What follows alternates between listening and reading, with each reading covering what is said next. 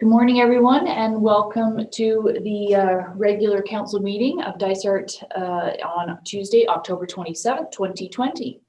So the first order of business is a call to order, so I will have the clerk do roll call, please. Thank you. Councillor Clark. Present. Councillor Donaldson. Present. Deputy Mayor Kennedy. Present. Councillor McKechnie. You got to unmute. Present. Perfect. Councillor Smith. Present. Councillor Wood Roberts. Present. Mayor Roberts. Oh, I said present, pardon me. I thought you were her. All are here. Yeah. I heard wrong. Perfect. All are accounted for. Thank you, Mallory. I appreciate that. Well, isn't that fun to start on a silly moment? And that's the fun of being recorded. That's forever there. So the second thing that we need to do is to adopt our agenda for today. So I will need a mover and a seconder to approve the agenda. Great. Anyone raise your hand? Do you want to move?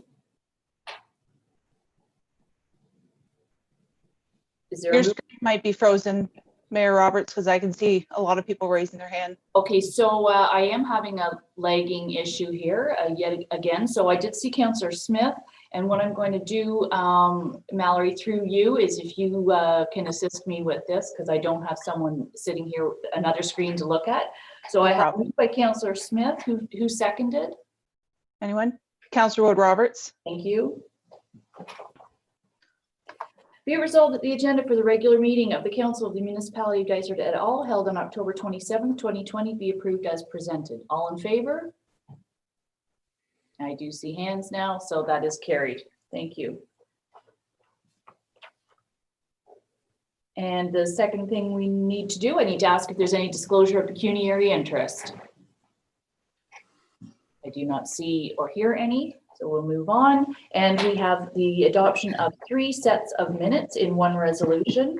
So do I have a mover and seconder for the adoption of those minutes of Dysart Regular Council September 22nd, 25th of September special meeting, and the public meeting on September 25th? Councillor Smith, and a seconder. Deputy Mayor Kennedy.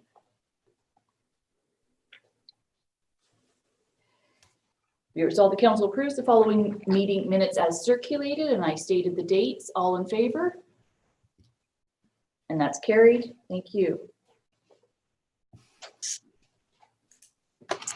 And next we have a mayor and deputy mayor's update, and this is mine and Deputy Mayor Kennedy's opportunity to share with the rest of Dysart Council things that are happening in and about the county. And because we have 4 delegations, I'm going to keep mine short and sweet. And I'm actually going to not do much of an update at this time, but what I do want to do, and it's in our minutes later, I just want to say a special thank you to a volunteer that has been with Dysart for over 40 years, Carol Stamp. Thank you for your time in West Guildford. You made that call what it is today, and the municipality of Dysart appreciates all that you have given to that hall and to the area. So thank you so much. So I'm actually going to throw it right over to you, Deputy Mayor Kennedy, if you want to do any update. Okay, I'll keep it short as well because it's a full agenda. It's been a busy month, as everyone knows, getting ready for budgets. The recovery committee has met a number of times. We received the destination marketing plan from the ministry, from the director of tourism at the county, and Amanda is scheduled to attend our next meeting to review it with us. The visitor center, after it seems like forever lull, is heading upwards, which is great. And I see the timber frame is being installed. We had the Head Lake Master Plan review, well attended by stakeholders. Excellent review of that and move forward with that initiative. The Sports Hall of Fame met last week, and we're moving forward on that initiative as well. Hopefully have the inaugural induction ceremony next fall. From the county, High Caliburton Winter Edition is on, as we saw in the paper. County Council has approved that. And there's going to be a report tomorrow by Amanda on the changes to the High Caliburton Celebration 2021. And other than that, that's about it. Another busy session. Thank you, Madam Mayor. That's great. Thank you. Any questions to Deputy Mayor Kennedy or myself? And if not, okay, great. Thanks, Councillor Clark. And so what I thought we'd do is go right into our first delegation, which is at 9:10 so we're a little bit early, but that's okay. So we have bring in Jerry Walker and Andrea Cowan. And we'll just give the administrator a minute to bring them in, and also our Director of Planning, Jeff Isles.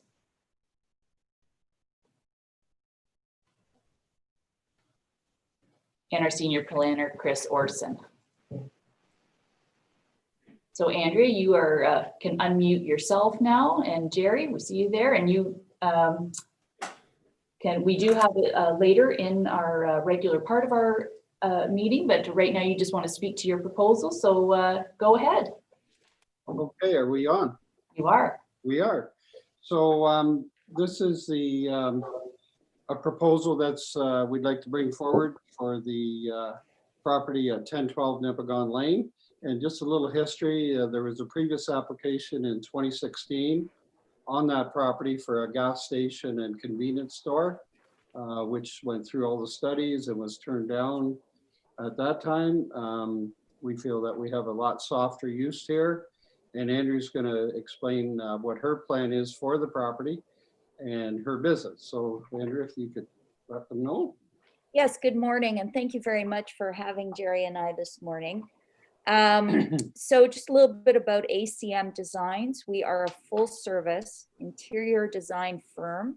We have won multiple awards internationally for our projects here in the county.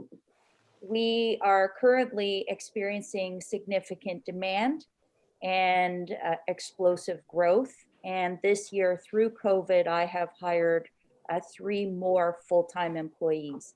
These are skilled workers that some are from the county and some that we have had to go out and recruit for specific talents.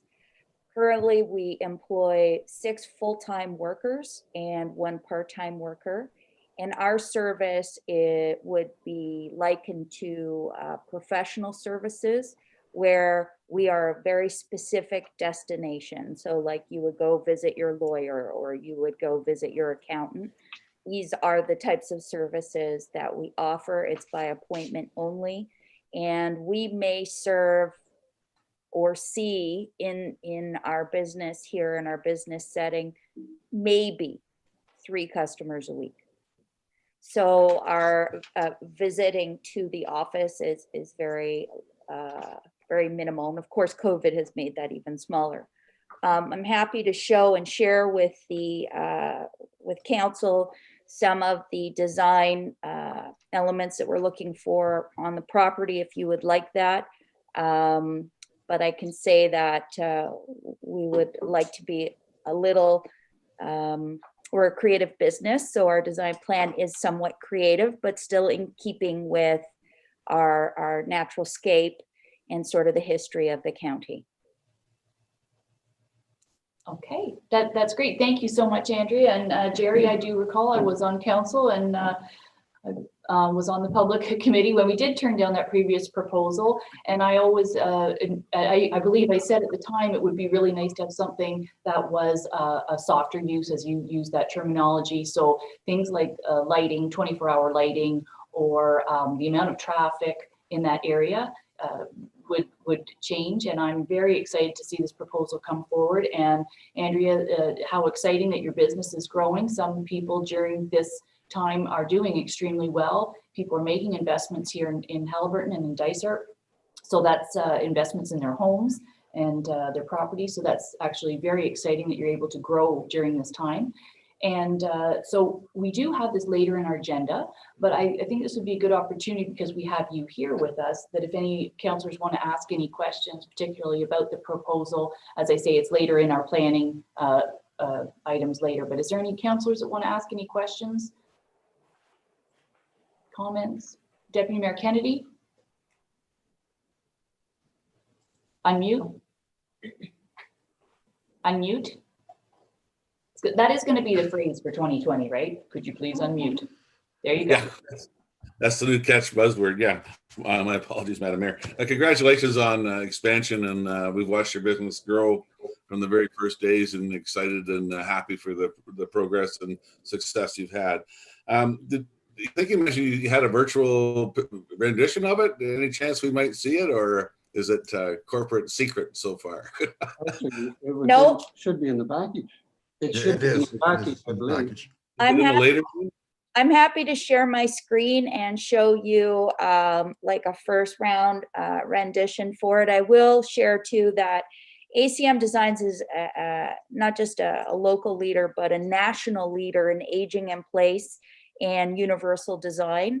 And so one of the elements that are really important, not just driven by the building code or AODA, but just our internal culture and commitment to serving people of all needs, is to make the building truly accessible, as well as it has a provision for a personal lift. So I will just turn my screen here. And Andrea, we actually have that included in our package in the plan. I was hoping for more of an artist version rather than the blueprint design. That was all. It is. Oh, I can share The it. pretty picture rather than the business picture.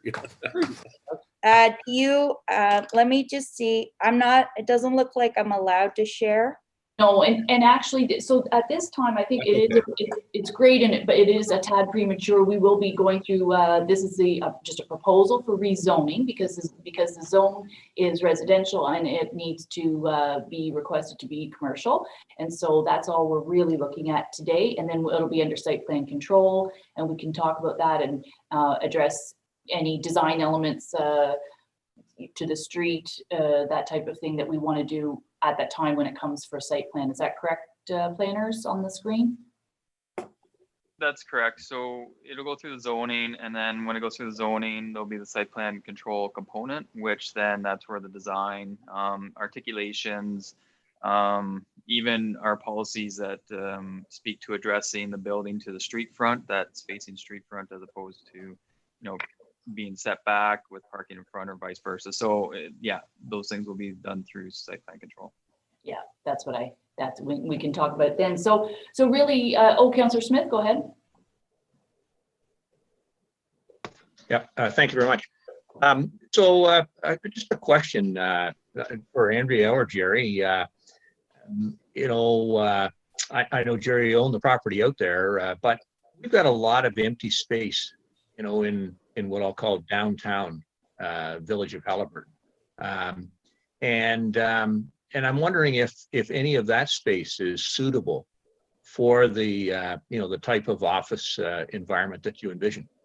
You say people come to an office, and we'd like people to come to downtown, and so obviously as a council, preserving the vitality of the downtown portion of the village is critically important.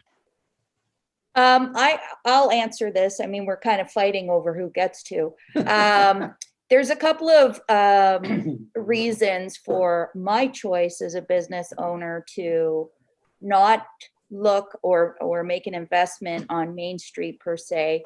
And part of that is because, to me, Main Street, doesn't offer the opportunity to grow, and my business is growing.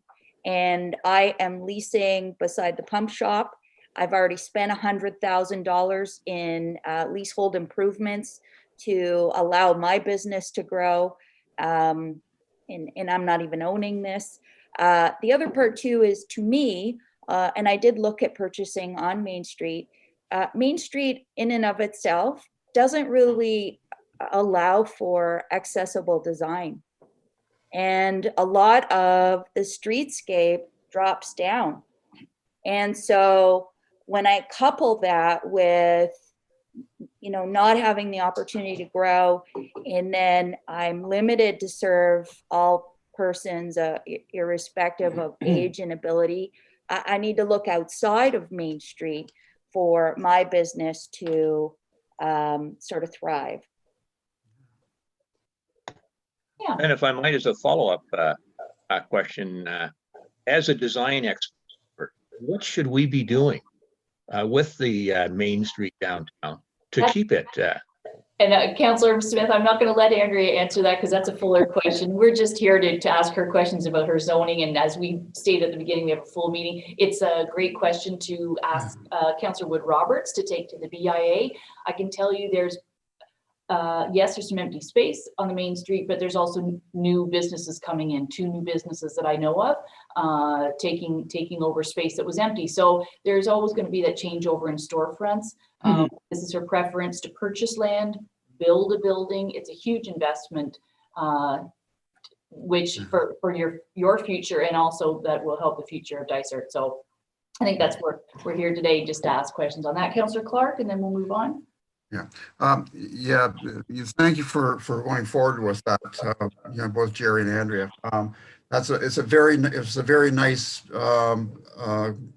component for that particular piece of property. There's a bit of a mix there of some waterfront and some backlot residential, and plus you've got the Tims there, so which is kind of a lighter commercial, but that's what you're proposing for going in there with the use is just an excellent solution for that particular piece of property in terms of meeting, kind of meeting the character of that particular little chunk of property. So congratulations. Really look forward to it.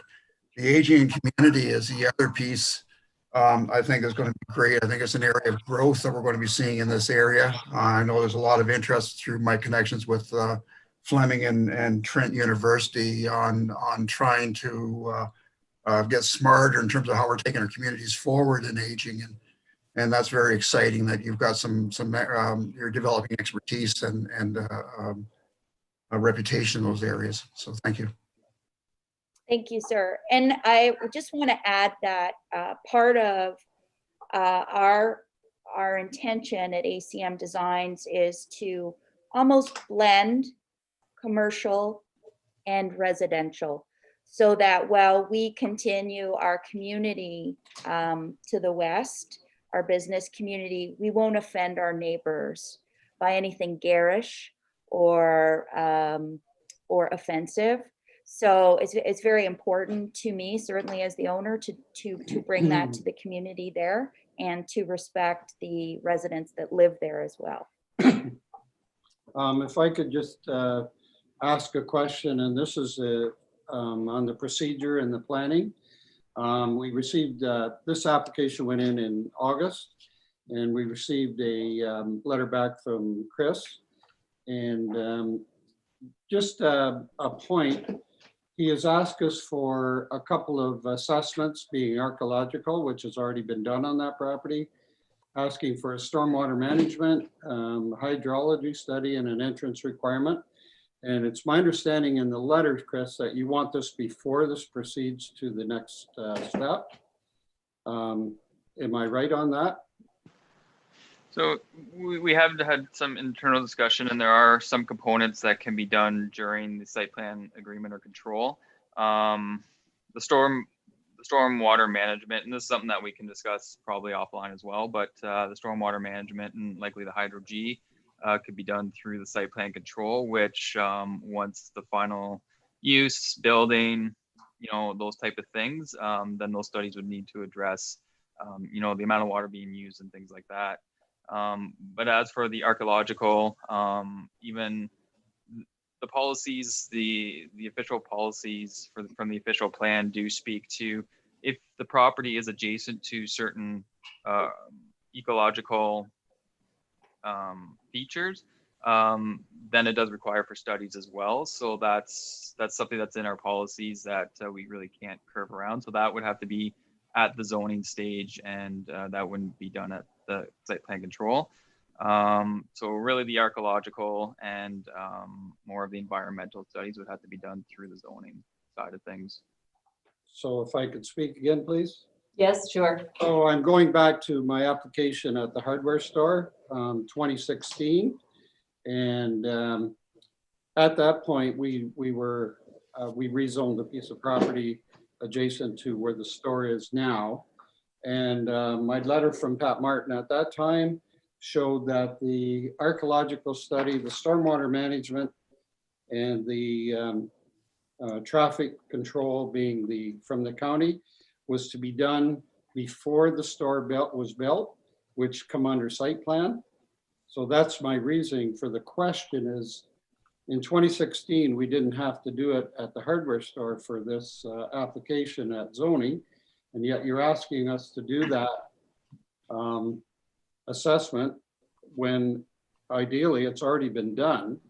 It was done with the application with the gas bar, and you would have a copy of that. And so I'm asking that that be delayed, or there's no, in my mind, there's no sense doing an archaeological study twice, as that's done from, it's done, no activity has happened on that lot since 2016. And you've asked for stormwater management twice, once in the site plan, and you asked for that at the zoning. Hydrology, there's this, I believe it's a 50-page report that proved that it was adequate at the for the gas fire, which has much more traffic, and that's already proven, and it is in your files. And the entrance requirement, there's been 2 traffic studies on that corridor since 2016. So I would like to ask that you consider that those reports move into site plan and not at the zoning application. Okay, so and thank you so much, Jerry and Chris. I see your hand up, but for the sake of the fact that we're just at the delegation stage and not discussing the actual file, if we can hold off, it's hard for me to estimate, but I would say approximately 11 o'clock. I'm hoping that or 11:30 in that neighborhood, that we'd be at planning and to be discussing that file. And really at this point, all we're doing is receiving the application for rezoning. We're not rezoning it today. So we've got lots of time for all that conversation. And I think you make some very good points, Jerry. So Chris, if you just want to wrap it up, and then we're going to go to our next delegation. And for Andrea and Jerry, if you want to tune in later to this meeting, or even later tomorrow when it's up online, you can view when we get to the planning stage. So Chris, yeah, sorry, I just wanted to add just exactly what you were saying, that we're just sort of at the preliminary stage. And through emails and correspondence with the applicant, it was identified that we did acknowledge that there were some of these studies completed. They just may need to be updated for the proposed use. So that's really what it came down to. But we can discuss further. And like I said, we're just at the preliminary stage at this point of reviewing the file, and further discussion will take place. okay, thank you, Chris. Yes, Jerry? So all we're asking is if this file can move forward at the next November meeting, at a public meeting, is what we're looking for. Yes, like I say, we'll can ask Chris those questions when we get to the planning item 6A, I believe. No, yes, 6A, pardon me. And I'm estimating that to be live at about between 11 and 11:30, but it's recorded. You can watch that. And for the project, for the purpose of the intent of the rezoning, I think you have support from council, and that's the purpose of the delegation at this time. So great project for that property. Thank you, Andrea. Thank you, Madam Mayor, and thank you very much to the other members of council. And if there are any cautions or concerns that anybody has, I'm happy to address them at any time. Thank you for today. Thank you very much. Thank you very much. So what we're going to do is we're going to keep moving along with our delegations. As I said, we have 4, and that takes the administrator a little bit of time to bring people in and out of the meeting. So the next one is, I'll wait till they're up on the screen to introduce.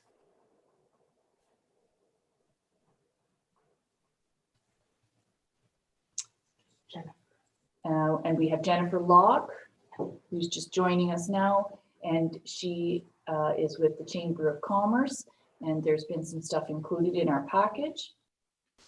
So good morning, Jennifer. Good morning. Let me just get my screens right here.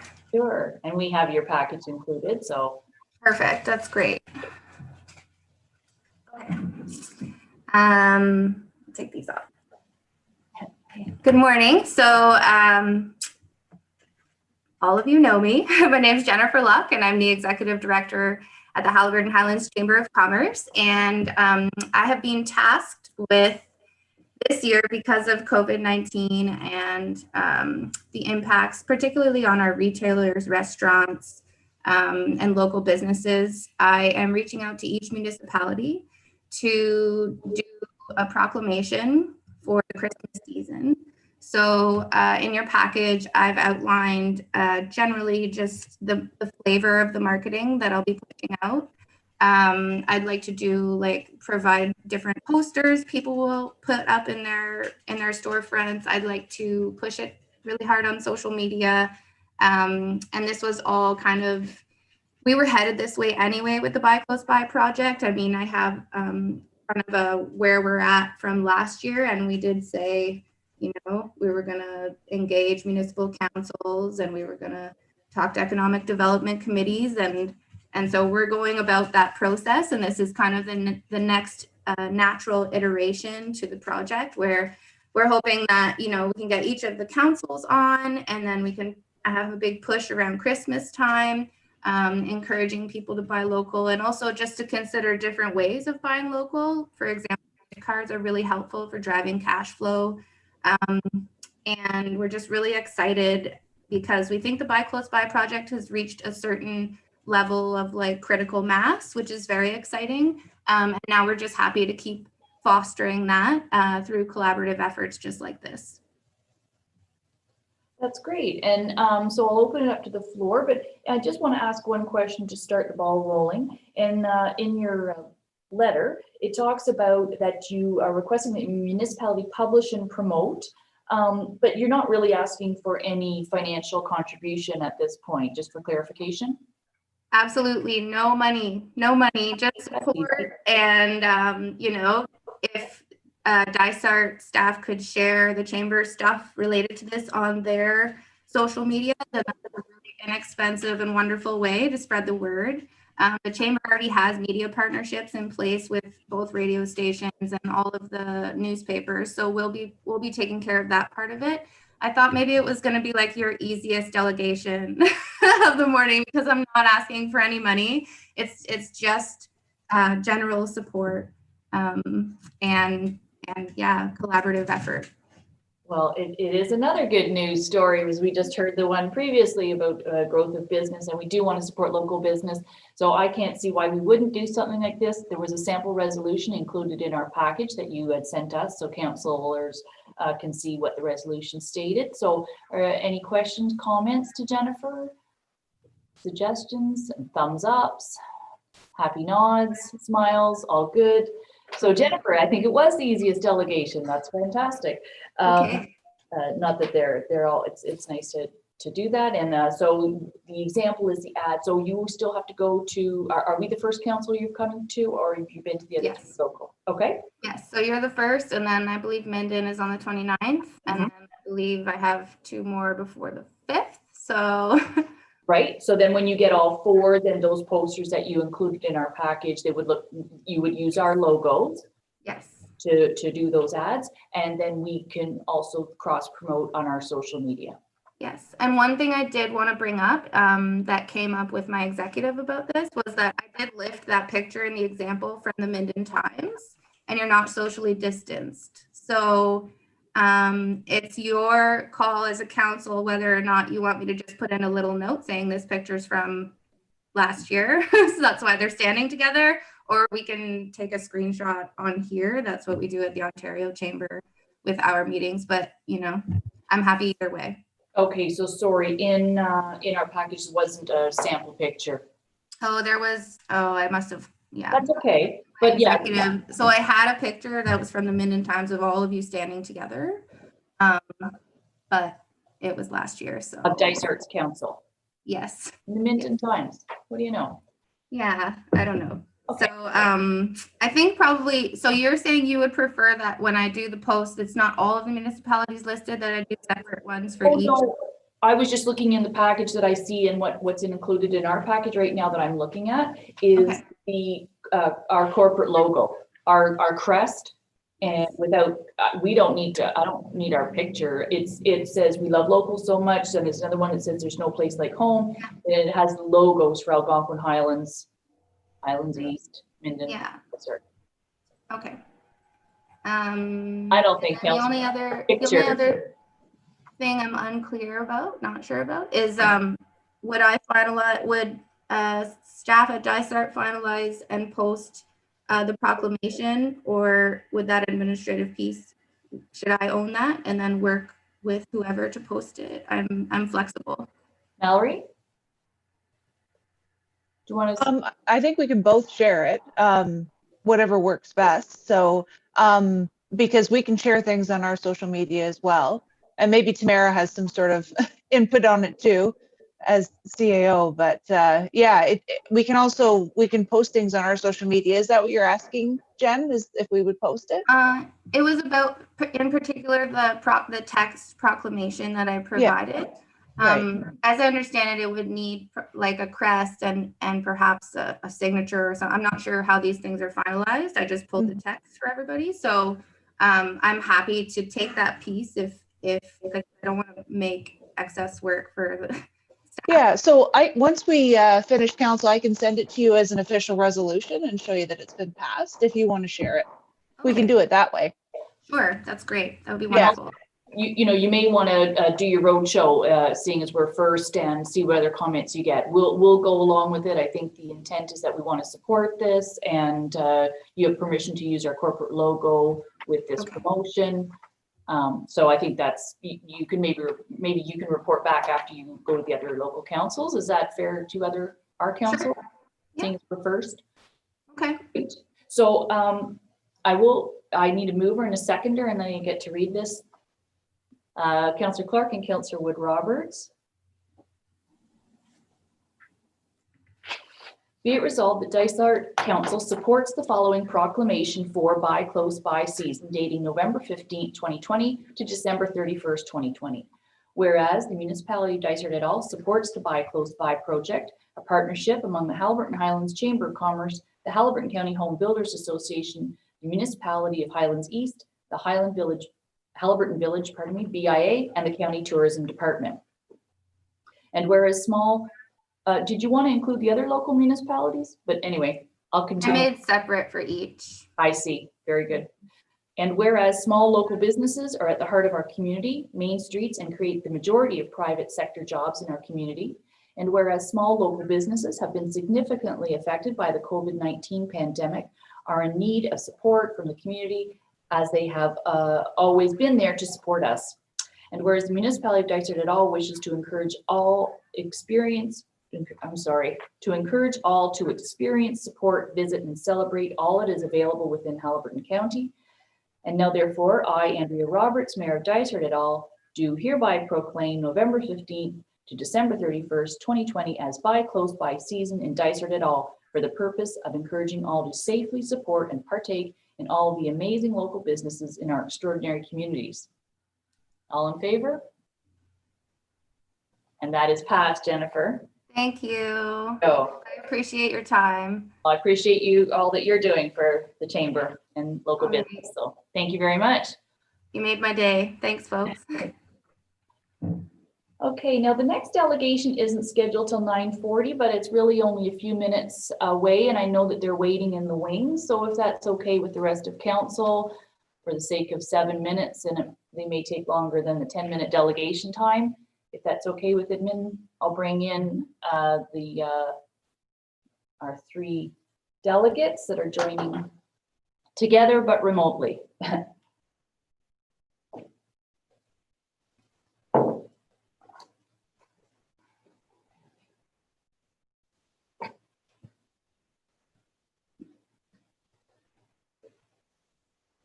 And so I'll just wait 1 minute till we have all the delegates on the screen and unmuted, and I will introduce each of them. Okay, there we go. And Susan is by phone. Okay. So all right. Well, anyway, welcome to the crew from Fleming. We have on screen with us the president, Maureen Adamson, and Sandra Dupre, who is the vice president of student experience at Fleming. And we also have Susan Connor, who is the CEO of Prism Partners Incorporated, and who is facilitating this exciting project. So just for the public to understand where we're at to come to today. Dysart Council has been talking with the college since last January to help find a piece of property that is suitable for student residence. We've long known that a residence is needed in this community for the college to grow and expand. Housing is limited and people sadly are not able to partake in some of the courses that they currently have because of housing, lack of housing, and also the fact that the college can't grow and offer more courses. So that has been a need that's been identified for many, many years. But what's the difference is now we actually have the college taking the lead on this and not waiting for someone else to provide the residence here. So Dysart Council's been in talks. We've looked at a few properties and we've been discussing this in closed session. I'm very excited to, I'll turn the floor over to whoever of your group wants to go first. Maureen will go first. And so why don't you explain where we're at today? I see Susan on the screen now. So Maureen, welcome. Thank you. And thank you, Andrea, for all of your leadership. You and your team have been awesome. And we really appreciate all of the potential opportunity here that is in front of us. So we're very pleased to be talking about the property adjacent to the campus within the Glebe Park so that the college can proceed with a new residence. And this is part of our strategic plan that's been in place. We're in our second year of our strategic plan. And interestingly enough, we have not wavered from that, even though COVID has given us a few blows along the way. A residence in Haliburton is still very, very much important to us. And we really hope that it will achieve more than just expanding programming for Fleming, but it will also be a thriving economic vehicle for the local community. After talking with Mayor Roberts in September, late October, we did quickly assemble a team so that we could start to look at programming, design, some engineering studies. We brought on DM Wills, supported by Brooke McElroy. And while we appreciate the size and footprint of the facility is yet to be determined, we're still looking at that 80 to 100 suites and hoping to have the appropriate amenities there. And we also are very much interested in ensuring that we have the right kind of ancillary programming that the community would want to have there. And in this regard, obviously, we want to work with you, Mayor Roberts, and planning staff and Glebe Park, the museum committee, and others, whomever we need to work with and talk to. So this is truly a collaborative effort.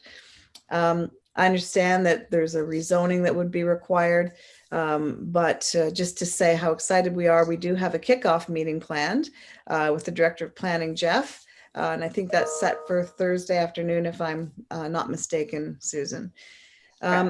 So also you'll remember that the college was involved with the Haliburton County Development Corporation, and they continue to be supportive of us and in helping us move this project along, and are preliminarily pleased with the thoughts of the location that is certainly being discussed right now.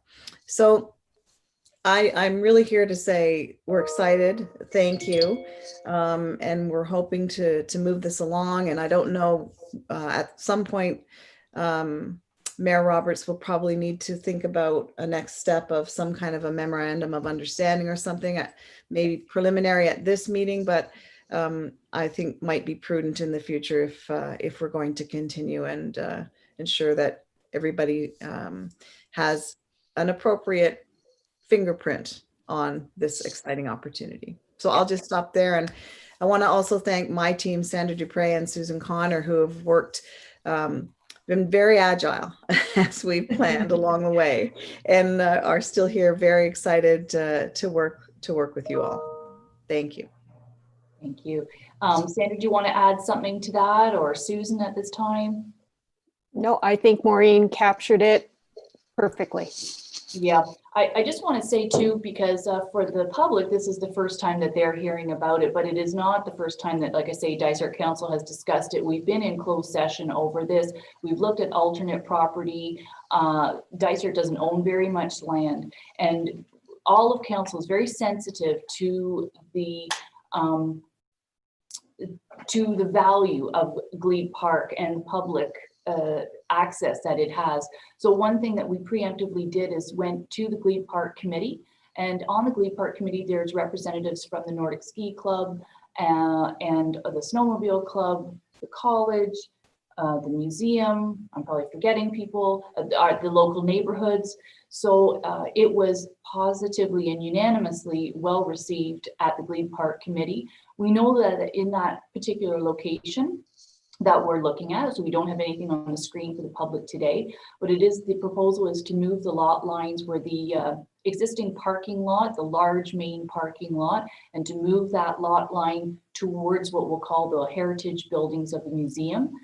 There is a building that would need to be removed and replaced somewhere else in the park, which is the Nordic Ski Club.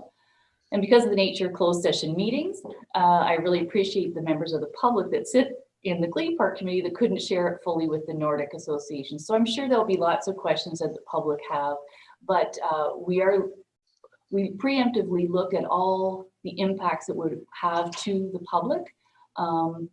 This would mean that one ski trail would need to be slightly modified, but not eliminated. It would mean that the road access is still on College Drive. It's the shortest distance to be able to hook up into our sewer system. So our Director of Public Works has been looking into hooking into where the college is already hooked into. So it's very exciting. And what we have today is a preliminary resolution that was not included in our package, but I will just read it out so council has a knowledge of what that resolution says, and then I want to open it up to the floor to councillors for questions or planners, or back to Maureen, Sandra, or Susan. So just so you know, the resolution says, be it resolved that council supports in principle a change of property line in Glebe Park to accommodate a student residence building. This would be the first step before we get into a memorandum of understanding of costs incurred, etc. Before we get into the rezoning, there's lots to go through, but this resolution supports the project and the moving of a lot line. So open up to council, questions, comments.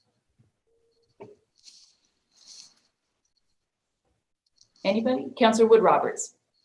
Just a question about moving the lot line. So would that be done prior to any sort of plans or site plans or anything like that? And if the project were to not be completed, would the lot line stay as it is now? I believe the project will be completed. If you're thinking if they, for some reason, we move a lot line and then the college puts the brakes on building, I think the college, that door is what, I think they're well on their way. So Susan or Maureen, you want to, or any? Go ahead. I do, but it's just a question of. Fair. I'll just make a comment and I'd then ask Susan to jump in. I think that is probably something that we'd want to have in an MOU, that, you know, that land, if you're moving the lot line, it is for one single purpose, and that is a residence for Fleming. And you might want to hold our feet to the fire around timing as well for a little bit so that it doesn't drag on forever.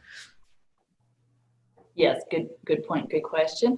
Any other councillors want to ask a question? Councillor Clark? Yeah, just a comment. I think the location of a student residence in that particular piece of land is just excellent, with the Glebe Park and the skiing and all that.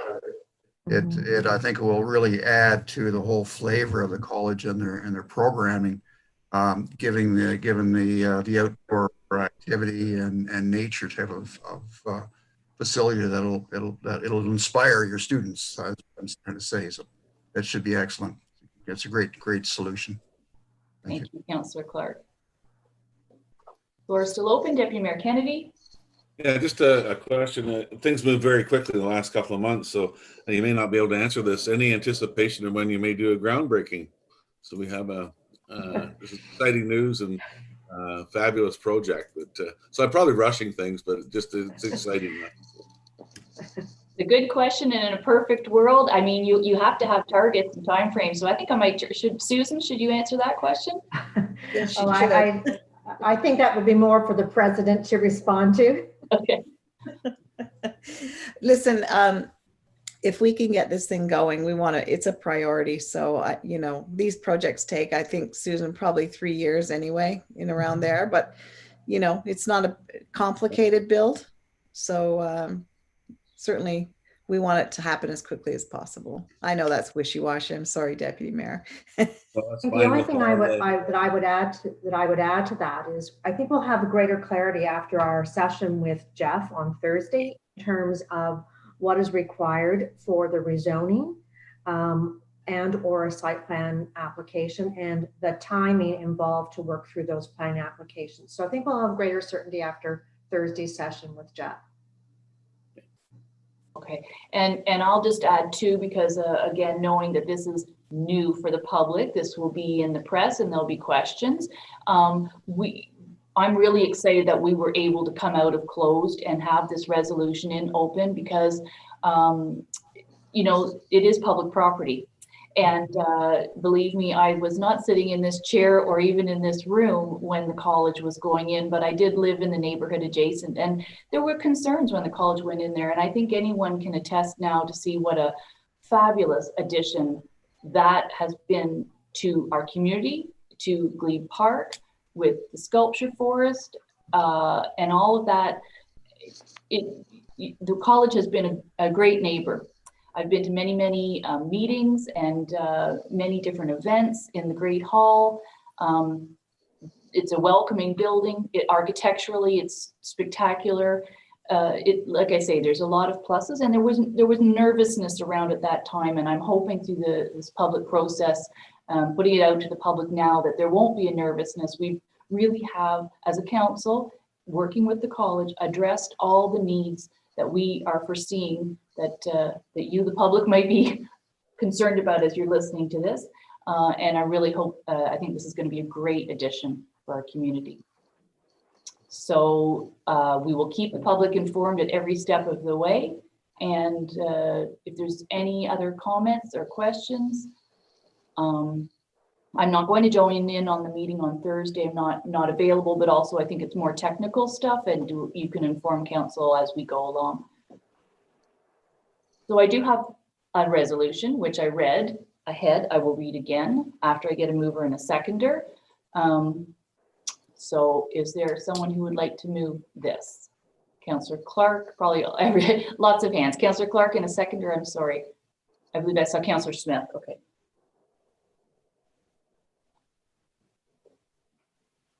So I'll read it one more time. Be it resolved that council supports in principle a change of property line in Glebe Park to accommodate a student residence building. All in favor? Unanimous. Thank you, Maureen. Thank you, Sandra. Thank you, Susan. We look forward to working with you. This is a very exciting day for Dysart. Thanks. Thanks so much.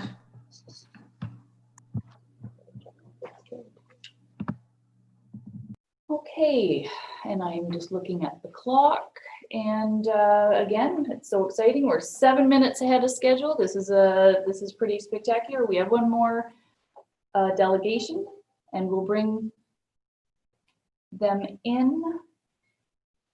And we have quite a bit of information that was included in our package. Again, this is just the delegation time. The RFP for the septic reinspection program is later on in our agenda. So just keep that in mind. And we're just bringing in the delegation. Hello, Deborah. And Jim is joining us. And you're welcome to unmute yourselves. And so I will turn it over. Deb is the president of the, if I say it right, KLCAO, and Jim is the vice president. So go ahead, Deb. Good morning. I'm just gonna start my screen here. There we go. Good morning, Mayor Roberts, Deputy Mayor Kennedy, and councillors. Thank you for allowing the Kinesis Lake Cottage Owners Association to present today. There's several things we want to cover. First and foremost, we'd like to commend Dysart for its robust and comprehensive septic inspection program, including a level 4 inspection with a congruent pump out. This is the right track to be on. The KLCA advocated along with the CHA for about 10 years to get to this point. We've conducted community education, workshops, and produced a video with the help of Carl to promote and connect lake health with septic inspections. The KLCOA was honored to be your partner on the initial septic inspection rollout. This partnership has validated all of our years of hard work with our lake health stewardship, and we've learned so much from the experience. Overall, we're making excellent progress and we're doing the right thing, at least almost all of the right thing. Dysart has an opportunity here to lead the way for other municipalities and do an outstanding job with this first round of all areas. Then, if necessary, they can make adjustments for future inspection cycles. We do have a few concerns about the new direction of the septic inspection program. One, there has not been an analysis and a formal report presented to council and stakeholders for the results of Area 1 inspections. There's a wealth of data being generated that should be used for decision-making, program enhancement, or adjustment. In any partnership, a debriefing is essential, and we'd love to have that opportunity. And number two, an RFP is being prepared based on a proposed new septic reinspection bylaw that's not been presented even in draft format yet. And three, Dysart Council is considering downgrading the current level 4 inspection to a level 3 without concurrent pump out. You've not been presented with all of the options, and there's been no formal consultation with the experts. This is a big project that affects over 6,000 properties, and those owners deserve to understand how and why this program's being affected. Jim, I'm going to pass it to you. Yeah, good morning, folks. Good to see you all again. I echo Deb's thanks for the great work that you've done with our community, despite the pandemic challenges. Just a few facts and things that happened during the pilot at the Canisius Lakes. There were just north of 900 inspections planned. 800 were completed. That's a compliance rate of around 90%. 112 properties didn't complete the mandatory inspections, and we haven't seen a report about that yet. That would be really important for us to see that, how that went. During those inspections, one of the inspectors did provide some statistics. And of the systems that were inspected by that individual, just around 300, 15% would not have been identified as damaged or malfunctioning without the pump out. And we think that's a really important message for you folks on council, and that we received clearly from the pilot program on the Canisius Lakes. Again, just repeating what Deb said, we believe a formal report with the available data, facts, and analysis is critical prior to making a decision to change the septic inspection program. Another thing I think we should all realize is that other than property taxes, this is a very likely the largest financial contribution Dysart has ever asked the community to make.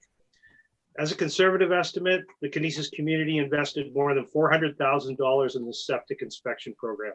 800 properties times around $500 a pop. This alone was a huge show of support. That doesn't include the remediation. So people that had to replace septics, people that had to do major repairs on their septics, perhaps double, maybe another 70%. That $400,000 was spent locally. They were all local inspectors, local pumpers, and local repair folks. I think that's important.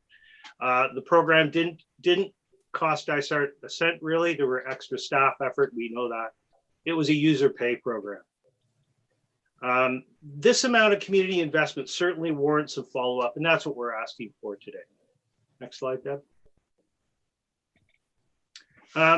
As Deb mentioned, it would only make sense to have an approved septic bylaw prior to putting an RFP out. You're going to talk about that RFP a little bit later today. We know that it's important to get it out to meet your 2021 timeline.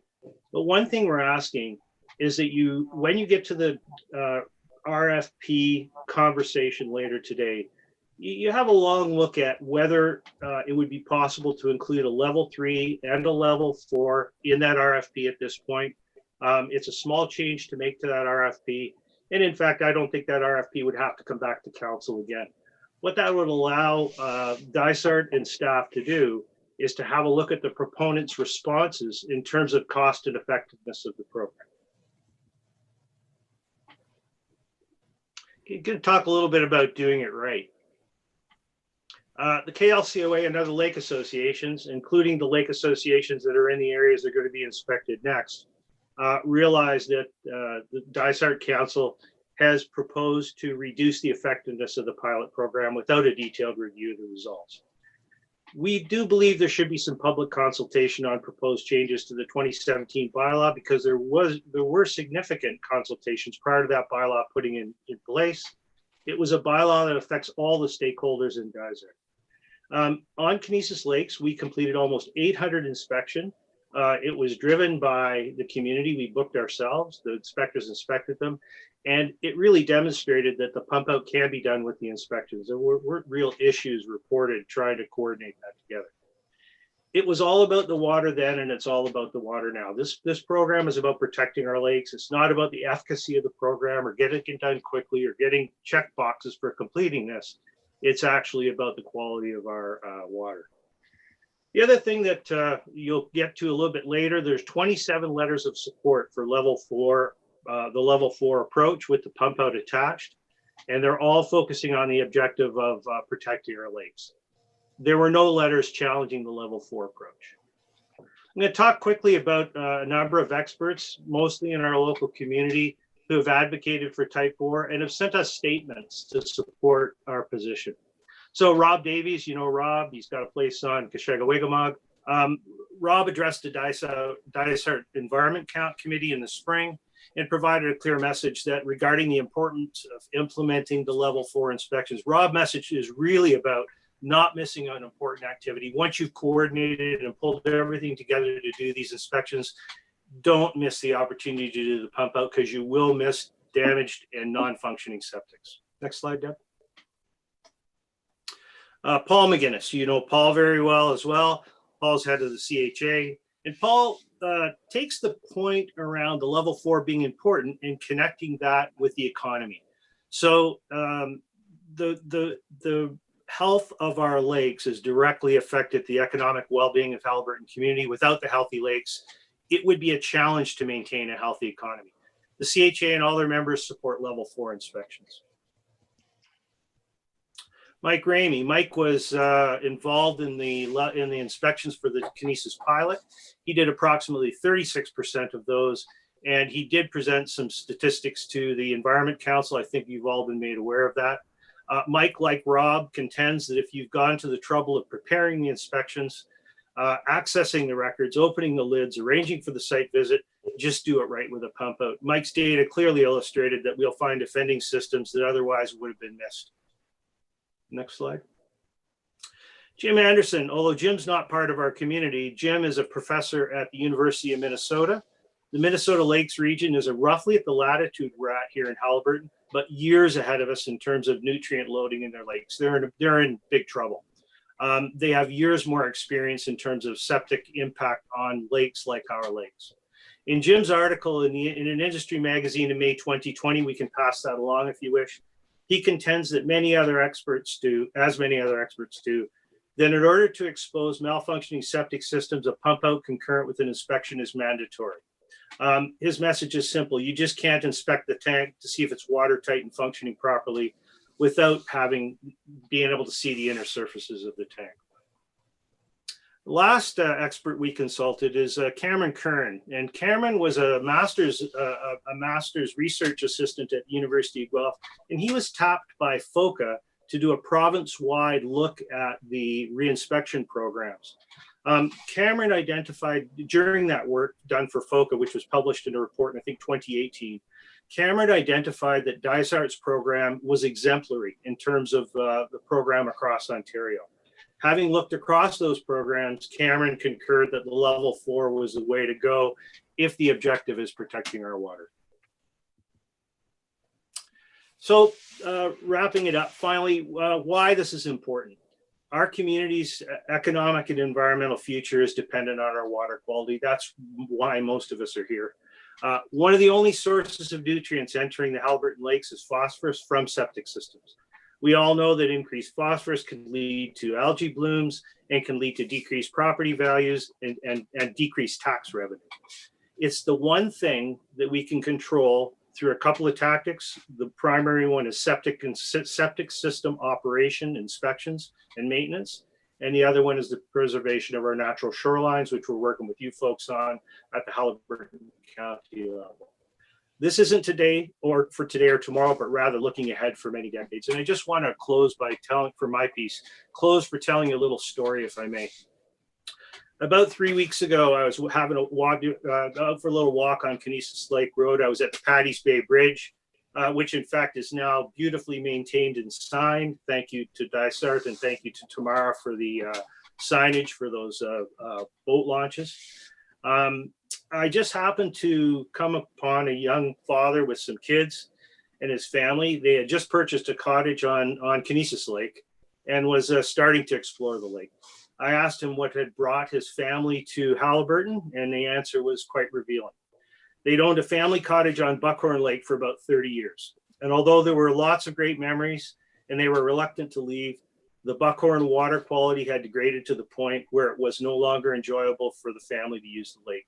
They chose to relocate to Haliburton. He'd done his research, he'd looked at the lakes that were still clean, and he'd moved up to Canisius Lake because the lower Kawarthas are in a little bit of trouble.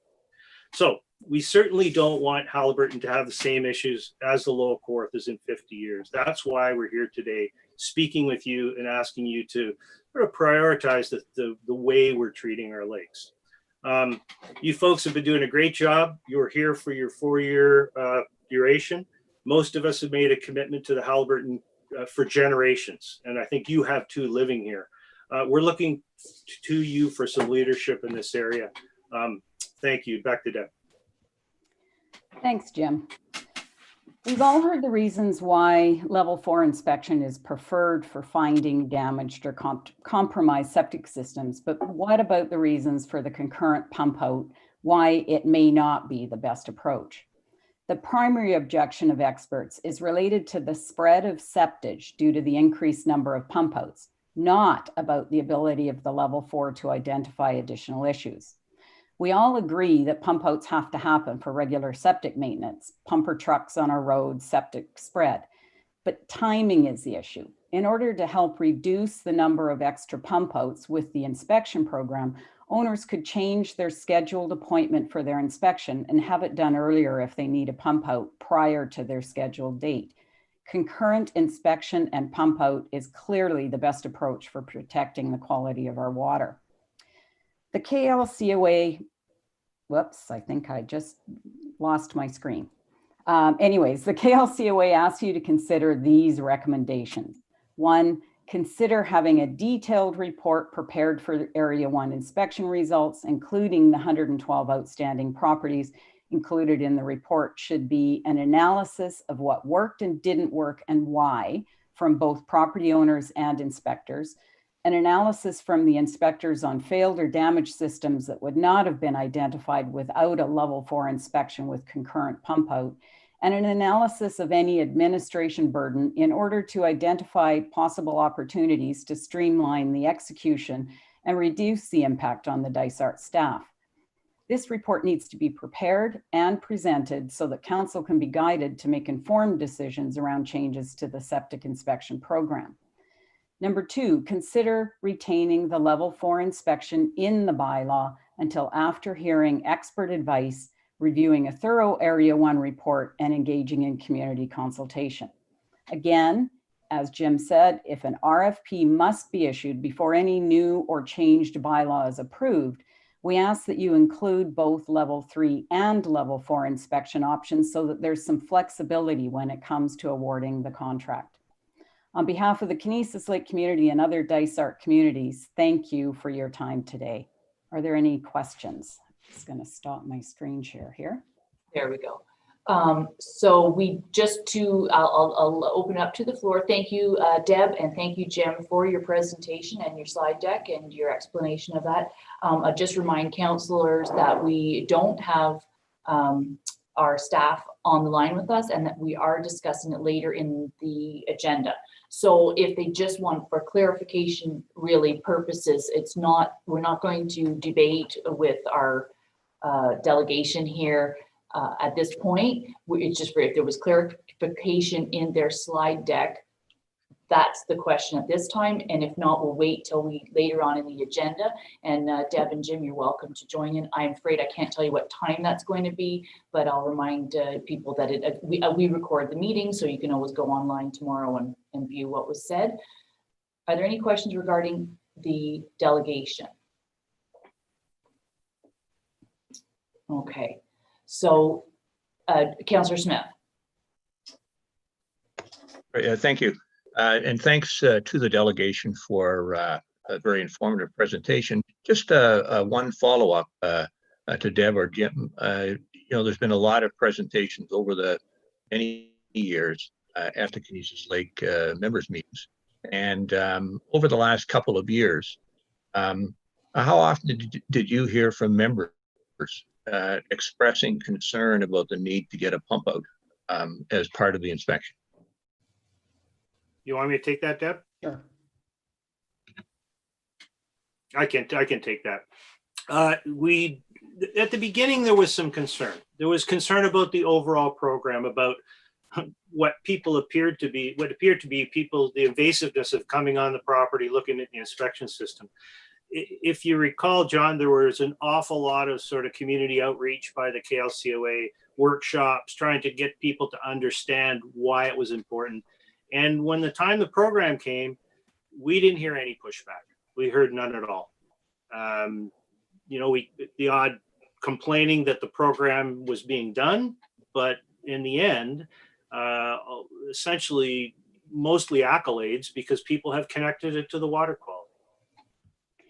I think also the other thing that's really important here is that people, there was a bit of whining, as Jim said, about, okay, why do we have to do the pump out at the same time? But I know in our lake area, I believe the number's 46, and I'm one of them, and I know Jim is one of them, systems that were found only because of the pump out to be defective. I had to replace my septic tank. I had a crack in it that absolutely would not have been found if it wasn't for that pump out. Yeah, and fortunately, I was on the other side. I had 2 simple repairs to do, but they were below the septage line, and had that pump out not occurred, my tank would still be putting raw sewage into Canisius Lake. And I would imagine at the end of the day, we had probably 46 were found by one inspector, but there were probably 100 or more that wouldn't have been found without having done that pump out, and they would still be putting raw sewage into our lake. So I think it was a very effective at Canisius Lake. And I think really what we're asking for here is a little bit of analysis, a little bit of look back, and frankly, arming you folks on council, the staff at Dysart with information about not what to do with this round of inspections. Let's do it right this time. But what about 5 or 10 years from now? Maybe we can push the second round out to 10 years if we do it really well this time. Okay, well, thank you again, Jim and Deb, and for all your work that you do with the KLCAO, and much appreciated. I do have a resolution to receive their delegation and to receive their report or their presentation. So I need a mover and seconder to receive. Councillor Clark, Councillor Smith. Be it resolved, the council acknowledges receipt of the Dysart Septic System Inspection Program presentation given by Deb Rechko and Jim Prince of the Canisius Lake Cottage Owners Association. All in favor? And that's carried. Thank you very much. I appreciate your time. Thank you. Thanks, folks. Thank you. So where we're at in the agenda is we're going to adjourn the regular meeting of council to go to the public into the public meeting. So I need a mover and a seconder to adjourn, Councillor Donaldson. And seconded by Councillor Wood Roberts. Be it resolved that council hereby adjourns the regular meeting of council at 10:08 a.m. to proceed into public meeting to consider the following. Number 1 is zoning bylaw amendment, Lands of Neville. And number 2 is zoning bylaw 2005-120 general review. All in favor? And that's carried, and we are now in the public meeting. So we're bringing in our planners, and I'm just going to read a little preamble about public meetings because they're different than council meetings. So this is a public meeting on October 27, 2020. The public participation. This meeting and future public meetings will be hosted by electronic participation format only until further notice. We're here today to review 2 proposed zoning amendments. Each registered person will have up to 5 minutes to provide comment or ask questions, and we do have 2 registered people today. Once finished speaking, the meeting host, will mute their microphone. So we do have 2 people registered. No decisions are made at public meetings on applications, and a public meeting is held to gather public comments. After the public meeting is over, the meeting will be adjourned and returned to regular council. All those persons who have given the municipality written notice that they would like to receive notice of the decision will receive a copy of the decision. You must make this request in writing to the municipality. The Planning Act specifies that if a person or public body does not make oral submissions at a public meeting or make written submissions to the municipality of Dysart et al. Before the proposed bylaw is passed, the person or public body is not entitled to appeal the decision to the municipality or the local appeal tribunal, and may not be added as a party to an appeal unless, in the opinion of the tribunal, there are reasonable grounds to do so. So at this time, I'm going to turn it over to our planning department, and we will go to the first file, which is the lands of Neville. Perfect. Thank you, through you, Mayor. This is for the lands of Neville, as mentioned. Staff have not received any oral or written comments related to the application. The owner would like to rezone their property located at 2797 Sawyers Lake Road to accurately delineate the environmental protection zone boundary, which would permit the development of a workshop for maintenance and storage of the equipment within the first phase or the original phase of the aggregate site. The subject lands are currently developed with 2 existing structures. The property is currently zoned extractive industrial, rural type 1, and environmental protection zone. The subject property is well vegetated with an open area that has the existing structures related to the extractive industrial use. The proposed will more accurately delineate the environmental protection on the subject property, as shown on the attached sketch and context plan with the report. It's staff's opinion that the application is consistent with the provincial policy statement and generally conforms with the policies of the Dysart et al. Official plan. And that concludes the presentation. If there's any questions. Any questions from councillors? And there's no one from the public to speak to this, and no questions or concerns from the public. So therefore, we will move on to the next file, which is our zoning bylaw general review. So I guess we'll turn that over to you, Jeff. Yes, thank you, Mayor. And just to give a quick summary, the municipality of Dysart is undertaking a review of its comprehensive zoning bylaw. The review will result in an amendment to the bylaw to ensure that it complies with the policy provisions of the updated official plan, which was approved by or adopted by council in 2017 and approved by the County of Haliburton in 2018. And it'll also ensure that the planning policies of the municipality are current and address the needs of the community. An electronic public meeting was held on September 25th, 2020. At that meeting, council directed staff to make some changes or amendments to the bylaw, specifically changes to the definitions or provisions relating to inclined elevators, rafts, minimum dwelling unit area, and maximum gross floor area of any story. The requested changes have been made and the bylaw have been updated. We are now in our second public meeting, which is being held to allow the council to review the requested changes and to give the public an opportunity to speak to these proposed changes. Would council like me to review any of these changes? There weren't very many, but I'm happy to do so. I think that the council has been involved in every meeting, so unless I don't see any show of hands, I believe Okay. we do. I know we do have two people that still wish to speak to it, so so I guess we'll move. Is that okay? Yeah, certainly. And I was just going to mention that we do have we have received comments from two people, being Christine Legg and Lori and Charles Wheeler. They are, as you mentioned, both in attendance. I'm happy to answer any questions at this time, but if there aren't any, then I can turn it back over to you and we can move into the public consultation portion of the meeting.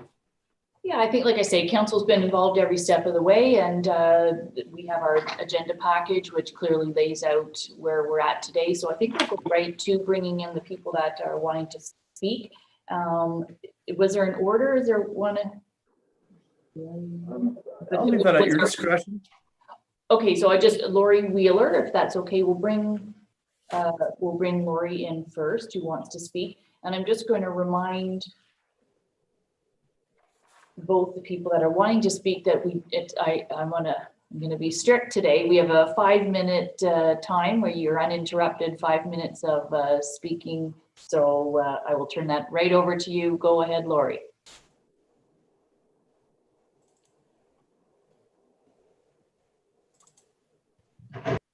I'm here because we have an issue with the dock, and in retrospect, it looks like there may be other issues throughout the municipality. Our dock has, for 35 years at least, been placed about 10 to 15 meters from the property line, and we got a new neighbor who complained about the setback.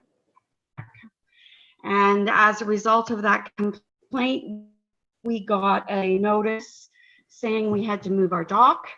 And also, as aid to the zoning bylaw, I believe our dock was at least one of the initiators to the changes to the definition of raft and the changes to the definitions, the setbacks and everything else relating to rafts and marine facilities. So it is our position that legally our dock currently is a raft, but that is under the current zoning bylaw. But we're in disagreement with staff on that. As a result, our dock, if it was a raft, currently has a 0 setback requirement. And now the regulations say that we have to have a 7.5 meter requirement. And this results in a decrease in usability of our beach. We have to, and that is exacerbated by dropping water levels. It's not caused because of the dropping water levels, but it's exacerbated by it. And I have a diagram, which I'm going to try and share here.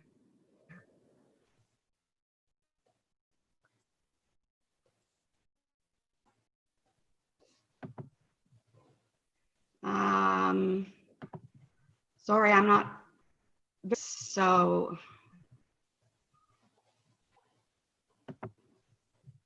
can you see that diagram? I can't. No. Hello? Yeah, I can hear you, but no, we do not see your diagram. What's the diagram reflecting? Okay, the diagram is reflecting fact that as our property lines are extended out into the beach and out into the water, our property narrows. And by partway through the season, our dock cannot meet the requirements of the 7.5 meters.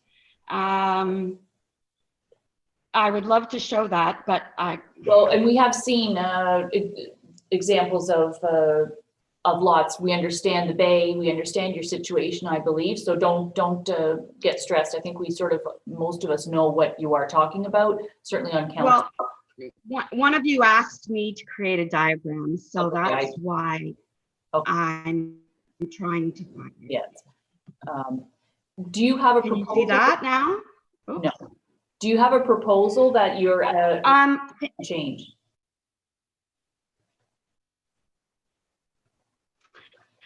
Well, I have, and the setbacks that are required for other things in this municipality.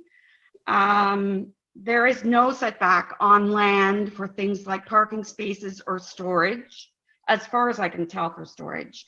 Accessory structures, there's no setback. There's a 1 meter setback requirement. For main buildings, there's a 4.5 meter setback requirement. And for marine facilities and rafts, you're proposing a 7.5 meter setback requirement. And my suggestion is that, first of all, the 7.5 meters doesn't work on small lots. My diagram shows one lot, which is 200 meters. So there's lots of space there for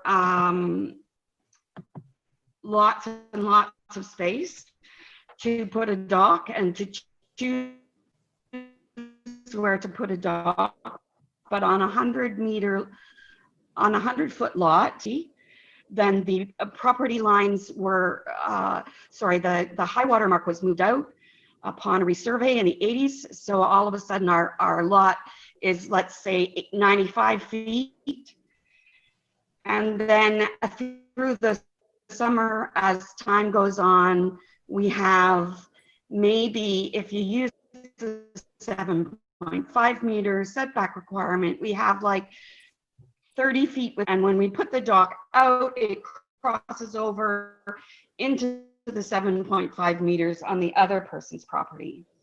So we think there are likely lots of small lots that were established in the 50s with similar and locations, and that complaints may increase as new people move in. And I had suggested in my letter that perhaps you could reduce the lot line setback to 4.5 meter for rafts and marine facilities on lots which are less than approximately 105 or 100 whatever feet. I don't know which zones. I listed all of the zones that I thought that might be necessary because they had small minimum 200-foot lot lines, but you can pick the zones. Ours is WR4, WR4L. There seem to be lots of old 100-foot lots in those zones, and I am requesting an exception in the bylaw to recognize the difficulty of meeting that 7.5 meter setback on those small lots. Okay, thank you very much, Lori. I just, I said I wasn't going to interrupt you, so I didn't interrupt you at the beginning, but you said that generally in the summer or for 35 years, your dock has been 10 to 15 meters. Sorry, I meant feet. And not only my dock, but other docks along in our bay. People tended to put them off to one side so that the docks weren't in the front of their property and interrupting the use of the beautiful beaches that we have. Sure, I just wanted to correct for the minutes if said I knew that's not what you meant, and that you were all of a certain age, I believe, looking at the screen, that we intersperse talking between meters and feet. I believe I did it when we were talking about square footage of housing in an interview one time, so I know I made that mistake, but just for clarification.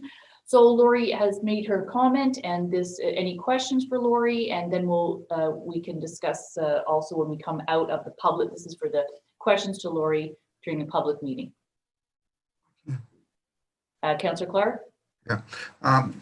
Lori, there's a lot of properties in Dysart that are quite unique and have got requirements such as you're describing.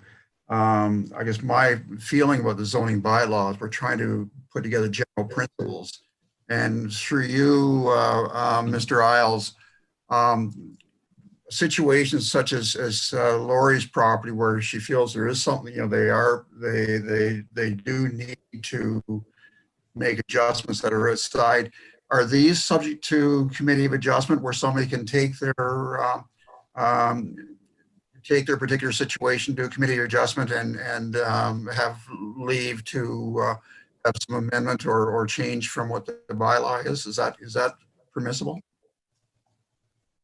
Thank you, Councillor Clark. Yes, anytime you're trying to apply broad policies designed to apply to the entire municipality as a whole, some lots will not be able to comply with those provisions. So yes, minor variances are an option to seek relief from a bylaw for those lots that cannot meet those provisions of the bylaw.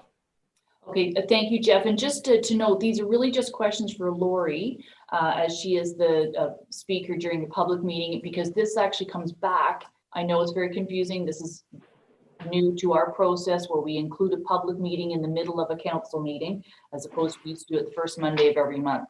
And they were very separated and easier to understand. So we'll be able to ask staff any questions we want later when we come into the council portion of the meeting. So these are questions for Lori. Councillor Smith. Thank you. So Lori, you're raising concerns about a new zoning bylaw. It sounds like the complaints that was filed related to your property would relate to the current zoning bylaw. In other words, the distance from the lot line of 7.5 meters that was established for docks, actually, I think several years ago. Is that correct?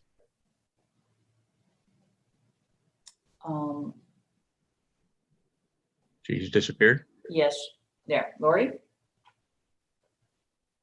So Lori, I just wanted to confirm that your concern is with the existing bylaw, not the proposals to update the bylaw.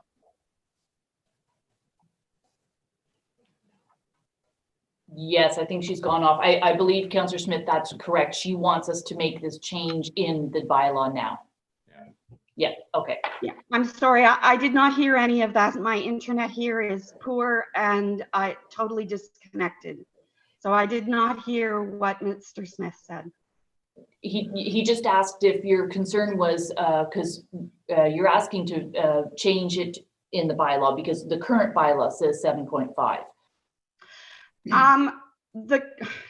Yes, except that this arises because my dock, because of its configuration, I would argue and have had legal advice that my dock is currently a raft.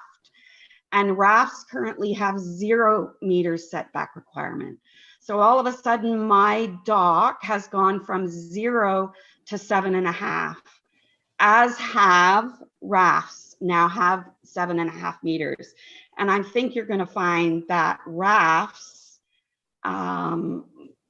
can't comply with that. They're too far out and you're going to have issues with that. Okay, thank you. But that's another issue. I'm not complaining about the raft. I'm saying that my dock situation, because it is a rolling dock that starts at 2 meters or more from the property line, is by definition, it's not from the property line, from the high water mark, is by definition a raft. But I haven't gotten into that with council because it's just too technical. So that's okay. And so just for clarification, you are requesting that dock facilities be 4.5 meters on lots that are less than how much? I don't know, 101 feet. Okay, so we can, and we'll discuss that when we go to our planning portion, and you can follow along there. I think, can I just say one more thing? The other thing is that other municipalities, all the other municipalities in this county use 4.5 meters as their setback requirement. And that allows for boats to get in and out. It allows for 30 feet between 2 docks on 2 adjacent properties, which is more than I mean, it would function just fine. So. Okay, thank you so much, Lori. I appreciate that. And you can follow along later when council asks staff questions, and we'll bring that back forward. So our next, sorry, I have quite a tickle. I don't know if there's anything. I guess I'll just keep drinking water. We will bring in Christine Legg. Thank you, Lori.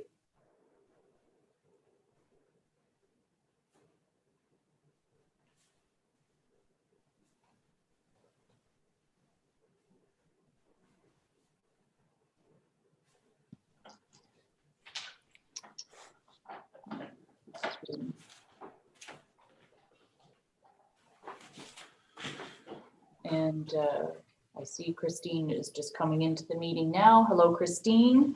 Hello. Welcome back.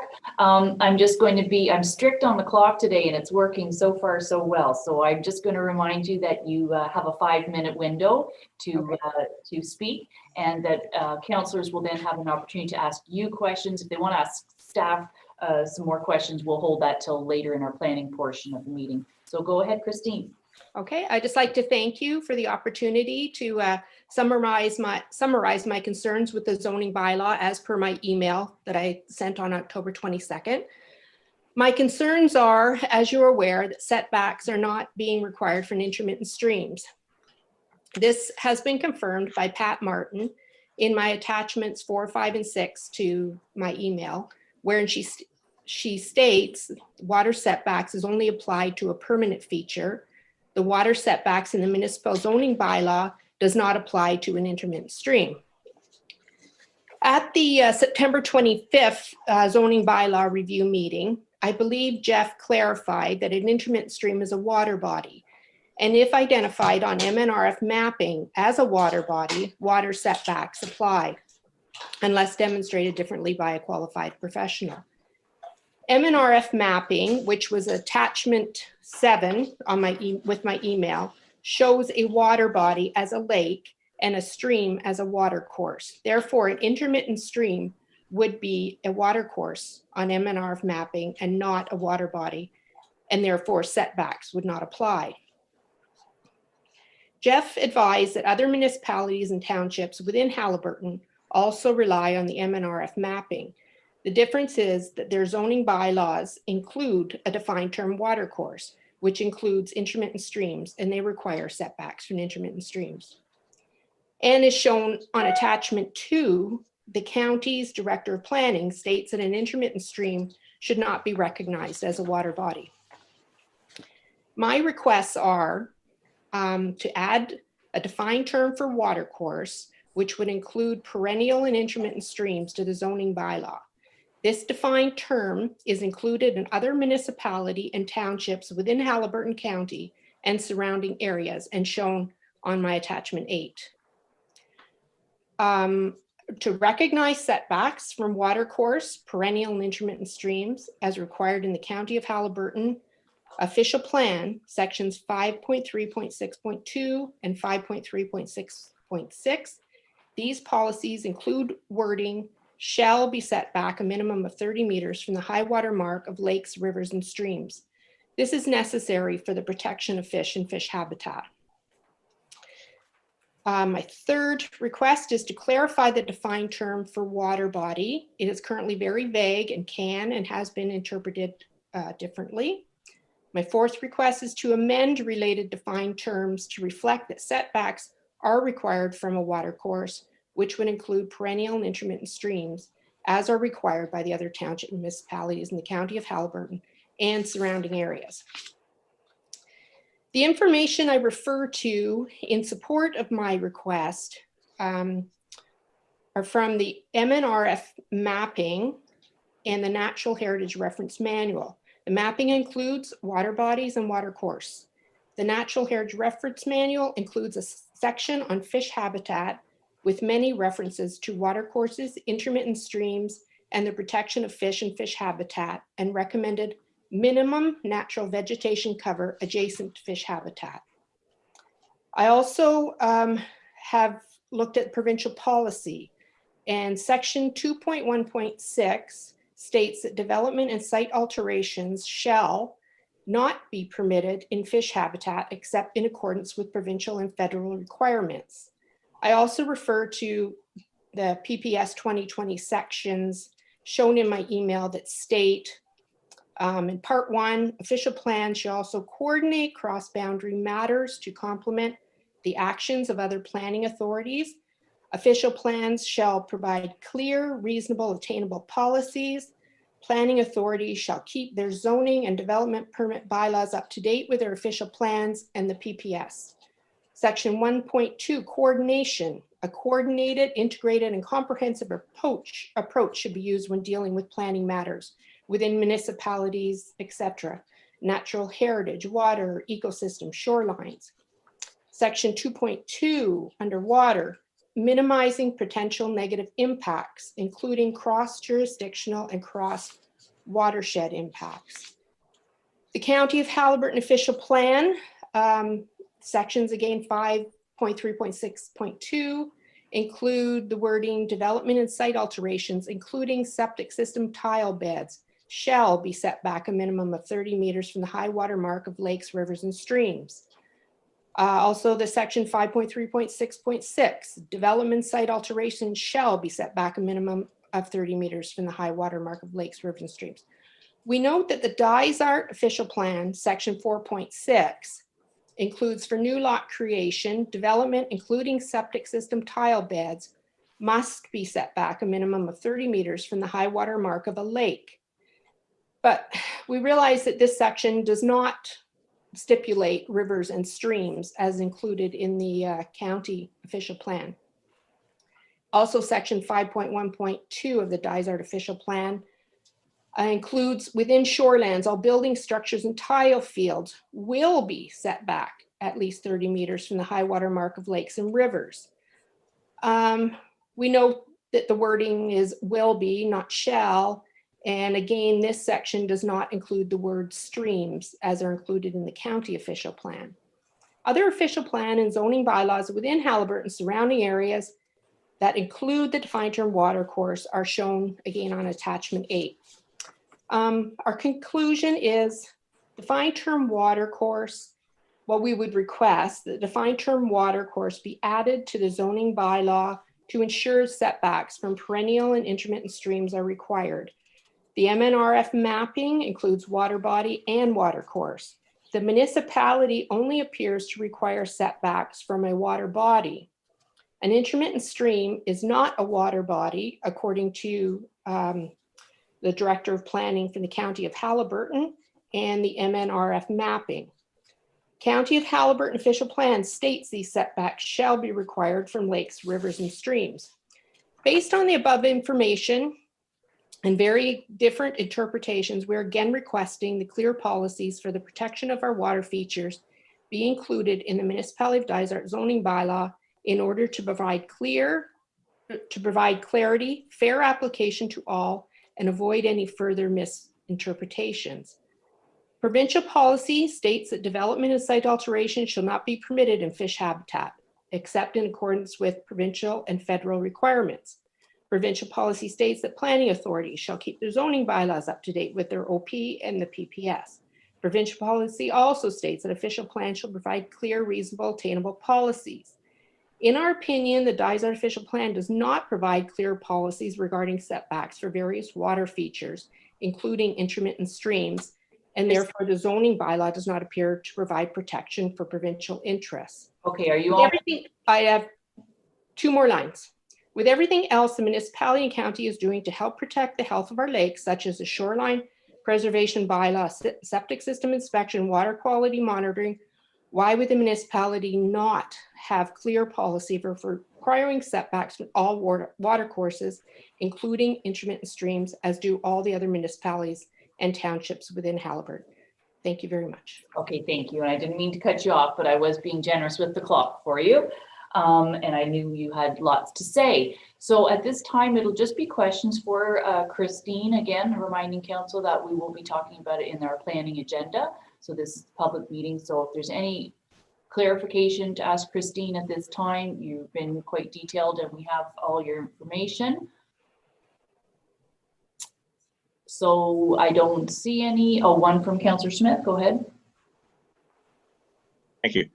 Thank you, Christine. It's a very detailed subject matter you bring forward. And I just wanted to kind of, if I could, make sure at a summary level, I've got an understanding that would address most of your concerns, although not all of it. And if we adopted the same definitions of water body and water course as the other municipalities in Haliburton County, the other 3 municipalities in Haliburton County, that would address most of your concern. Is that correct?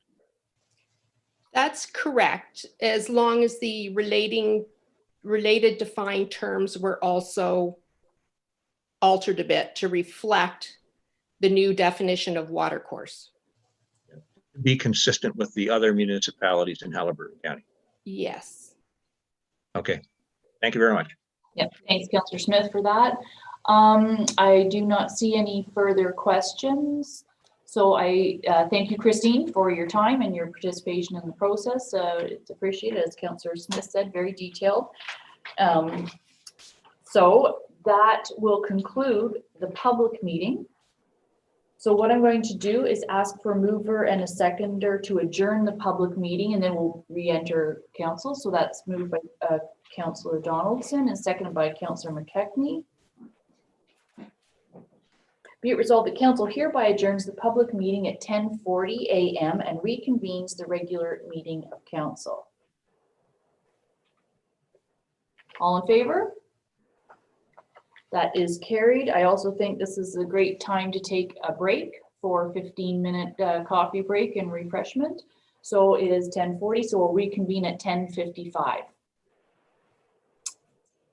See you then on recess.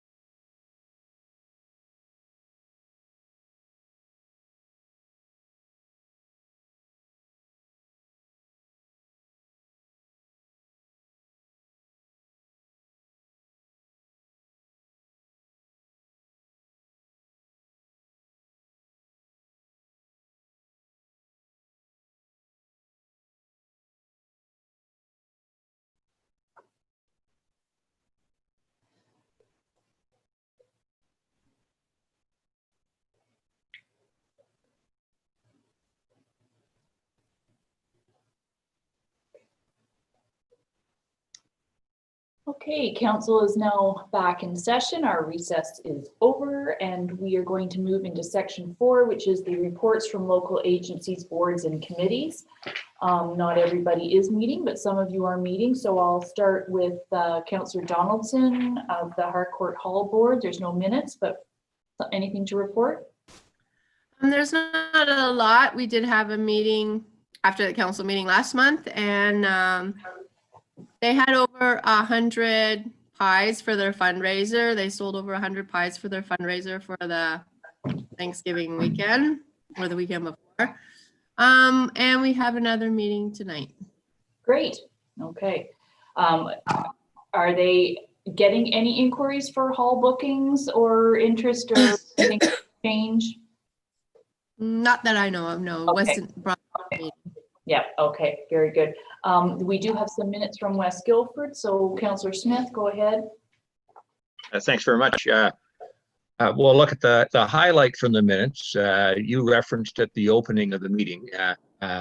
Carol Stamp has been involved with the organization for 40 years and just made an amazing contribution to the activities of West Guildford and as a community and across Dysart. And so it was with considerable regret that we received her notice of resignation, retirement, if you like, after all those years. But she has done an awful lot. Otherwise, you would have noted from the minutes. Obviously, we haven't met for a long, long time. So we had a report on last year's snow shuffle, where we'd raised over $5,000 for the community center as a result of that event. And it seems like this year's snow shuffle or this winter's snow shuffle is barely around the corner. In terms of events, well, obviously there's been nothing at the community center for many months now due to COVID. We do have the opportunity to allow certain events going forward, and so we're now taking bookings for those that can comply with the restrictions of COVID-19. And again, we'll be meeting as a group the week after next again. So at least we're returning to being open and active to some degree. Thanks very much. Thank you. So just two things for clarification is, one is are they going to try to do the snow shuffle? I think it's not till March, but it is something that's done outside and except the meal. So maybe they can do something differently and still tentatively plan something. That would be really nice. Yeah, that's the hope that we can. It's normally in late February, and it's a great success from both a social point of view and a fundraising perspective. As you know, most of it's outdoor activities. The dinner dance, that follows it may not be able to be business as usual, but hey, February, a lot can happen between now and then, so we'll have to wait and see a little bit. That's right. And then the other thing is that I'm pleased to see that they're getting interest in taking bookings for next year, because even, we don't know, but it's nice to know that there are even people inquiring, and then they could maybe, what they say, pencil in somebody without taking I don't know if they take a deposit that's refundable or however they want to work it, but that it would show that when things start to open up, it's not just going to be back to normal. It'll be like it was a slow closing. I believe it will be a gradual opening of things and slowly go back to increasing some numbers here and there, that they know. So I encourage people for both the Harcourt Hall and West Guildford Hall, if you're thinking of doing something, to at least let the hall boards know, so that they can plan accordingly. Yeah, we have some dates penciled in now for 2021 weddings, Jack and Jill parties, that sort of thing. The hall's great for that, those kinds of functions, and just as soon as all of the regulations allow us, we'll be ready to go. Great, thank you. Rails End Gallery, what's happening there, Councillor Clark? Yeah, through you, Madam Mayor, we had a meeting on October 22nd, last Thursday. Number of things happening there, commenting on the studio tour. Those artists that were involved in the studio tour found it was an excellent year, a lot of good traffic, a lot of stuff sold. So they're really quite pleased with how that's gone this year, in spite of the COVID and certain things being restricted. They're using for a couple of their groups, the knitters and the ukuleles. They're using the community center, the space up in the community center that allows for more spacing. And that's working out quite well. The acoustics aren't great for the ukuleles, but other than that, though, it is an indoor space, and they're doing quite fine with that. They've got some damage with a windstorm. I think they've been talking to Tamara and Andrew about trying to address some of the damage issues on the Rails End building. But anyways, that's kind of ongoing. And they're quite excited about the Head Lake Park plans moving forward. They've got some discussion going on how they can provide some more feedback so that it works well with the type of events that they run through the community. Of course, the Arts and Crafts Festival is probably one of the biggest events we run in the community, but they also have things like Trash and Treasures, and they have outdoor events, and so they're big users of the park, and are quite looking forward to the our planning to improve the park going forward. Thank you. Great, thank you. When was their AGM? AGM was, I think, the end of September. September, okay. I do know I saw postings online as a way to support the Rails End during this time, to really encourage their membership to become a member. She's also doing a lot of stuff. Their store is still open. So as we talked about shopping locally and close by and all of those things, but they have a fabulous little gift shop there as well. So, okay. I apologize, there was a resolution for the West Guildford minutes, so maybe I'll just backtrack and see if we can have a mover seconder to acknowledge receipt of the West Guildford minutes. Deputy Mayor Kennedy and Councillor Smith. Be it resolved that council acknowledges receipt of the September 28, 2020 meeting minutes of the West Guildford Hall Board. All in favor? Carried. Thank you. So BIA, Councillor Wood Roberts. BIA met last month. Unfortunately, some sad news. There's not going to be a Santa Claus parade per se this year. The Lions Club is working in conjunction with the BIA to try to organize something, just a Santa going through town and then a meet and greet with Santa with all the appropriate social distancing and stuff. So they're working on that.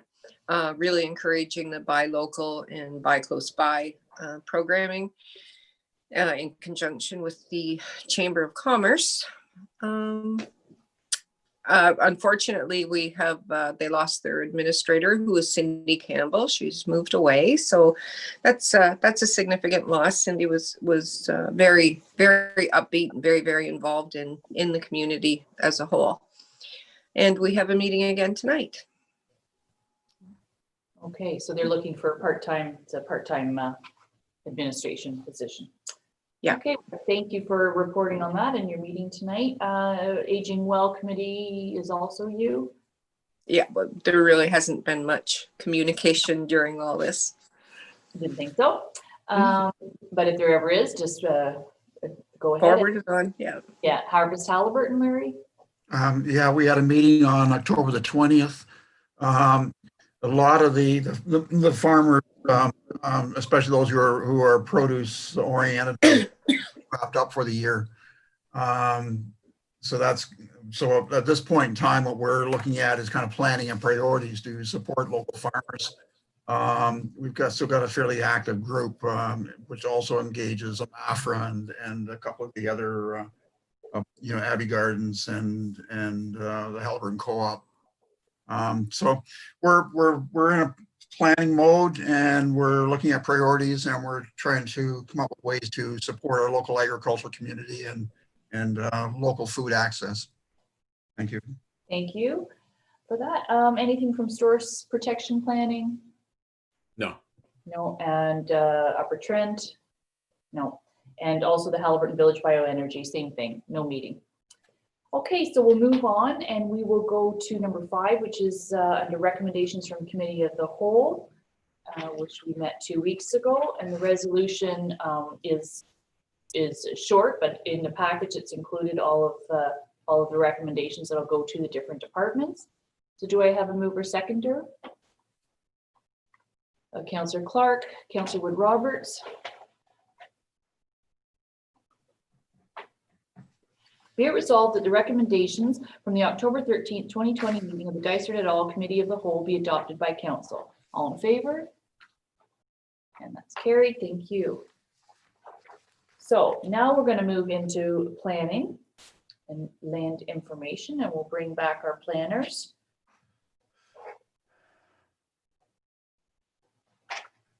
And a couple of these items we've already discussed in the public committee. But so I'm going to turn it over. First up is the Lands of Walker, as we had the delegation this morning, and I believe I'm going to turn that over to Chris. Sure. Thank you. Through you, Mayor. So I believe the question coming up today was just regarding requirements for the studies and at what stages they come in.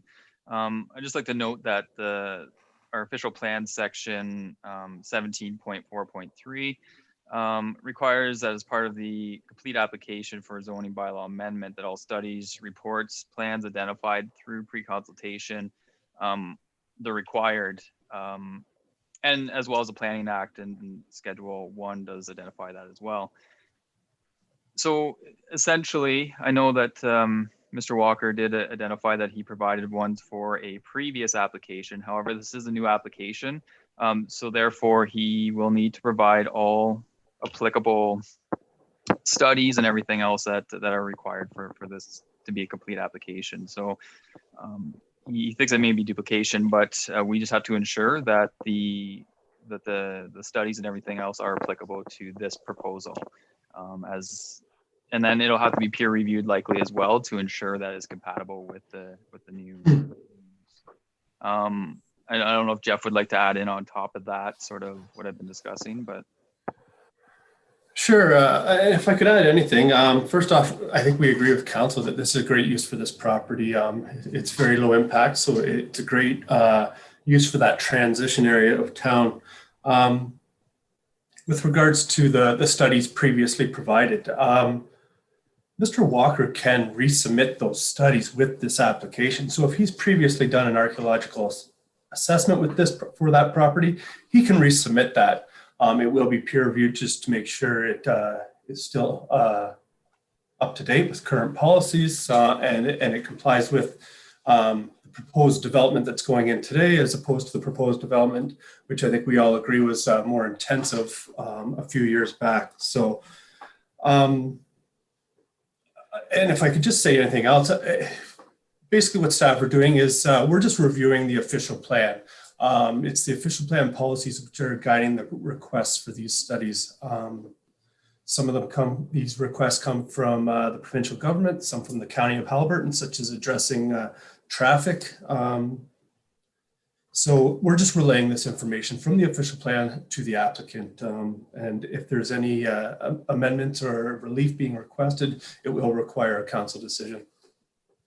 Okay, thank you to both the planners. And I see Councillor Wood Roberts' hand up. I just want to say, I think though that this process is good and the delegation is good because, for instance, with the previous proposal, I have to recall, and whoever else was on council at the time, a lot of studies and even some like actual drawings and whatnot, and without that support. So I think it's just a sort of step to see, is council even in support of something like this? And clearly I think we are. So Councillor Wood Roberts, what? My only question, Jeff somewhat answered. I just wondered, how long are those studies valid for? I guess they can be changed to meet what the plan is now as opposed to what it was then, but the actual study itself isn't going to change per se, correct?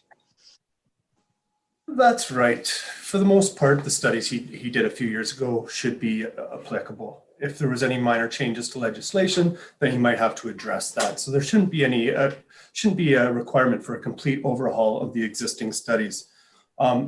If I could note one more thing, the reason that that the official plan requires these studies, first and foremost, is to give council sufficient information to make an informed decision. But also with the zoning bylaw amendment being a public process, it's also to gather enough information to satisfy and inform the public too. So I just wanted to note that that's why we're asking for these as directed by the official plan. Okay, excellent. There is a resolution that's just as we received the report from the Lands of Walker. So anyone want to move or second that? And Councillor Clark and Councillor McKechnie. Be it resolved that council receives the report to Lands of Walker, which consists of part of lot 11, concession 8, part 5 and 6, plan 19R-9193 in the geographic township of Dysart, of this information. All in favor? And that's carried. Thank you. Okay, so we'll move to Lands of Neville.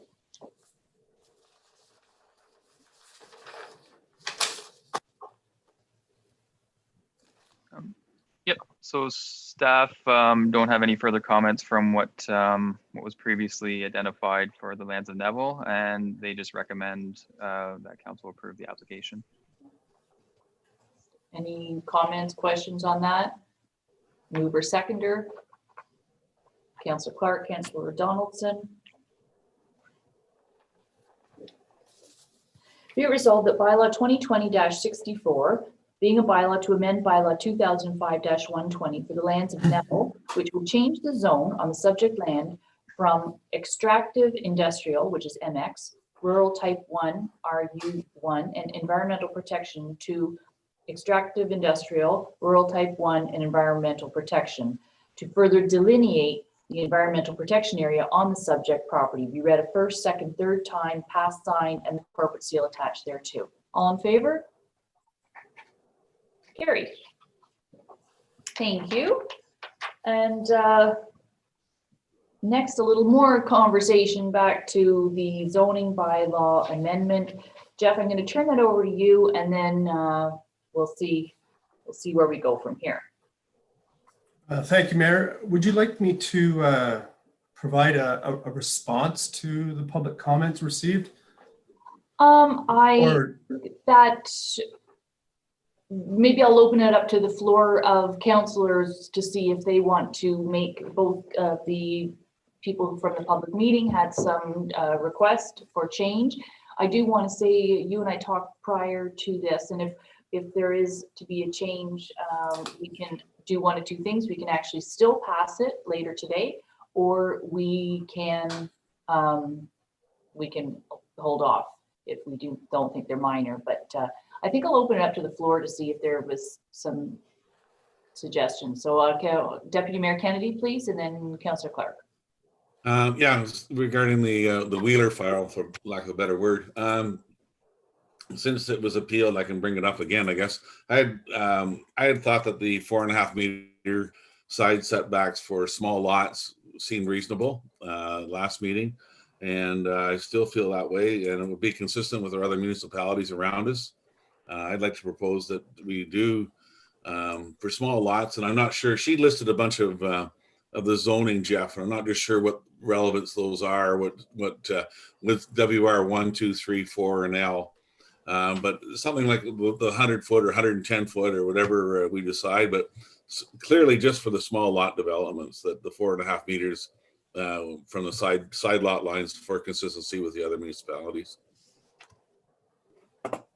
So Jeff, and actually you just suggested 110 feet, and I think that's a safe way to go, because some of these lots are, we call them 100-foot lots, but some are 96 feet and some are 108, and just the way things were done. And there are several lots on different lakes that I can think of throughout our township that maybe this is appearing as a problem for her, but it could be a potential problem for many people down the road as lots change hands and that sort of thing.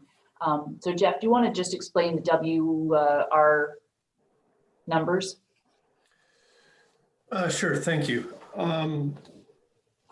Ms. Wheeler, I think she's referring to the various waterfront residential zones where these docks might be located, and saying that maybe lots located in these zones under a certain minimum frontage would have say a 4.5 meter setback for marine facilities and rafts. I'm not sure staff would take that approach. I think we would just have the reduced provisions for 4.5 meters in the general provision. So it's applicable to all docks in all zones, as opposed to just referring it to a specific zone. Of course, if council wishes to proceed with that request. Ms. Wheeler did mention that the other 3 lower tier municipalities all use 4.5 meters as their current setback for docks. And I did follow up with the other 3 lower tier municipalities and confirm that they do all use 4.5 meters setbacks for docks from their side lot lines. Just a bit of history, our 7.5 meter setback has been in place since our original bylaw in 1977, which is why staff took that similar approach when implementing the provisions for rafts. And I think I mentioned previously, typically these setbacks are put in place to protect privacy between property owners, boat traffic safety, things like that. However, I guess I seek direction from council how to proceed with that request. Well, thank you. And Deputy Mayor Kennedy has made the suggestion that so we're not worrying about necessarily the zone, whether it's WR3 or 4, the number, but we limit it to the lot frontage. So that would be, so is there someone who wants to support or speak to that suggestion? I thought I saw another hand. Councillor Clark? And then I think it's important that we try to maintain some continuity with the other lower tier townships. And then I'm looking at my own area here on Cache. If we go down the shoreline a kilometer, they're setback 4.5. They go 10 feet up the shoreline, and they're all of a sudden they're 7.5. So it does cause some confusion and equity. So there's a lot of support for that. But my other question for Jeff is with the property lines, like they're talking positioning of rafts, that type of thing. And for a property line, I would imagine that we just look at it as being extrapolated out into the water for a certain period for a certain distance to determine what that setback for a raft should be. Is that correct? And what the staff did when proposing the provisions for rafts is we took basically the provisions for marine facilities and how those side lot line setbacks are determined. Councillor Smith and I had a discussion yesterday about that, and staff agree that those definitions can be confusing. But basically it's not a projection of, or sorry, I shouldn't say it's not a continuation of the side lot line as it projects out into the water. It's basically, you extend that side lot line until it meets the shoreline. The angle of the shoreline where that side lot line meets the shoreline, you take a line 90 degrees to that line. Okay. And the reason for this was to try and provide some flexibility for lots with either converging or diverging lot lines, and give them a little bit more space to locate a marine facility on their property. As discussed with Councillor Smith yesterday, this obviously doesn't work for every property. There's going to be some that it doesn't work for, which is why there's a minor variances, but that's currently what staff are proposing is the ones the same for marine facilities. So so I guess maybe just to follow up, Jeff, then, so for dispute resolution, then it's the Committee of Adjustment would be the appropriate body. Correct. Where people would bring that. Okay, thank you very much. Okay, Councillor Smith? Thank you. I have a couple of questions for Jeff and then a comment, if I might. So Jeff, Lori Wheeler, the delegate, mentioned that she felt her dock, in fact, her lawyer said, well, that's not a dock, that's a raft. And so it was my understanding, we didn't previously have a definition for raft in our zoning bylaw, but we're introducing it now along with the location of the raft. Is that correct? Not entirely correct, Councillor Smith. We did have a definition of raft in our bylaw before. We have updated the definition, or we are proposing to update the definition and add certain provisions to guide the location of these rafts. Okay. So then under our current definition and the new definition that we're proposing here, how could a dock, that blows out over the course of the summer be considered a raft? I thought a raft, your definition is pretty small. It's rectangular. It's not a toy. It's a rectangular platform that kids and adults, for that matter, use as a swimming platform to get in and out of deeper water for diving purposes. How could that be confused with the definition of a dock? Well, it's a good question, and I'm not sure I know the answer to that. Obviously, we've received emails with regards to a certain position on that. Staff don't necessarily agree with that, but their opinion was supported by the definition, which outlines certain setbacks in the definition for raft. So both the definition for raft and marine facilities currently require that both structures structures are located below the high water mark. And they currently say that a raft must be at least 2 meters below the high water mark. The person who submitted that was using that reference to 2 meters below the high water mark as the sole reason that that structure would be considered a raft. However, staff don't necessarily agree with that interpretation. Okay, so you're saying that the size restriction would come into play and likely distinguish it between being a dock and a raft in our interpretation. Is that fair? Well, I think we're trying to clean it up with our new proposal, but under the current definitions, I think it comes down to the use of the structure, not the location of the structure, that defines what it is. So I think that's the simplest answer. The new definition will make it clearer. Yeah. Certainly, we not only have new definition, we have new provisions that, sorry, and I'm just scrolling to them right now, but they are going to regulate the size of them. I think we were limiting them to 100 square feet. The location saying that it had to be in front of their own property. It included setbacks. What else did we have? 1 per lot. It still said 2 meters below the high water mark. But just regulations overall, just to regulate the size and location and use of those structures. Perfect. Okay, thank you.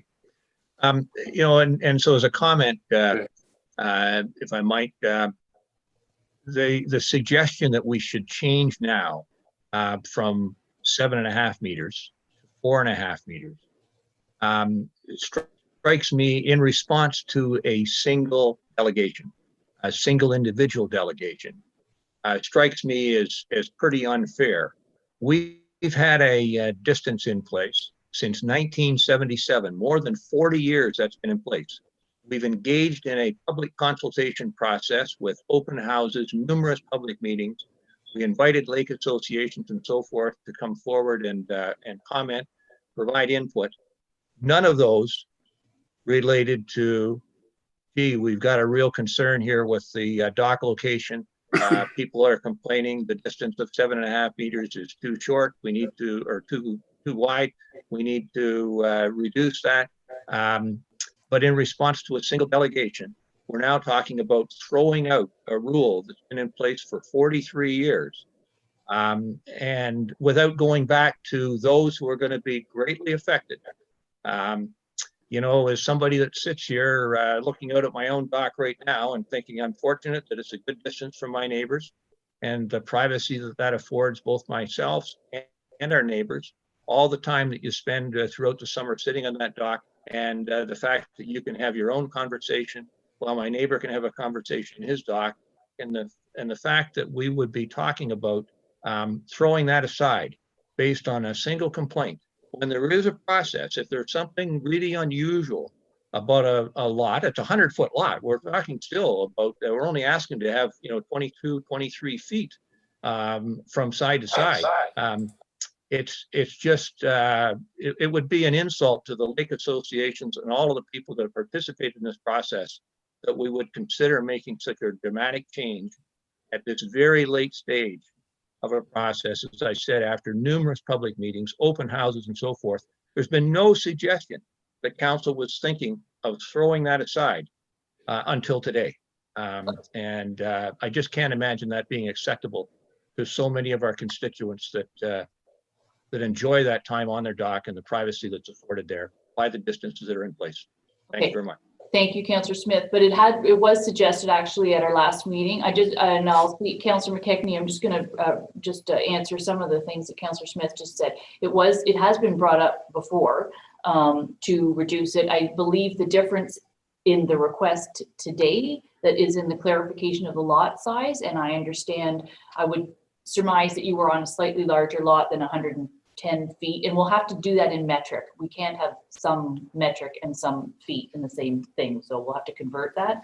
And I where that particular area of where you are, they're well over. In fact, all those lots created had to be a minimum of 100 meters. No, 60 meters. Pardon me. Minimum was 200 feet when that area was created.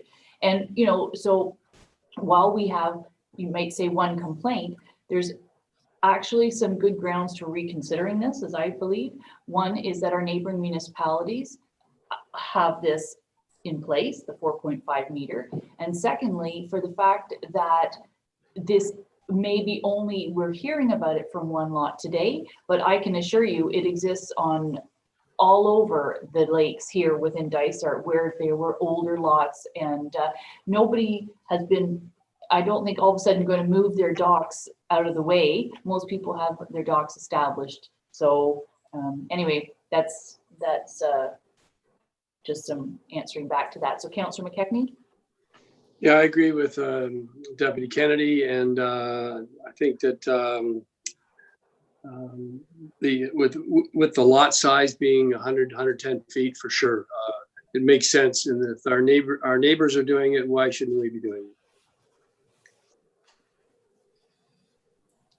Is there anyone else who wants to speak to that? Is there support for the, obviously there's two people in support. Is there anyone else, other councillors that would be in favor of reducing 4.5 meter to lots less than, and we'll convert 110 feet to the appropriate meters? Councillor Wood Roberts, you support that? Councillor Donaldson, you're supporting that. So, and Councillor McKechnie is supporting that. So I think there is support to move that forward. Councillor Smith? You know, obviously my view is clear. I'm going to ask then, are we going to pass and make this official today as a final decision with regard to our zoning bylaw without any consultation with the lake associations or others that may have an interest in this topic? We can. Well, I'm hoping we won't be, because as I said, you know, although this has been talked about at a past meeting, because this isn't the first meeting that Mrs. Wheeler showed up for, but council has not until today given any indication that it was really thinking of making this change, a change to a bylaw that has been in place since 1977. Now, some of our neighboring municipalities probably implemented their own 4.5 meters after we had 7.5 meters. It's just amazing to me how quickly we want to adopt what other neighboring municipalities have done, irregardless of the history that we've had in our community. There's just something that's bizarre about that to me. Well, and I'm going to turn over to Jeff and then Deputy Mayor Kennedy. Keep in mind though, and Jeff, maybe you can answer this. How long have we had the lot? These are old lots. These are absolutely lots that were created in the 50s, 60s, and maybe into the 70s, because any lots, when did we pass where lots had to be 200 feet, 60 meters, whatever it is? That's been.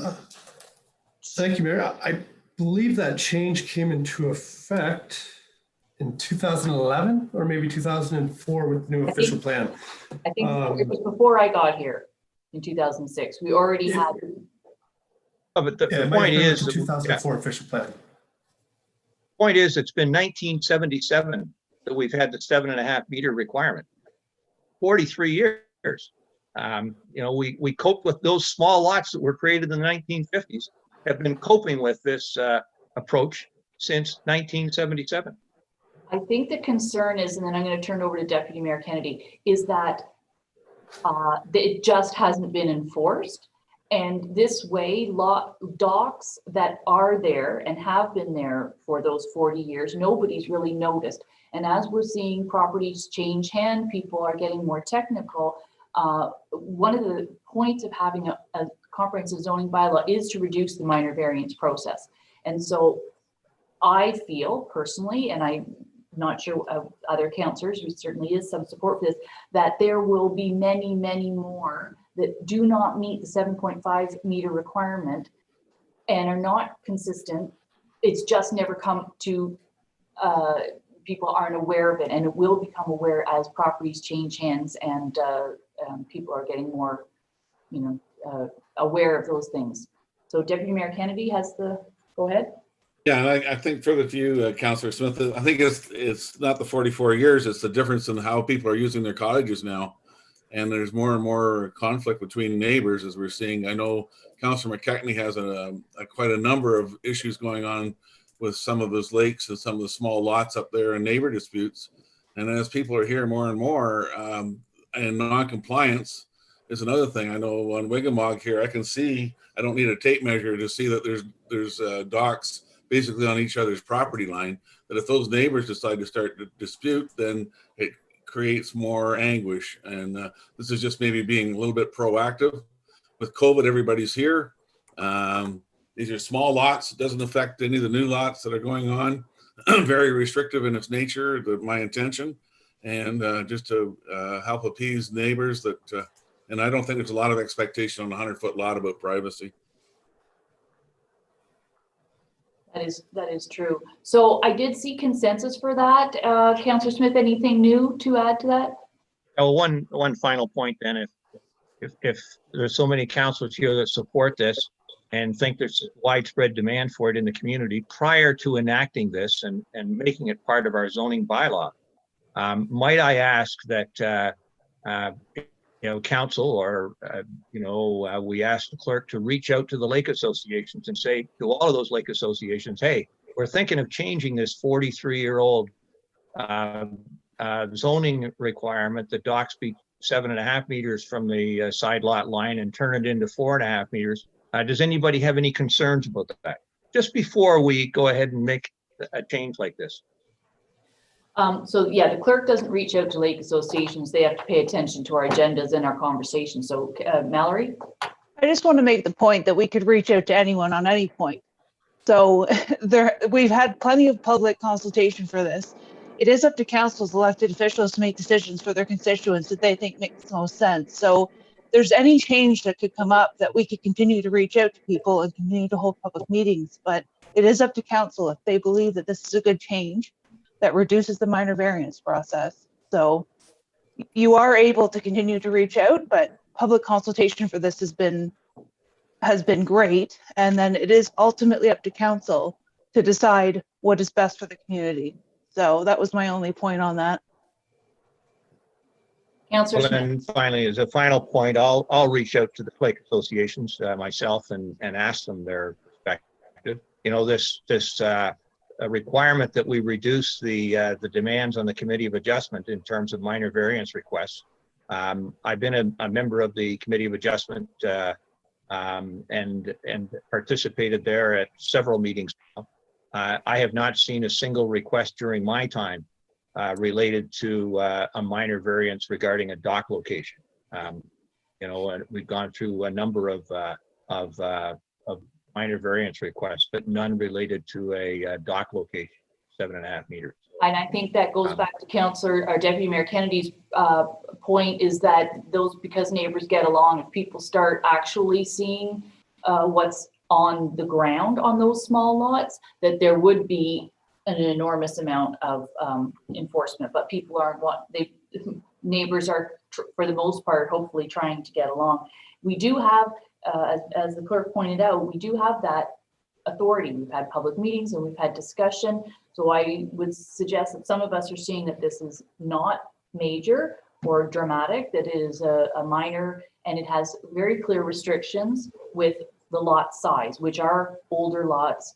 So we actually do have a resolution to pass the zoning bylaw, which I'm not going to read right now because we still have some other discussion. So I've asked council, I think there was support to put that in 4.5 meter lots of less than an amount of frontage. Jeff? Yes, thank you. And I just want to know, so the bylaw is written and is presented to council today does not include the change. So if council agrees to this change, there are a couple options available. Council could pass the resolution with a slight amendment that they consent to pass the bylaw subject to the change that's being proposed, or that bylaw could come back next month. So there's options to council. If it does come back next month, then that's what I ask council, is whether we want to have another public meeting for public consultation on this request. Okay, so what I'm going to do is hold that thought, if that's okay, because we want to go through the other information from Christine Legg that was very detailed, and I just want to deal with that. So it may change the decision of whether we pass it today or hold off, make the changes and wait a month. So do you want to speak to Christine Legg's comments? Sure. Ms. Legg did provide a lot of comments, so I'm not sure where to start to address it, but I think it's important to note that I understand Ms. Legg's concerns.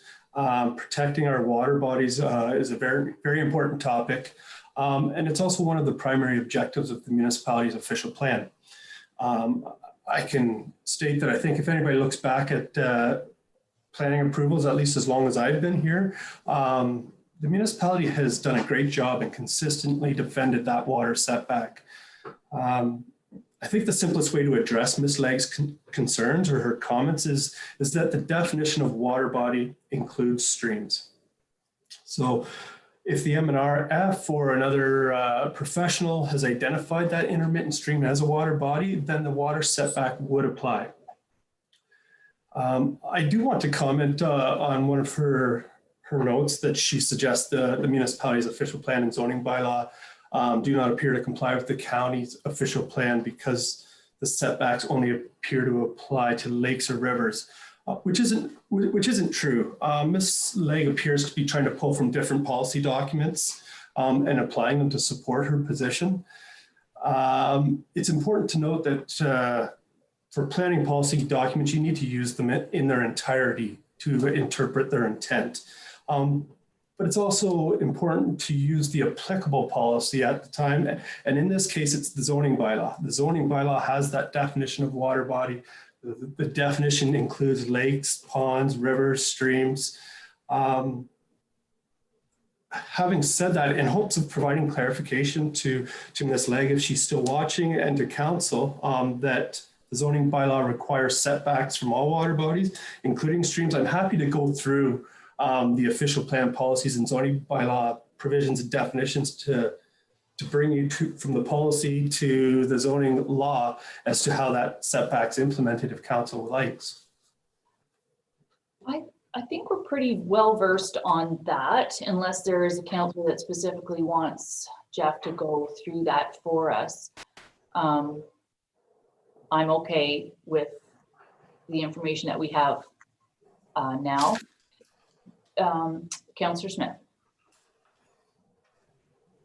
I just, you don't need to go through it all, Jeff, but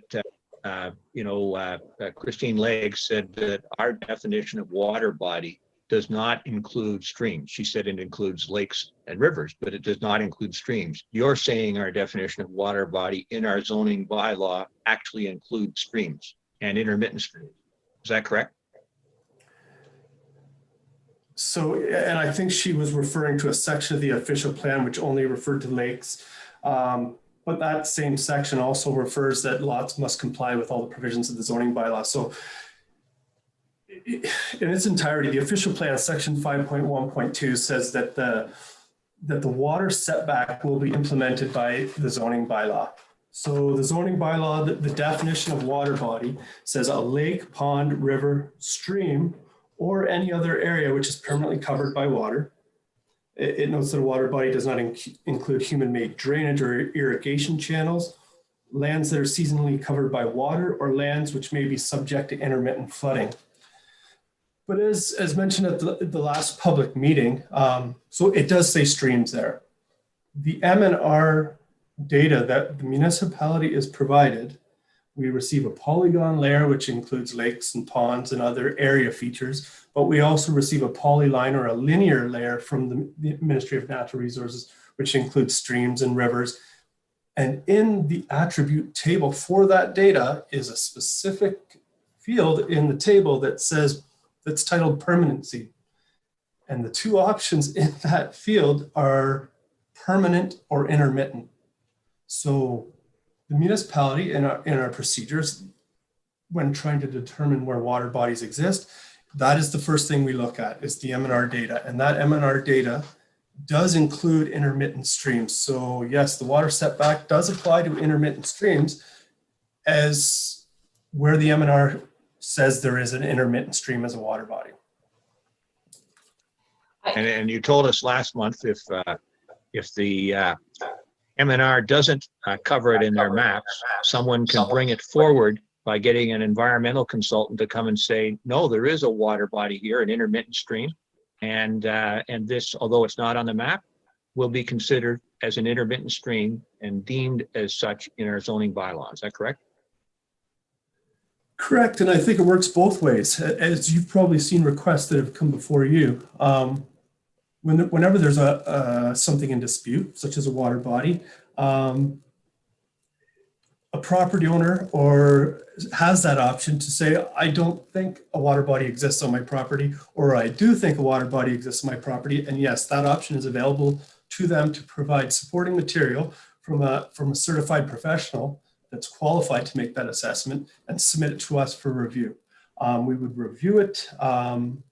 And if we agreed with that assessment, then yes, we would either include it or remove it from the property based on that assessment. Thank you. Well, I think what I'm hearing, and I'll see with the sort of show of hands, is that we are very well covered with this, and I appreciate all the work that Ms. Legg went into, but I don't see support to change any wording at this point and any definitions. So I think we will hold with what's been presented by staff in this area. That fair assessment, Council? All right.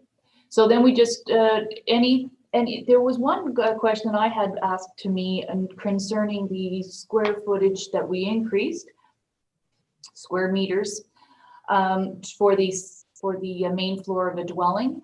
And there was some misinformation about the size of lots that can go on, and I wasn't able to pull out of a hat the numbers, but I'm sure that Jeff, can you guide us in where those, I don't remember what it is, 500 and something square meter main floor dwelling units can go?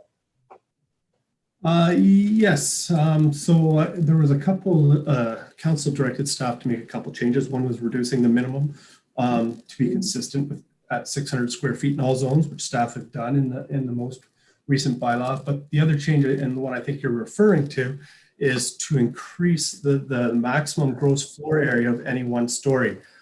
So previously it was, I can't remember the metric off the top of my head, 372 square meters, which was roughly 400 feet. And the direction provided by council was to increase that, to 6,000 square feet. So staff have proposed the change at 557 square meters, which comes in slightly under at 5,995 square feet.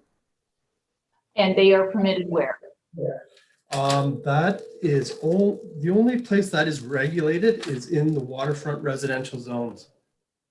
But as an example, with other setbacks, lot coverage, one of the concerns I had is that somebody said they can do that on a, small waterfront lot. And I said, no, because we have lot coverage percentages that would overrule that. We have side lot setbacks, water setbacks, road setbacks. So they would have to be on a fairly decent sized lot.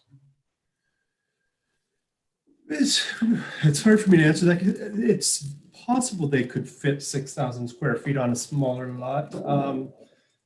People are very good at doing that these days. I don't have the math in front of me as to what size of lot you would require to meet the lot coverage requirements. But the one thing I can say is they're required to comply with all zoning provisions. So the setbacks apply, lot coverage applies, maximum gross floor area of any one story applies. So that is the maximum threshold that council has set. If they can squeeze that onto a small lot, well, that's what council would be permitting by passing this. Yeah, the table's at the bottom. I saw that last night. So it is there at the bottom of the package after the maps. But I think you'd be hard pressed to fit that on a small lot because you do have lot percentage coverages and setbacks and septics and all of that sort of stuff. So to fit all in a lot. Any other questions for Jeff? So we're very, very close.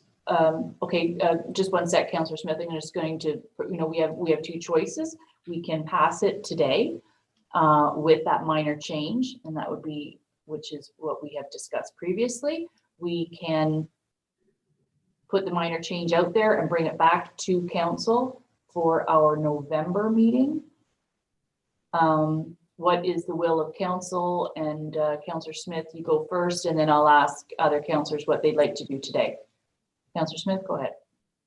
Thank you. Just on this size of building, the 6,000 square foot maximum, and in terms of a footprint, Jeff, do you happen to know what our neighboring municipalities, do they have an allowance that permits a building of that size? And are there any restrictions they have in terms of lot size, minimum lot size to permit that, or minimum waterfront that would permit that?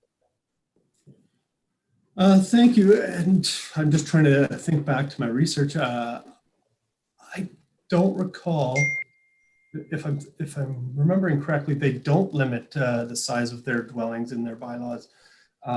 They did have some provisions with regards to the minimum size, but not the maximum size, other than lot coverage. One thing I pulled up, I'm just trying to do a bit of math for council right now. And it appears that I'm just looking at what size the property would have to be for, it looks like it would have to be between 0.9 and 0.95 acres to meet the lot coverage requirements, just for the dwelling alone. That wouldn't include any accessory dwellings. So with accessory dwellings, you're probably looking at 1 acre lots that you're going to be able to fit a 6,000 square foot dwelling on. Sorry to give you two answers at the same time. That's important to note. I thought they were bigger lots than that. So anybody else want to comment on that? Councillor Smith again? Well, again, how many requests have we had where people have come forward seeking a minor variance to go up to 6,000 square feet? Now, are we solving a key problem here, or are we frankly maybe creating one for ourselves with 1 acre lots ending up with 6,000 square foot footprint? The straightforward answer is we haven't received many requests. I think we've received one request to go over. There was one that came in right at, but it doesn't necessarily mean that desire doesn't exist in the public. It's the same with tiny homes. We're not receiving that many requests. We do get calls here and there, but it doesn't mean the desire doesn't exist out there. We do receive those calls. People are looking for that. And the people I'm talking to are calling around to other municipalities as well, trying to find places where they can do this. So the very simple answer to your question is we've only done one minor variance to exceed the 4,000 square feet, or the 372 square meters that I can recall. Okay, thanks for that. And I wonder, when Jeff's given us that figure that it's got to be around 1 acre, should we maybe establish that you need to have a lot of a minimum of, say, 2 acres? I just throw out a number there, a minimum of 2 acres on which to build a 6,000 square foot footprint, and to kind of take that away, that you're not going to have it built on what's a relatively small. 1 acre is a relatively small lot and may only have easily 100 feet of frontage. I just put that out as a suggestion. Out there, yep, that's fair enough. When I looked, and I can't chair the meeting and quickly look in my files too, I thought by lot coverages, by setbacks to the water, road, side, by septics, etc., that would have had to be on a much larger lot. Deputy Mayor Kennedy? Yeah, I think Councillor Smith raised a great point. I don't think I was at all in favor of the bigger places as well, but had in my mind that they were for the new bigger lots that we're seeing being developed on our lakes. And a 6,000 square foot house on a 1 acre lot is a little bit with your neighbor, maybe having the conventional old style 24 by 32 cottage, and now you have this thing beside you. I can see some Muskoka-like issues rising very quickly. So, yeah, John, you got a good point there. I think we look at the bigger lots, maybe might be that was the original intent, I do believe, when we talked about it first. It was the intent. Is it possible something that we could solve with lot frontage as opposed to acreage? Because you might have a 100-foot lot that goes deep and the portion of the traveled road intersects the lot. So when you take the whole lot coverage, it might be a 2-acre lot, but he's only 100 feet wide. So I'm wondering if we go by frontage, which adds a little bit more privacy. Would that be acceptable to, I see some nods.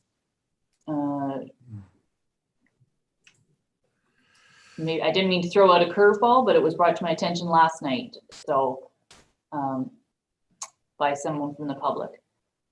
So do you think that that's something that we could put in similar to the other suggestion about a setback, that this proposal is only for lots of, and we can propose a lot of frontage? Go ahead, Jeff. Where was that question directed at me? Yes, sorry, it was. I didn't say your name. Well, the one thing I'll note for council is, so we do have various waterfront residential zones. In a majority of them, they require 60 meters of frontage or 200 feet. The WR5, WR5L require 90 meters, which is just under 300 meters of frontage. 300 feet of frontage. And then we have the WR6 and WR6L lots, which require 150 meters of frontage, or roughly 492 feet. So the one thing, we don't have to have a consistent size across all zones. We could leave it as is today if council wants, at 372 square meters for the zones with 200 feet of frontage. And the ones with 300 or 500, or just the ones with 500, increase that number. That's one option available. I think that is a great way to do it personally, and we'll see from other councillors. So the WR3 is the 300 feet. The WR5 and 5L zones are roughly 300, 290. WR5. So I think anything over 300 feet frontage could probably, then we'll have the depth, et cetera, to be able to support that. Is there support for that? Jeff, go ahead again. Sorry, and I just want clarification, because I know you said anything over 300 feet, whereas those WR5 really come in at 295 feet. Okay. Could we say anything over 90 meters? And well, is that what your intent was? Yes, I think that's what I meant. And we're all gonna be struggling with the meters and feet today. Deputy Mayor Kennedy. So that, I would agree with that, with the WR5 at the 295 feet or whatever it is in meters. And anybody that had something smaller, they could actually go through the minor variance procedure. That's correct. Yeah. Okay. Good point, Councilor. Councilor Clark. Yeah. My main concern is we're allowing buildings that are consistent with the neighborhood and are not going to be sticking out like a sore thumb. I think we've got some responsibilities there, but Jeff, I guess, I don't know what's through the building permit process or whatever. I don't know that they can control any of that by the sounds of it. If we give our grant to 6,000 square foot houses on a certain post or a certain size of property, these things can pop up wherever they want without us having any input. Is that correct? Correct. As long as so the building permit won't be issued unless it complies with zoning. So the provisions are a way, with the provisions in zoning are a way for us to lock that down. As council is discussing right now, if we left it at the 372 square meters for anything less than 90 meters of lot frontage, it does restrict that size of building to what is now on the existing smaller lots. For your consistency with the neighborhood, the WR5 and the WR6 zones, which require large frontage as well as large area, they both require a minimum of 5 acres. So I think that is consistent with that size of lot. Most people buying the lots with more than 300 or 500 feet of frontage and more than 5 acres are usually looking for some larger development. And, Okay. and what we hope, what we'd hope is that there's enough natural vegetation in that size of a lot that these things aren't going to be not look like a hotel in the middle of somebody's street. Yeah, and actually going back to the original request from the public for this, they request that we actually create a whole new zone. So I think this is absolutely what we're looking for in the first place and not opening it up to the smaller lots. Councillor McKechnie? Yeah, I just don't want us to start setting more rules and regulations, telling people what size of house they can build. I mean, we have more rules and regulations today. We're trying to make our community seem friendly, and somebody wants to build a 6,000 square foot home. What's wrong with that? I mean, you must have the money, and of course, it's not going to be on a 100-foot lot. I don't agree with that either. But to me, we're sitting here trying to make somebody. We're all okay, a lot of us. And now we're trying to put restrictions in. That's all we're doing too much of that as far as I'm concerned. Too many restrictions. We should be more open friendly for business. Okay, thank you. I do think this goes to the request from the public to even be looking at this. So I think this would satisfy that. Councillor Smith? Well, I was going to say also that frankly, it's an existing restriction that we're trying to address. Today, you couldn't build a 6,000 square foot home on any property in Dysart without going through a variance process. And so we're opening up our community and giving people a chance to build bigger homes on properties that are suitable for that, assuming this goes through as we're now talking about. Okay, so we've made two changes. I'll go back to my request or my question, not request, to council to see what we'd like to do. Do you feel that these changes are fairly minor clarifications and that we can pass the zoning bylaw today with those changes, or would you prefer it to come back to council? So Councillor Clark. Yeah, I think if we delay it for 30 days, which would be good, because at least it gives a chance for Jeff to noodle around, see what the proper terminology should be. And if particular councillors have got concerns about some of these with regard to their residents, it gives them an opportunity to collect a little bit of information. So a 30-day delay into the next council is, to me, would be the most appropriate. Anyone else who wants to pass it today? I have a resolution in front of me. Deputy Mayor Kennedy, your thoughts? Unmute. Yeah, one side of me says, let's get this thing over with. We've been doing it for 5 months now, or 6 months. I know that Councillor Smith has some great concerns about the 4.5 meter.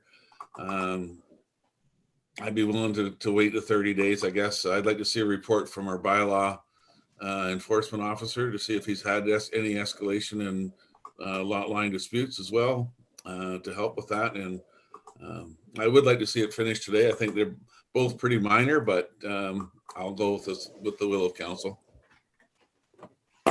Just to point out, the clerk did point out that that's what we got elected to do, is to make decisions. They're not always easy.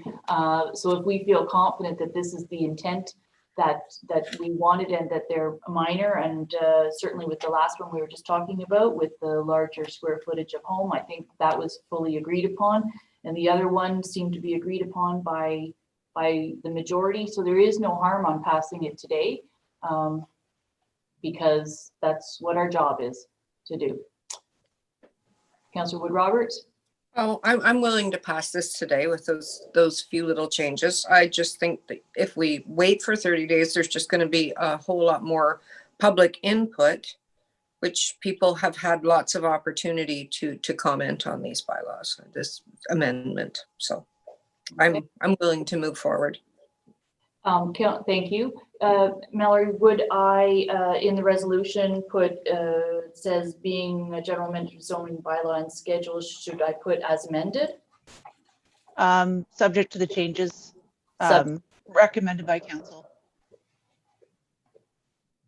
Subject to changes recommended by council. I'll write that in. So Councillor Wood Roberts, do you want to so move that? Is there a seconder for that? Councillor McKechnie, are you seconding the motion? Yes? Just for clarification that it's not a question. I put my hand up, but yes. Yeah, just for clarification that it wasn't a question, it was seconding the motion. So I have a motion on the floor, and I can do a recorded vote if you want to show of hands, all in favor. And in favor, and then any opposed.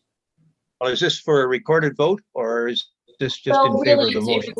if I could do a recorded vote, but I was going to ask, generally I just say all in favor because we know that a lot of the things that we do come to consensus. But if you I'd like this to be a recorded vote. I mean, obviously my view on it's that we shouldn't be doing it today, but if you're going to go ahead and vote on it today, please make it a recorded vote.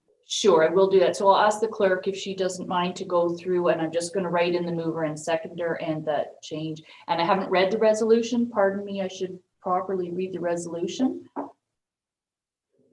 So I'll read the resolution. Yeah.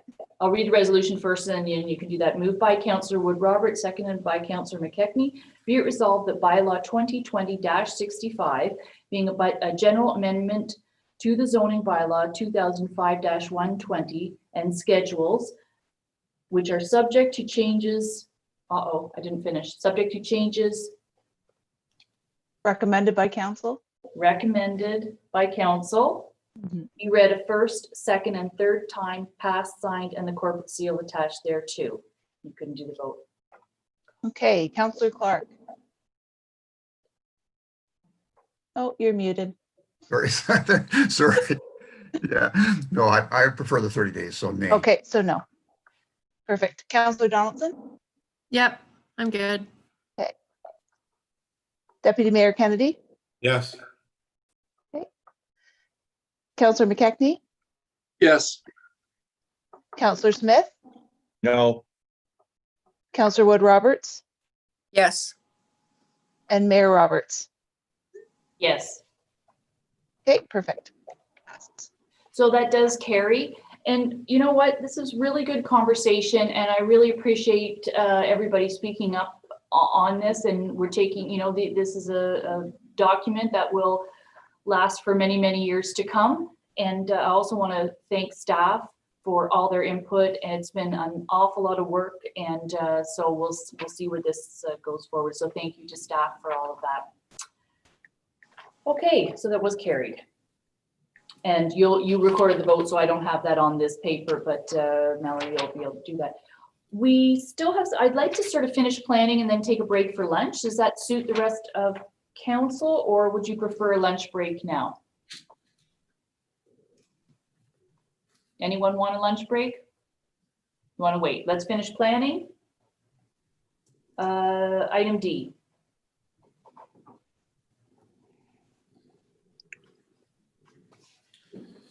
Is that you, Chris? Yeah. Yes, item D is a site plan agreement with regards to the lands of Marnack, and I'm going to defer this to our senior planner, Chris Orson.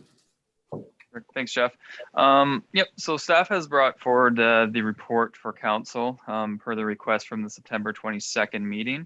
From the time of the writing of this report presented to council, staff can confirm that an updated Hydro G report has been provided by the developer. However, we're just awaiting the peer review by our municipal engineer, just to confirm that has met all the requirements and guidelines, which should hopefully be completed by November 4th.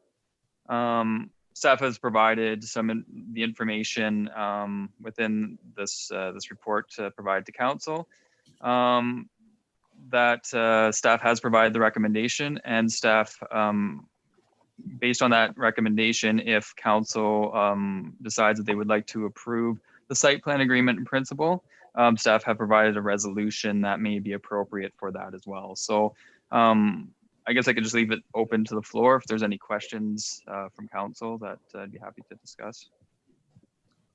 Okay, so we have a choice. There are two resolutions to basically to defer or to pass in principle, and but it still holds us that we have to wait for the final execution of the Hydro G study. The second choice, passing it in principle today, it means that it won't have to come back to a council meeting. Is when those items are satisfied directly site plan gets signed off on. So I don't know if anyone wants to ask Chris a question. Councillor Smith, go ahead. Well, I was curious about this. Is there some, I mean, obviously I understand if I was the owner developer, something to expedite this, but is there something going on here that, you know, we are expecting these reports or these studies to come in the next week or 10 days and it couldn't wait till the next council meeting? Is there a construction schedule or something that's driving this, or like, what's the rush? Again, as the developer had noted at the previous meeting, is that he would like to start as ASAP as soon as possible, obviously, and whether it sort of expedites this process, it just more so allows us to have it be signed by the mayor and clerk, just providing that the final outstanding conditions have been met, and not having to bring it back to council. So really it's up to council whether they would wait for the final report for the Hydro G, that they would like staff to bring it back to council for final approval, or whether in principle provide the approval that once the conditions have been met, that it's the mayor and clerk that sign off on the site plan agreement. So really it's the developer that expressed concerns of if it's being delayed, that he may not get foundation and those type of things in this year. So he's thinking he can get the foundation in before winter sets in. Yes. I'm assuming so. I can't speak for him, but that was from the last meeting. That was sort of his concern. Yeah. Jeff, go ahead. And if I could add one thing to that. So obviously the resolution Chris has provided includes some conditions. One thing for council to consider, if they are approving it subject to those conditions today, is for instance, the condition that the applicant provide updated elevations to show what the building might look like. Council needs to ask themselves, do they want the opportunity to make a decision on what that building looks like, or review what it looks like, or are they comfortable deferring that to staff by passing this resolution today? So it's just something you need to keep in mind. Yeah, thank you. Councillor Wood-Roberts? I'm more than comfortable delegating, getting this signed today and delegating the further along of the project to staff. They're well aware of, you know, our guidelines, and I think they'll make good decisions on our behalf.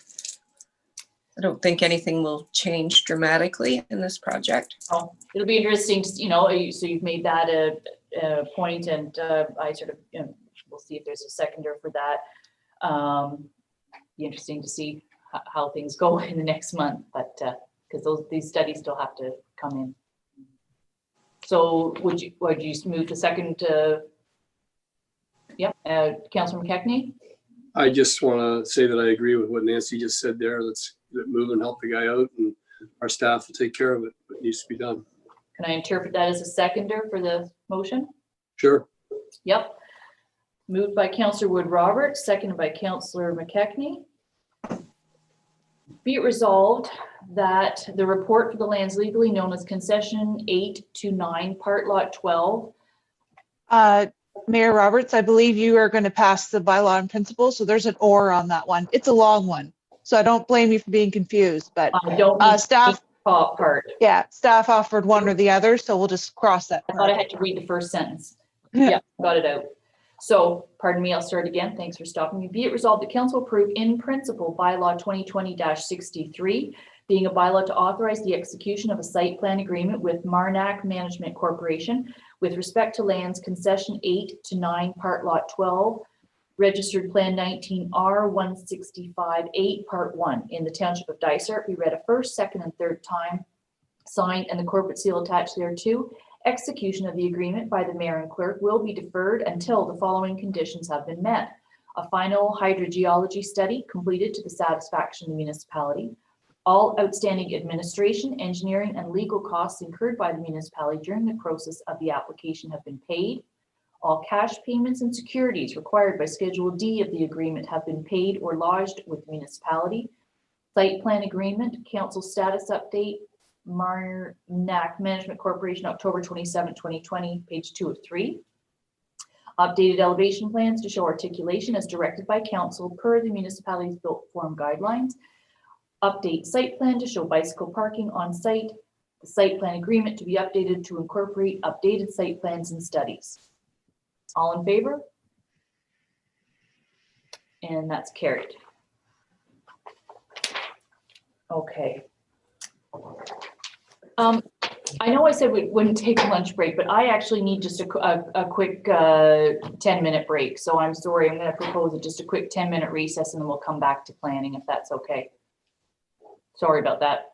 I just looked at how much more we have in planning and we're not going to get done in 20 minutes. Councillor Wood Roberts? I just wondered, are we going to take a proper lunch break at some point? You know what, that's a better idea because we do have a full agenda and I'm sorry to staff, but there's no, yeah, I need a quick break to eat something, etc. So is it okay with council? Is 20 minutes enough or would you prefer 30 minutes? 30 minutes. Okay. Yep. We knew we'd have a long day today. So we will reconvene at 12:45 and we'll take a lunch break. Thanks. I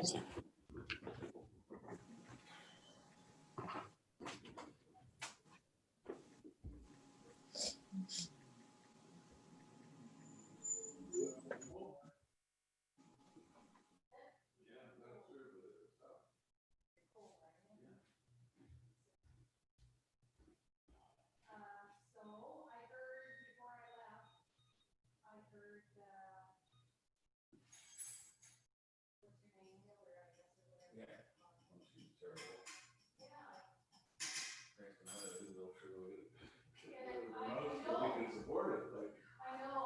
So since I was in the bathroom doing my hair, that's what I heard.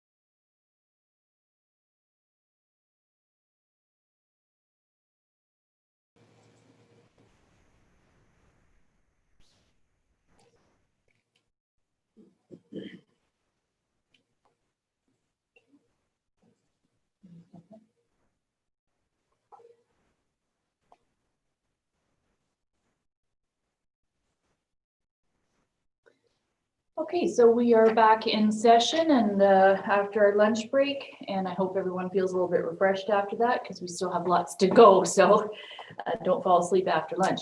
So we're still in planning and we are at item E, I believe, which is the road closing bylaw of Darren. So I will turn it back to staff for this. Thank you. Thank you, Mayor. The next item is road closing bylaw and bylaw 2066. Or sorry, 2020-66 is a bylaw to close and convey a portion of the original shore road allowance in front of lot 14, concession 4 in the geographic township of Harborne.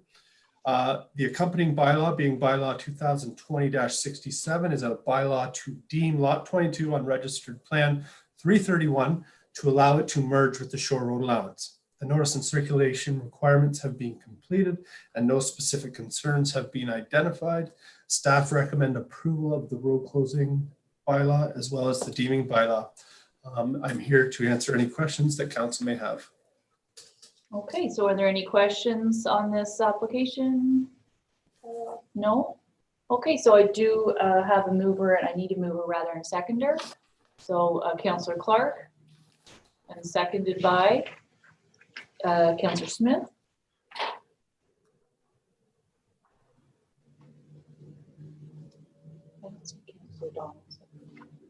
Councillor Donaldson, are you? Okay, no, just checking because I couldn't see you. You're there. So moved by Councillor Clark, seconded by Councillor Smith. Be it resolved that bylaw 2020-66, which is a bylaw to stop up, close, and convey a portion of the original shore road allowance in front of lot 14, concession 4 in the geographic township of Harborne, be read a first, second, and third time, passed, signed, and the corporate seal attached thereto. All in favor? And that's passed, carried. And there's a second bylaw that's the deeming bylaw. So I'll read that with a mover and seconder if I can. Deputy Mayor Kennedy, and a seconded by Councillor McKechnie. Be it resolved that bylaw 2020-67, which is a bylaw to deem lot 22 registered plan 331 in the township of Harborne not to be within a plan of subdivision for the purpose of section 50-3 of the Planning Act RSO 1990 be amended, as amended, be read a first, second, and third time, passed, signed, and the corporate seal attached thereto. This bylaw is intended to allow lot 22 registered plan number 331 to merge with the road allowance which has been closed and conveyed pursuant to bylaw 2020-66. All in favor? Carried.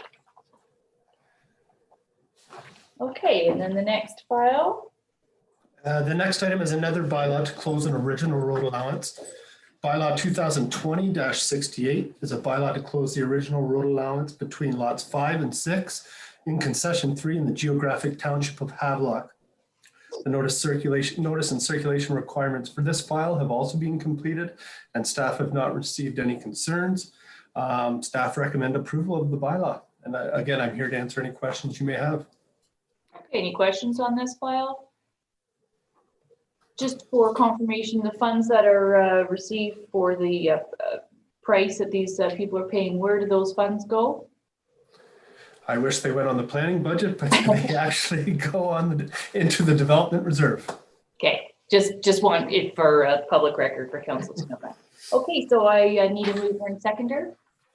Councillor Smith, move. Councillor Wood Roberts, second. Be it resolved that bylaw 2020-68, which is a bylaw to stop, up, close, and convey a portion of the original allowance for road between lots 5 and 6, concession 3, in the geographic township of Havelock, be read a first, second, and third time, passed, signed, and the corporate seal attached thereto. All in favor? And that is carried.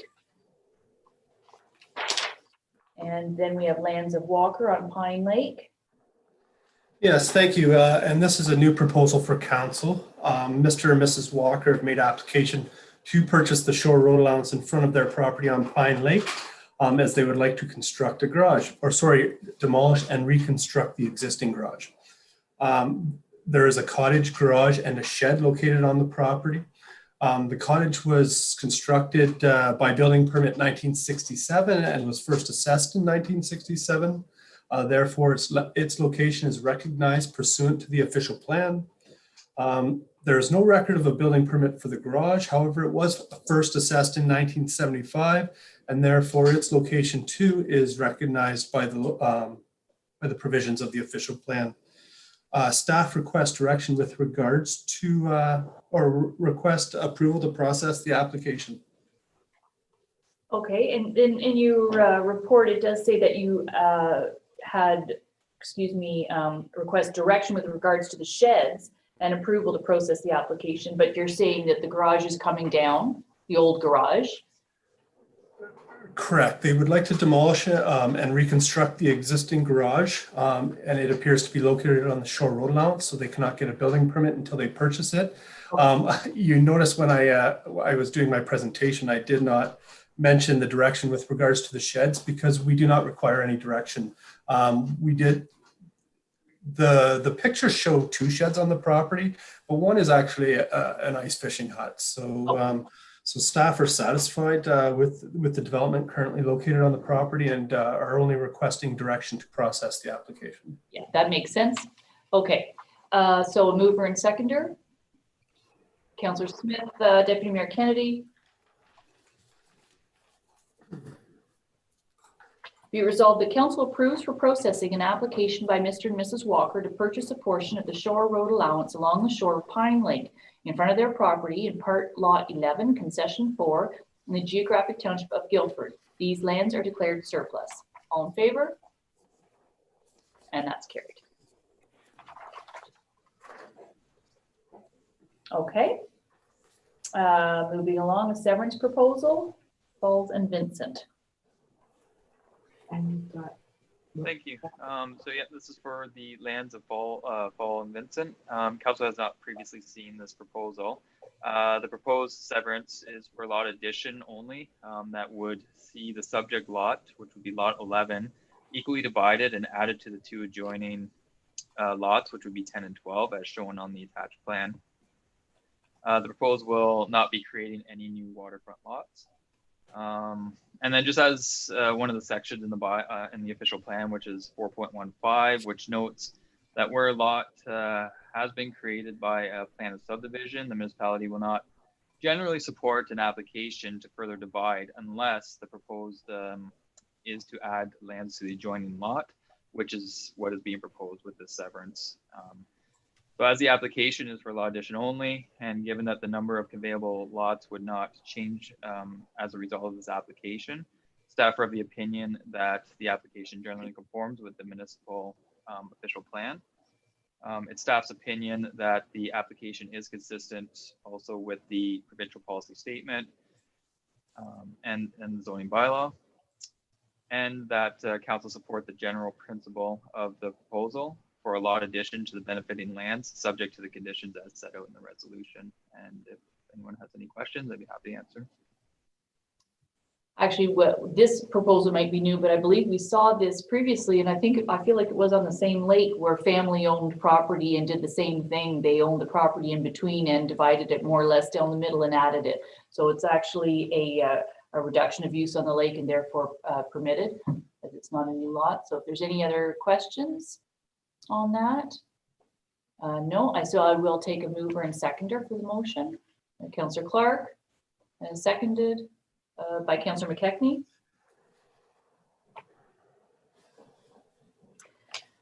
Be it resolved that council support the general principle of a proposal for lot addition to the benefiting land, subject to the following conditions and the comments received through the public review process. Number one, that the severance be for the purpose of lot additions to roll number 021-000-04737 and 021-000-04741. Number two, registered owners to pay any outstanding taxes. Number three, registered owners to pay all administration fees owed to the municipality of Dysart et al. Number four, registered owners must obtain a deeming bylaw to remove the subject lot from the plan of subdivision 621, lots 10, 11, and 12. Prior to the endorsement of the deeds, the municipality is to provide a clearance letter to the Haliburton County Land Division Committee confirming that conditions 1 through 4 have been fulfilled. The applicant is to make a request from the municipality for the said letter. All in favor? And that's carried. Okay, and next we have the Haliburton County Snowmobile Association land use agreements. Yes, thank you. Yes, the Haliburton County Snowmobile Association, and from now on, I'm going to refer to them as the HCSA, just to make things a little bit easier, have submitted a request to use an existing trail under the jurisdiction of the municipality, which is located on the lands of Sanford Fleming College. And they want to use this trail for a snowmobile trail. Council last viewed this item at their meeting on May 5th, 2020. So typically within this scenario, the municipality would be responsible for drafting the agreement for encroachments that are on municipal lands or lands within under our jurisdiction. However, the HCSA has submitted a standard land use permission agreement or memo of understanding agreement, and is requesting that that document be used for the purpose of this request. The HCSA is further requesting that the indemnification and liability language not be changed, or it may be forced to seek alternate supplemental insurance, which they note is not affordable to their association. The municipal solicitor has reviewed the standard MOU that was provided to ensure that it adequately protected the municipality. The municipal solicitor has concerns with some of the language, specifically that it exposes the municipality to liability. and that this language should be addressed or eliminated from the agreement. I did provide these comments and concerns to the Haliburton County Snowmobile Associations in hopes that they could address the concerns of our solicitor. I did receive an email from them, which I forwarded to all of your attention this morning.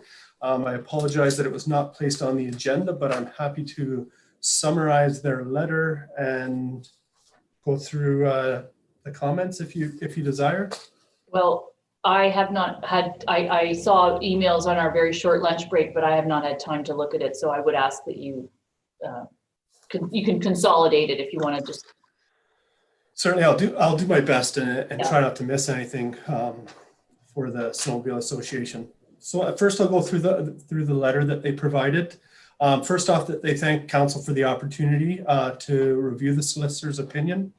They note that it's important to share that without the cooperation of approximately 15,000 landowners, province-wide snowmobile trails would not exist.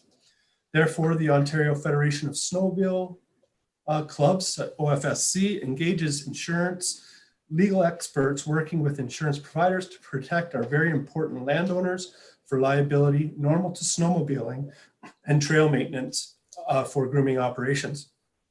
They've provided some text from their insurance company that basically states that the OFSC has a commercial general liability insurance policy, which provides protection to the OFSC, member organizations, volunteers, staff, and landowners in the amount of $15 million for liability arising from the grooming, maintenance, and use of snowmobile trails, but only with respect to the negligence of the snowmobile club for those operations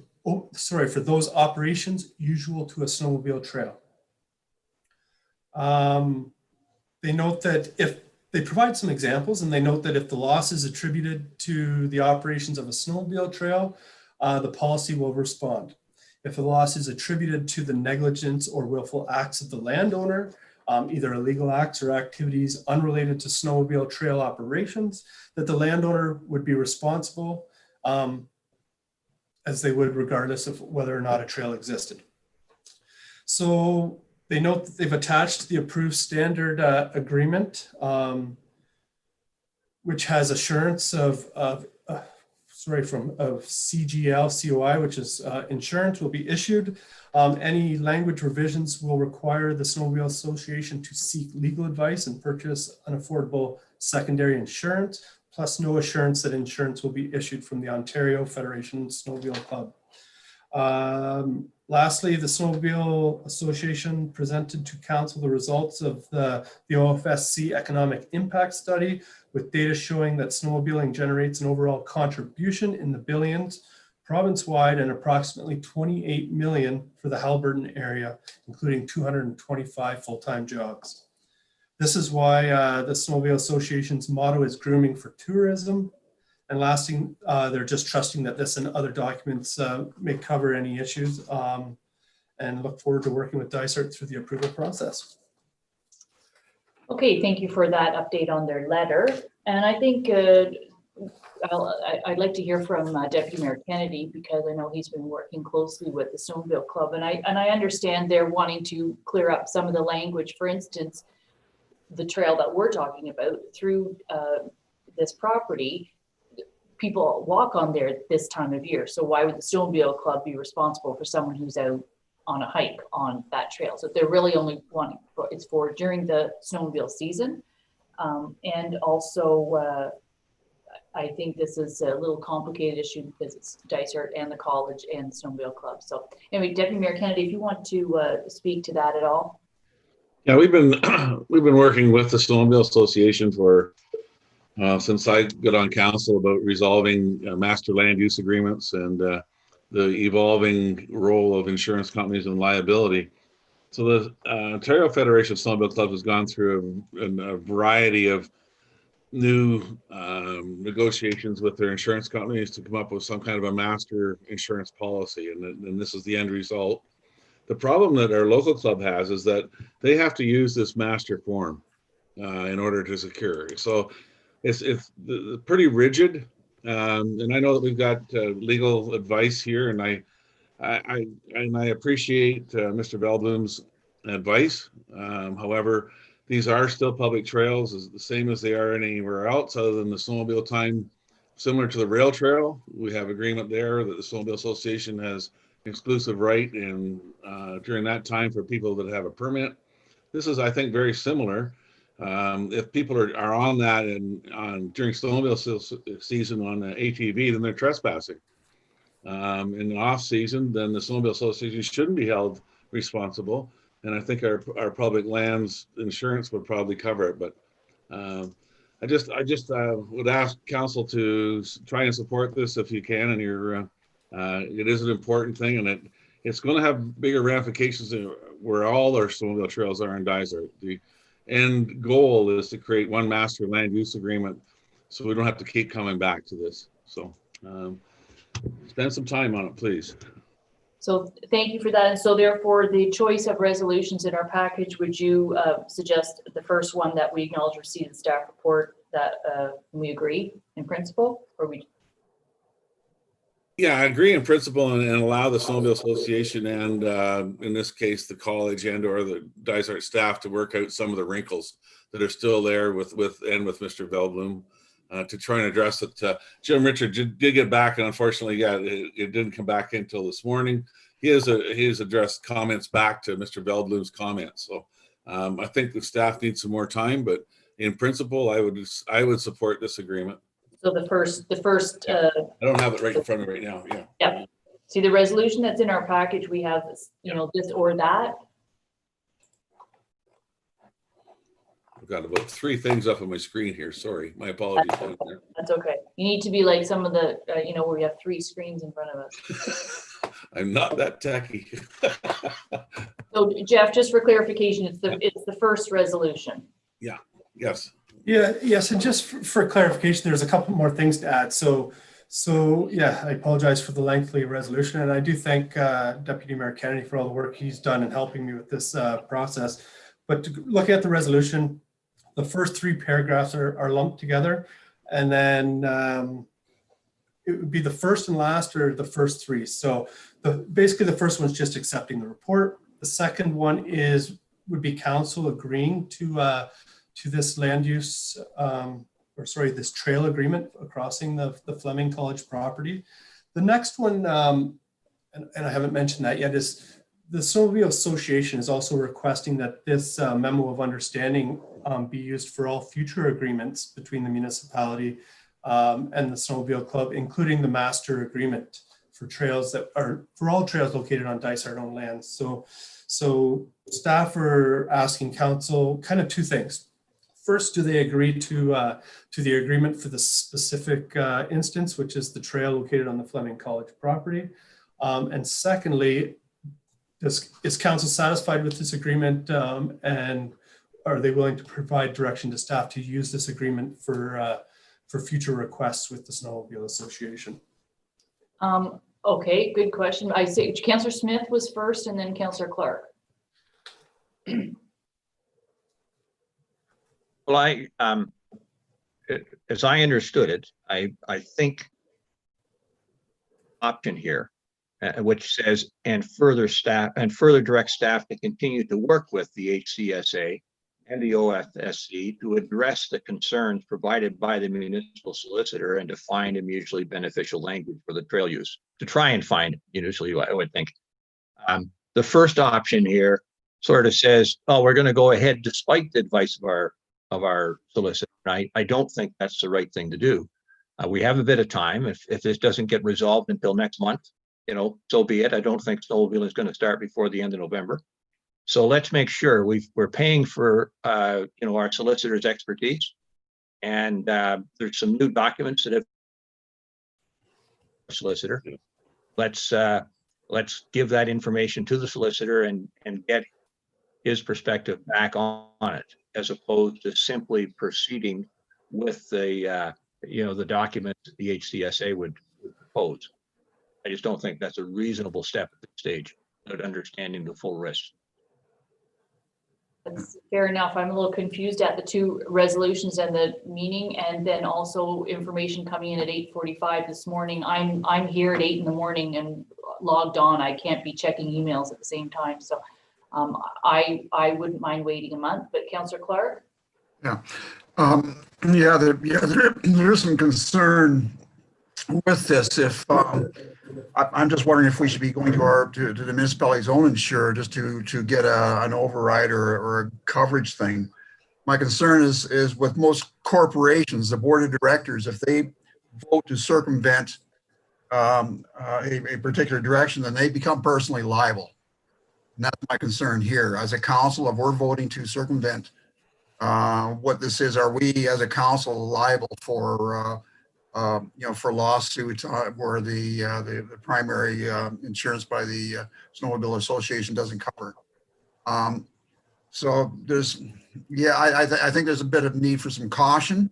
I think we could be covered, or there should be opportunity for our own insurer to pick up whatever maybe the difference is there. But again, those inquiries that will have to be made. Thank you. Deputy Mayor Kennedy, did you want to speak to that? Or are you okay with, like, this information coming in at the last minute? We need to go back to Mr. Belbloom with the HCSA response, and their response may alleviate some of his concerns. Right. And I think, Jeff, also there was talk about land, actual license of occupation might be a different way to go as well. And there's a variety of tools in the toolbox that might be applicable, because this is going to have bigger ramifications, not just Snowmobile Association. Take that word out, and land use agreements or memorandum of understandings with any of our users of our public lands. This is probably just the tip of the iceberg, because they're the first ones coming forward, but ATVs, hikers, cross-country skiers, everything. So I think it's something that we need. I agree with both councillors. Let's go back and get further clarification, but because we want to get it right. Jeff, go ahead. And if I could just respond to Deputy Mayor Kennedy's comments there. I know it's been a while, but if you recall, when I first brought this to the attention of council, I actually brought this, I actually accepted this and labeled it a license of occupation, because that's what this most closely resembled. Historically, when we've dealt with the Snowmobile Club, we've used permissions to use road allowances for road allowances that their trails are located on. But given that this is a property that's owned by a different body, even though the trails are under our jurisdiction, I did bring it forward and use the fee structure for a license of occupation. We're just kind of changing the name of it based on what the Snowmobile Association is requesting, because you're right. As I mentioned, typically we would draft the license of occupation agreement and put the verbiage in it to protect the municipality. But in this instance, they are requesting that we use their verbiage, because that is what they are permitted by the OFSC and their insurance providers.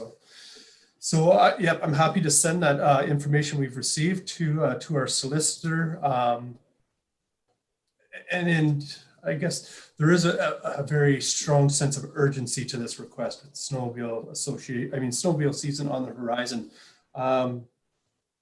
Would it be advisable to bring maybe the municipal solicitor to council next month to answer some of council's questions in this regard? Or I don't think we want to delay it in any state. I just feel like there's just a little fine tuning of some information here. And we understand that our local Snowmobile Club is under the mandate of the Ontario Federation. So that's, they've got to follow this. And I know Deputy Mayor Kennedy's worked really hard to date. I think we're really close. But I think having this come back in November would be fair. And I don't think we need to bring the solicitor into the actual council meeting just for comment of what's come in today. We all value what the Snowmobile Club brings to our municipality and to the county. We know the economic impact, even if we don't know the numbers as quickly as some people like John, right? He could fire off those numbers, bam, bam, and I'm not going to fire them off or pretend, but all you have to do is look on a Saturday in Head Lake Park and see how many snow machines are there. So we definitely want this, and we don't want them closing that trail like what happened last winter and going over the bridge at Head Lake. So I really want this to come back and have an agreement by November. Deputy Mayor Kennedy? Jeff, I don't know, is there any chance this maybe come back to committee of the whole And then if there was any further questions, that would buy us that extra 2 weeks to actually be able to pass if council so decides at the November council meeting. So that if there was some more banter back and forth as a result of Mr. Velblum's comments, that would buy us some more time, depending on if that would be appropriate, Jeff. And I have no problem with that. Obviously, when we're requesting comments from our solicitor, we're subject to his time frame too. Yeah. But I will apply as much pressure as I can, knowing his workload. So. And this file, I'm sure he's getting tired of looking at it as much as you and I are, Jeff. Yeah.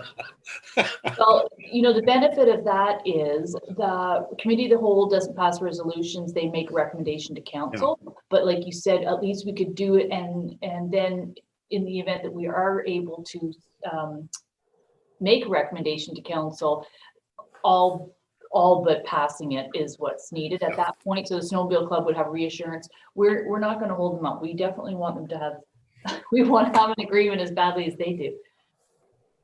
And we want to keep them off the bridge as much as possible. Yes, yeah, you got that right. Okay, so we're just going to defer this and hope. The time frame is so quick as agendas get posted from one to the next. So we'll see what we can do for committee of the whole. So I'm not even going to read the resolution, and we'll bring that to committee of the whole. Good discussion on that. And so lastly, just some housekeeping about the Committee of Adjustment procedural bylaw. Correct. And council did see this at the committee of the whole. And this is just an update to the Committee of Adjustment procedural bylaw, just to bring it in line with the overall procedural bylaw for the municipality. Because we're all zooming. Okay, so I need a mover and a seconder, please. Councillor Clark, Councillor Wood Roberts. Be it resolved that council acknowledge receipt of a report pertaining to the Committee of Adjustment procedural bylaw, and further that council pass bylaw 2020-69, being a bylaw to govern the calling, place, and proceedings of a meeting for the Committee of Adjustment, be read a first, second, and third time, passed, signed, and the corporate seal attached thereto. Bylaw 2020-69 will rescind bylaw 2020-44. All in favor? And that's carried. Finally, we're done planning. I shouldn't say that. Anyway. I know. Feels like hours. Okay, thank you, Jeff and Chris. Oh, thank you. And we will switch our department head coming in to Public Works, which actually, oh gosh, should have probably kept Jeff on for that one. But anyway, I can bring him back. well, as Rob comes on, the request, can you bring him back? Yeah. This may not be a Public Works issue. So we're just going to bring the Director of Public Works, Rob Camelon, in, and Jeff might have logged out of the meeting. Oh, hi, Jeff. Just when I said finally, and then I went, oh, wait a second, I forgot the first item on Public Works. We might want your opinion. Sorry. Yeah, that's fine. I'm happy to help. Okay, so we have our package here, entrance request off of an unassumed municipal road, but because it's an unassumed municipal road, I don't know who wants to speak to this. Rob, it's under your department, so I'm going to let you start if you don't mind. Sure. I'm just going to punt over to Jeff, quite honestly. Yeah, it's not a municipal highway, so it's not really under my umbrella. So I'll let Jeff take this one. Okay, thanks. Yeah, and this likely is a planning matter. And with regards to this request, what I reviewed was the municipality's encroachment bylaw, which is bylaw 2019-28. And basically what that encroachment bylaw says is that for anybody to put encroachments or make alterations to municipally owned land, it requires permission from council through a license of occupation agreement. So according to that bylaw, that seems the way to proceed with this request. I guess what we would like to know from council today is whether they are open to this request, whether we need to begin the process, or whether they have any concerns or questions that we can answer. They want to access the back of their lot going up Halifax Drive, right? So Yeah, Councillor Kennedy or Deputy Mayor Kennedy? I had a conversation last night with the other adjacent landowner that these people and that landowner have had some conflicts over snow and placement of snow when they're plowing. And his concern is if he has no issues with the second entrance, but his concern is he doesn't want to aggravate the situation anymore if he happens to put snow in this new driveway. And that's his principal concern. He said, I can't be, I do this for the neighbors, keeping that road or street or whatever it is you want to call it, municipal land open. But his issue is with the ongoing disputes that he's had with neighbors. He doesn't want to continue the fight, more or less. He needs to plow the snow. And anyways, that was his only comment. He had no issue with the second entrance. It was the snow. I'm wondering if someone parks their boat there for the winter, would they ever need to keep that? Why would they need to keep that entrance open and put the boat away before the snow comes? But and not in the license of occupation, not give them permission to keep it open during the winter months or something like that. That is, why would they keep that driveway open or entryway to the land? Councillor Wood Roberts. I just had a question. Do they have to have a survey or anything to figure out where exactly the edge of the driveway is? I just recall this, there was something with some trees or something at one point, but I see in her pictures they've had a couple removed. Yes, thank you. Yeah, typically during the license of occupation process, there is a survey that's required. Because that survey is what kind of defines the area that the license of occupation applies to. I think council could probably have discretion either way, but typically we do request surveys. Okay, so this would be a unique license of occupation. It's not something you can just cut and paste from examples of where we've had the same type of thing before. So the resolution asks to provide staff direction. Would council say that council are in favor of this staff coming forward with a license of occupation, and then once we have something in draft form, we can comment on it? It's not going to happen for this winter. It's not time. So I don't know what the owners are thinking for this winter. This all takes time. It's a process. Go ahead, Jeff. The one thing I was just thinking, because you brought up some good concerns, both the effect on winter maintenance and snow, and that works both ways. So if the applicants do maintain their new driveway in the winter, they're not to put snow on the road, and the people maintaining the road are not to put snow on in front of the driveway, because there is a history of a dispute here. And there's also road maintenance costs. So if this person's now using Halifax Drive, are they required to submit their portion of road maintenance costs? So one of the things I think that might be important, and obviously it's a council decision, is maybe to direct the applicant to speak with his neighbors and provide some comments that we can come back to council with, just so that they can maybe work at some of these issues themselves. Not a bad idea. Councillor Kennedy or Deputy Mayor Kennedy? Yeah, no interest, Rob, in wanting to take this little street over as a street and clean things up? Oh, thank you. So like I said, that's hilarious. The resolution does say to provide staff with direction. So I think the direction is to pursue a license of occupation. So that would mean we are putting this down to the planning department, not public works, and that you would tell the owners that they need to have some, we would be requesting before we grant the license of occupation, comments from their neighbors, and also got more detail from them regarding any winter maintenance. And as I said earlier, this certainly isn't something that's going to happen. These take some time. Councillor Wood Roberts, sorry. Well, my question was that what we call Halifax Road isn't a real per se road. It allows access for the backlots that were up in there. So it's actually a property parcel. So can you still grant like a license of occupation off a parcel of property? Yes, off of municipal land. I'm sorry, I'm answering for you, Jeff, but No, that's okay. If you can take anyone you want. That's right. So if it were a road allowance, there might be another option with regards to approval, such as permissions to use road allowance. But it is when they're looking to do encroachments or alterations to municipally owned property, which this is, that they require a license of occupation. It's an interesting scenario because you're right. We do own a property there.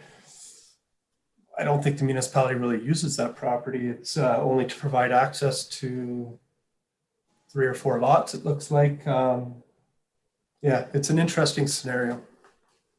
okay, Councillor Smith? Thank you. Just first, a question for Jeff. Jeff, would we have a license of occupation in place with the existing users? We don't. We tried to look into the history of approvals. I think the approval for use of that property for driveway purposes has been there a very, very long time, and our records really don't indicate how that came about. All right, so we're talking about a new process for this other, adjacent owner. Why would they have to go through a process that we didn't put the other ones through, I guess is where I come from. Well, that's what the policy says, and I think it also gives council the opportunity to implement some conditions given the history between them, making sure that they contribute their portion to road maintenance. And again, license of occupation, you can put in conditions with regards to snow removal and stuff like that too. So that's what the policies says, and that's what staff are basing their comments on. Again, it is a council decision which path they choose to follow. Would there be a fee for that? Yes, the license of occupation fee is a $1,200 deposit with a $500 non-refundable administration fee. So a $500 fee for staff work. Typically the remaining funds or any additional funds are used if we require the work of an engineer or solicitor to draft the agreement or to register the document. So that would be up to council whether they would actually want this document registered on title, or perhaps the applicants want it registered on title to prove that they have legal access back there. So, and then we keep an account of costs and reconcile it after the application's been completed. But we don't have any of that in place with the other 4 or 5 properties that use this public property right now. Correct. Okay, so but we deal with the request that's coming in. So I think if this isn't a done deal yet, but it is giving, the resolution gives council giving staff direction to pursue. And we can talk about that if we want to pursue on the other properties as well. For the other properties, that's their only access. This particular property, they have access to their property on Green Lake Road. Well, actually, at least 2 of the other properties that use Halifax Drive also have access from Green Lake Road. Okay, so there's more to it. Why don't we just look at this just for now, because that's the resolution in front of us, and we can direct staff to do some work on that. Sorry, Jeff, to bring you back. See, I said that. Do I have a mover and seconder for the resolution? Councillor McKechnie, seconded. Councillor Clark. Be it resolved, the council provides staff direction on how to proceed with the request from David and Kelly Bell for entranceway off an unassumed municipal road known as Halifax Drive. All in favor? Okay, carried. And while it's not in the resolution, if we can look if you can dig and find anything on those other properties. Okay. So I think, can we say goodbye to Jeff now? I think we really can. We'll keep Rob. And we have winter maintenance request on Trafalgar Road. Yes, thanks, Madam Mayor. This is not a new request for Trafalgar Road. This has been to council before. From time to time over the last several years, they come forward asking for winter maintenance. Trafalgar Road is up on Kinesis Lake. It's off of Kinesis Lake Road on the North Shore. The tricky part about this road is there's a road adjacent to it called Champlain Road, very similar type of road. It is maintained year round by the municipality. Trafalgar is not. So in years past, when we contracted some winter maintenance out in that area, the residents on Trafalgar would hop on to that contractor and they would pay out of their own pocket to have their own road plowed. Although it's a municipal road, we did not provide any winter maintenance. So this came about last year, I believe. Councillor Smith and I and our operations manager have had a couple conversations about it. It's inched forward. We did commit to pricing out some rock removal on site. Unfortunately, it kind of fell off our plate this year, but we did circle back to it earlier this fall. So as you'll see in the request, we did get a verbal quote for about $6,000 with a local contractor. We did not pursue any other procurement after that. It was solely for information, which we passed on to the councillor and the residents of the area. Typically, when residents ask for winter maintenance, we ask that they bring up the road to a municipal standard on their dollar, and we will take it on from there. So a couple things here. When I spoke with one of the ratepayers up there, I did commit that if they met with our operations manager and a contractor of their choosing, should they want to pursue this, we would tell them the extent we wanted the rock removed. And at that point, we would recommend assumption for winter maintenance. The last thing I want to see is they take this on, they go remove some rock and we go up there and say, oops, not far enough. We're not going to recommend at this point. If they're going to do it, I want to support them that way.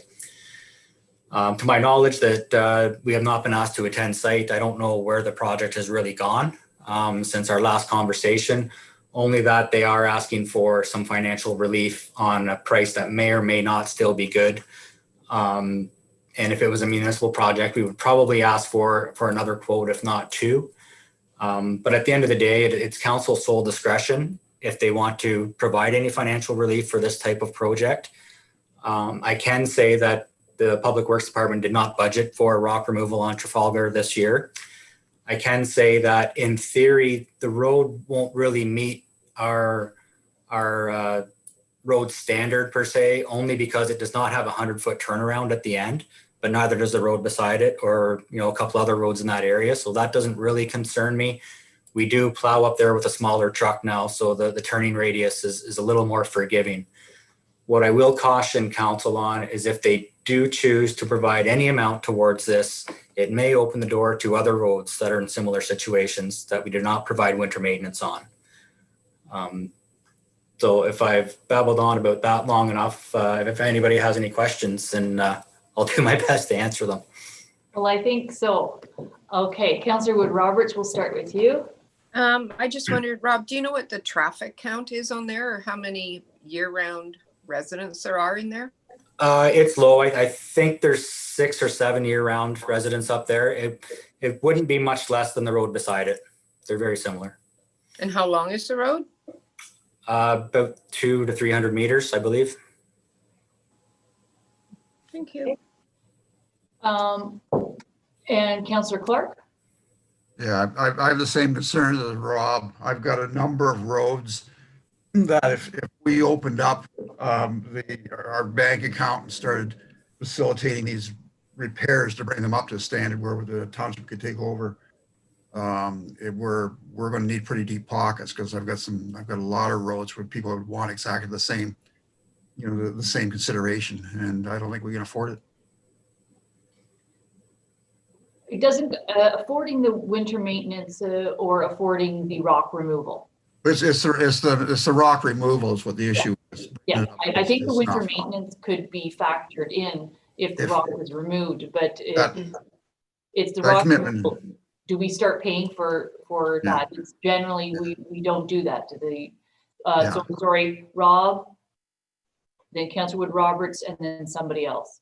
Oh yeah, just to piggyback on what Larry was saying, like the time it takes to snowplow is not a concern of ours. The concern of ours at this point is the rock that could ruin the $285,000 snowplow. So if the rock was out of there and they met with us and it was taken out, to the extent that we asked them to do it, we would have no problem assuming that road for winter maintenance now that we're already up there with the smaller truck. I guess the other part of the equation is, does council have a willingness to take this on in the winter? And then the second part would be, will they provide any or no or all financial relief?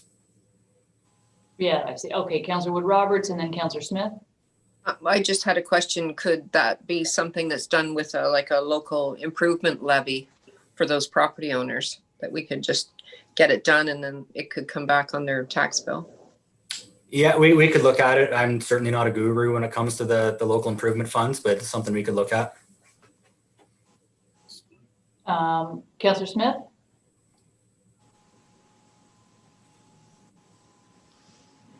Sorry, there was a hesitation there. Yes. Andrew, did you call me? Yes, I did. Yeah. Okay, sorry. No, not at all. Sometimes the connectivity, there's 5 seconds of silence and you don't know what happened. And so just for clarity here, to Councillor Clark and others, yeah, there are private roads all over our municipality that people would like us to take over, and it would take deep pockets to do that. This is not a private road. This is a public road. It's been a public road laid out as a public road going back, I think it was 1967. And Dysart has taken responsibility for the road all of that time. We didn't do winter maintenance. That was the only thing that we haven't provided.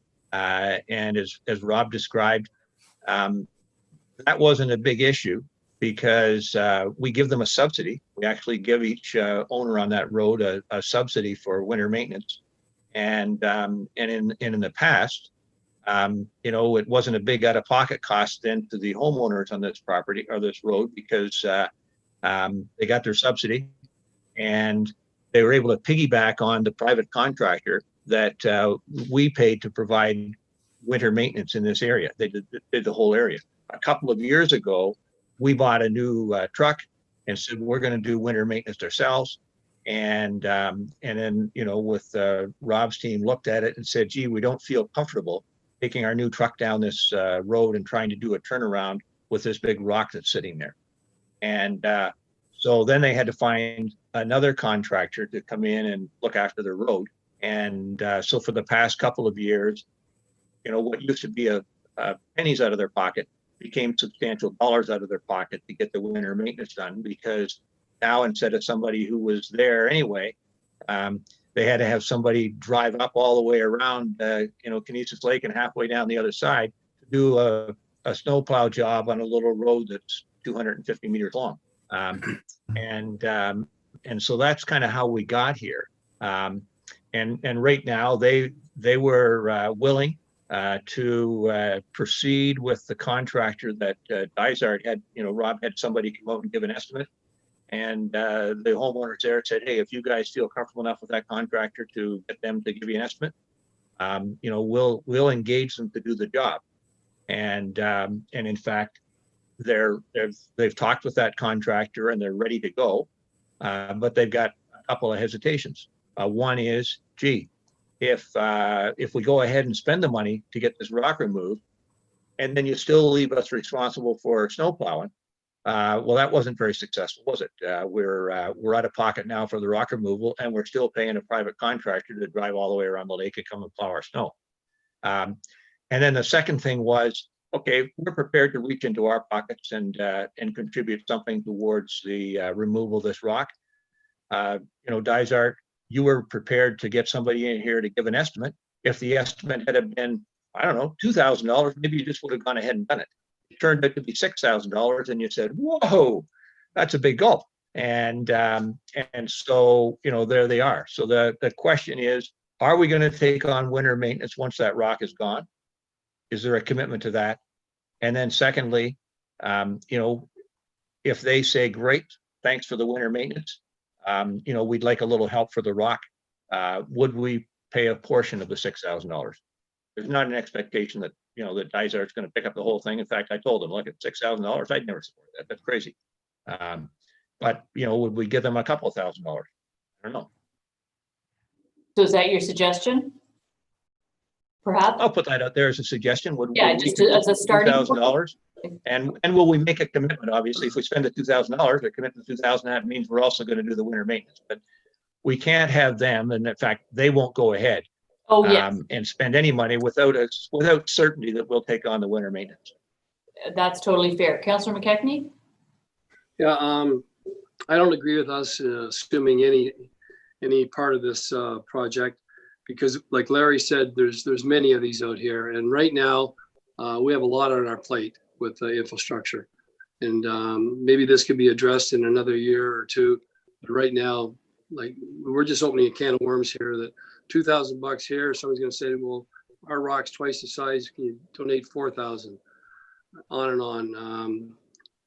I don't agree with it because I got roads in my area that they'd love to have the same thing happen to them.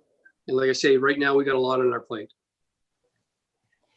So let's just take off the contribution of the rock.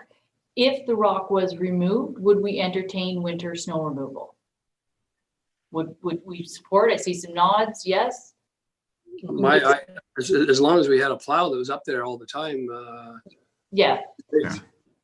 So maybe as a starting point that we throw that back at them, that we would entertain, and they can decide whether they want to go ahead with the full cost of the rock removal on their own, or if they still want to put in a request to council for some financial support. Rob first. Yeah, and I want to be really clear on this. Like, there's some hesitation on their part. I understand from, they don't want to spend the money, if there's an option or a scenario where it doesn't get plowed in the winter. And I get that, but we have committed as staff, if they meet with our operations manager up there, everybody's on the same page. You remove the rock from here to here, we will recommend to council that we assume it. The staff are seeking, the same from council, that if that happens, is the will of council there to maintain the road. And I think the answer was yes on that one. But I don't know if there's further support then for Councillor Smith suggested $2,000. And so we need to see if there's other support for the financial contribution to the rock removal. And if not, the resolution can read as provided, and we can leave it with them. Councillor Clark. Yeah, just to support what Rob was saying, he met with them, and to me, listening to what was said, we've made an undertaking that we will do winter maintenance if they take the steps to bring the road up to a certain standard, which means removing the rock. So I think he was very clear that their responsibility is to remove the rock, and at that point, then we will take responsibility. That's all been defined. There's no sense us renegotiating it, or them wanting to renegotiate. It is what it is. There's been a commitment made, and I think that's kind of where we got to stand. Okay, so is there anyone else that wants to contribute to the financial removal of the rock? Of course. Okay, so I guess no. And so then let's have a resolution to pass this, a mover and a seconder for the resolution. It's just not financial relief on that rock removal, but it is on the winter maintenance. Did you want to move that, Councillor Clark? You're nodding. That okay? Councillor Clark, so moved and seconded.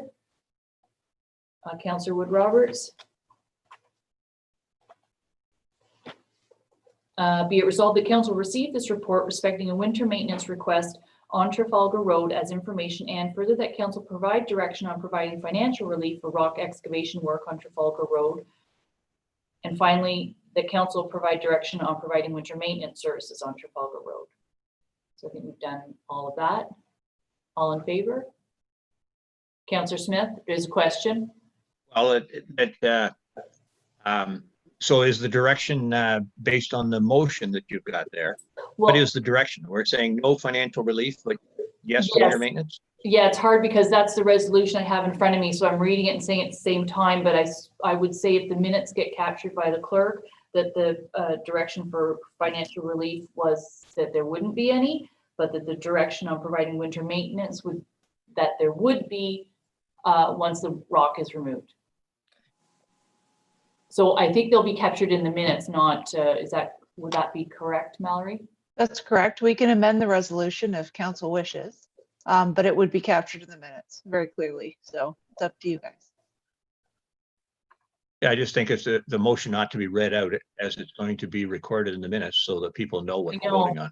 No, that will be the motion in the minutes, but it recorded in the minutes will be council's direction as given. So it's up to council if they want to amend the resolution, but they have given their direction. So Councillor Smith, I agree with you, and I was reading it and thinking at the same time. However, that's why I clarified with the clerk. So it says that, and further that council provide direction on which we just did verbally, and that verbal gets recorded in minutes. So the minutes and the resolution go. I know I'm stickler for clarity, so we don't get confused. And same thing on council provide direction. The direction that we just discussed was that winter maintenance would take place once the rock was removed. So I think we're okay passing this, but I read it. I'll call for a vote. All in favor? Okay. Any opposed? Okay, that's carried. Thank you. Just so Rob knows, they have been working with the contractor. The contractor you did for an estimate, and I understand that it will be removed by the week of November 9th. So if we've got snow the week of the 16th, you'll be able to provide snow removal. We'll look after it. Okay. Councillor Wood Roberts, did you want to say something? No, just if they've already got that work planned, they maybe be nice to give Rob or Jeff a few days of heads up to get there and make sure that it's okay before we have a foot of snow and something happens. I'll touch base with Jeff and get him up there. Yeah, okay, we'll keep that internal. That's great. So next, a little more detailed report though, which is the road resurfacing upgrade options. And we have a report in our council package. And just to be clear to anybody listening, watching, we're talking about all our roads, gravel, paved, hot asphalt. We don't have very many. Every road is being considered as part of our road network here. So Rob, I'll turn it over to you. Yeah, just another small bite off a big project, I guess. So we've been experimenting with some scenarios whereas we can, get some of our gravel roads back to a hard top. They've certainly been quite a topic of conversation the last few years. So I have run through some scenarios. The one that I brought forward at Committee of the Whole included all roads with ADT greater than 100. I've taken it a bit further with ADTs greater than 50. I didn't have very much success including every road in our network. We do have quite an extensive network, and to get everything up to a hard top just isn't there. It's not feasible financially. So what I'm asking now is if council wishes to proceed with all roads, all gravel roads with ADTs greater than 50 cars per day, I could break that down a bit further based on operating speed and terrain, come up with some different treatment types. Not all of them will be hard topped as they come due for replacement. Some will still receive gravel only because that's what works in any given year. Some of them may go through 2 cycles of having gravel added to it and get surfaced the 3rd time around. It's something we're going to have to acknowledge that as through the life cycle of a network, that's the way it's got to be. You got to bring everything up slowly. If you replace everything in 1 year, it all comes due for replacement the same year. So the other little tidbit I threw in there is council also needs to be cognizant of the roads we have now with ADTs significantly less than 50, some of which are less than 10 that have a hard top on them now. And what do we do with them when their life comes to an end? I'm not suggesting we go around and pulverize roads for the sake of pulverizing, but at some point these roads with very low traffic counts are going to need some sort of attention. And I'm not suggesting this year, but over the course of the next year, council put some thought into it. And what do we do with these very low volume hard top roads, not just the gravel roads? It's got to go both ways. Deputy Mayor Kennedy, go ahead. I think on that last one, Rob, as they come forward, you're going to have to give us projected costs on if you did pulverize it, what the projected cost of keeping that road in a gravel condition up to and or versus the cost of putting a hard top of some kind on it. Because of the low traffic counts, it may last 20 years. And that may be cheaper in the long run than graveling it. There's a couple other roads that we have that are probably got very low counts on them that might be easy to hard top, just going the other way, that have low traffic counts, easy to hard top, and you don't need to drive a grader up there, for 500 yards of gravel road. So a lot of those cases, I think, are going to be a case by case basis almost. That's my thoughts.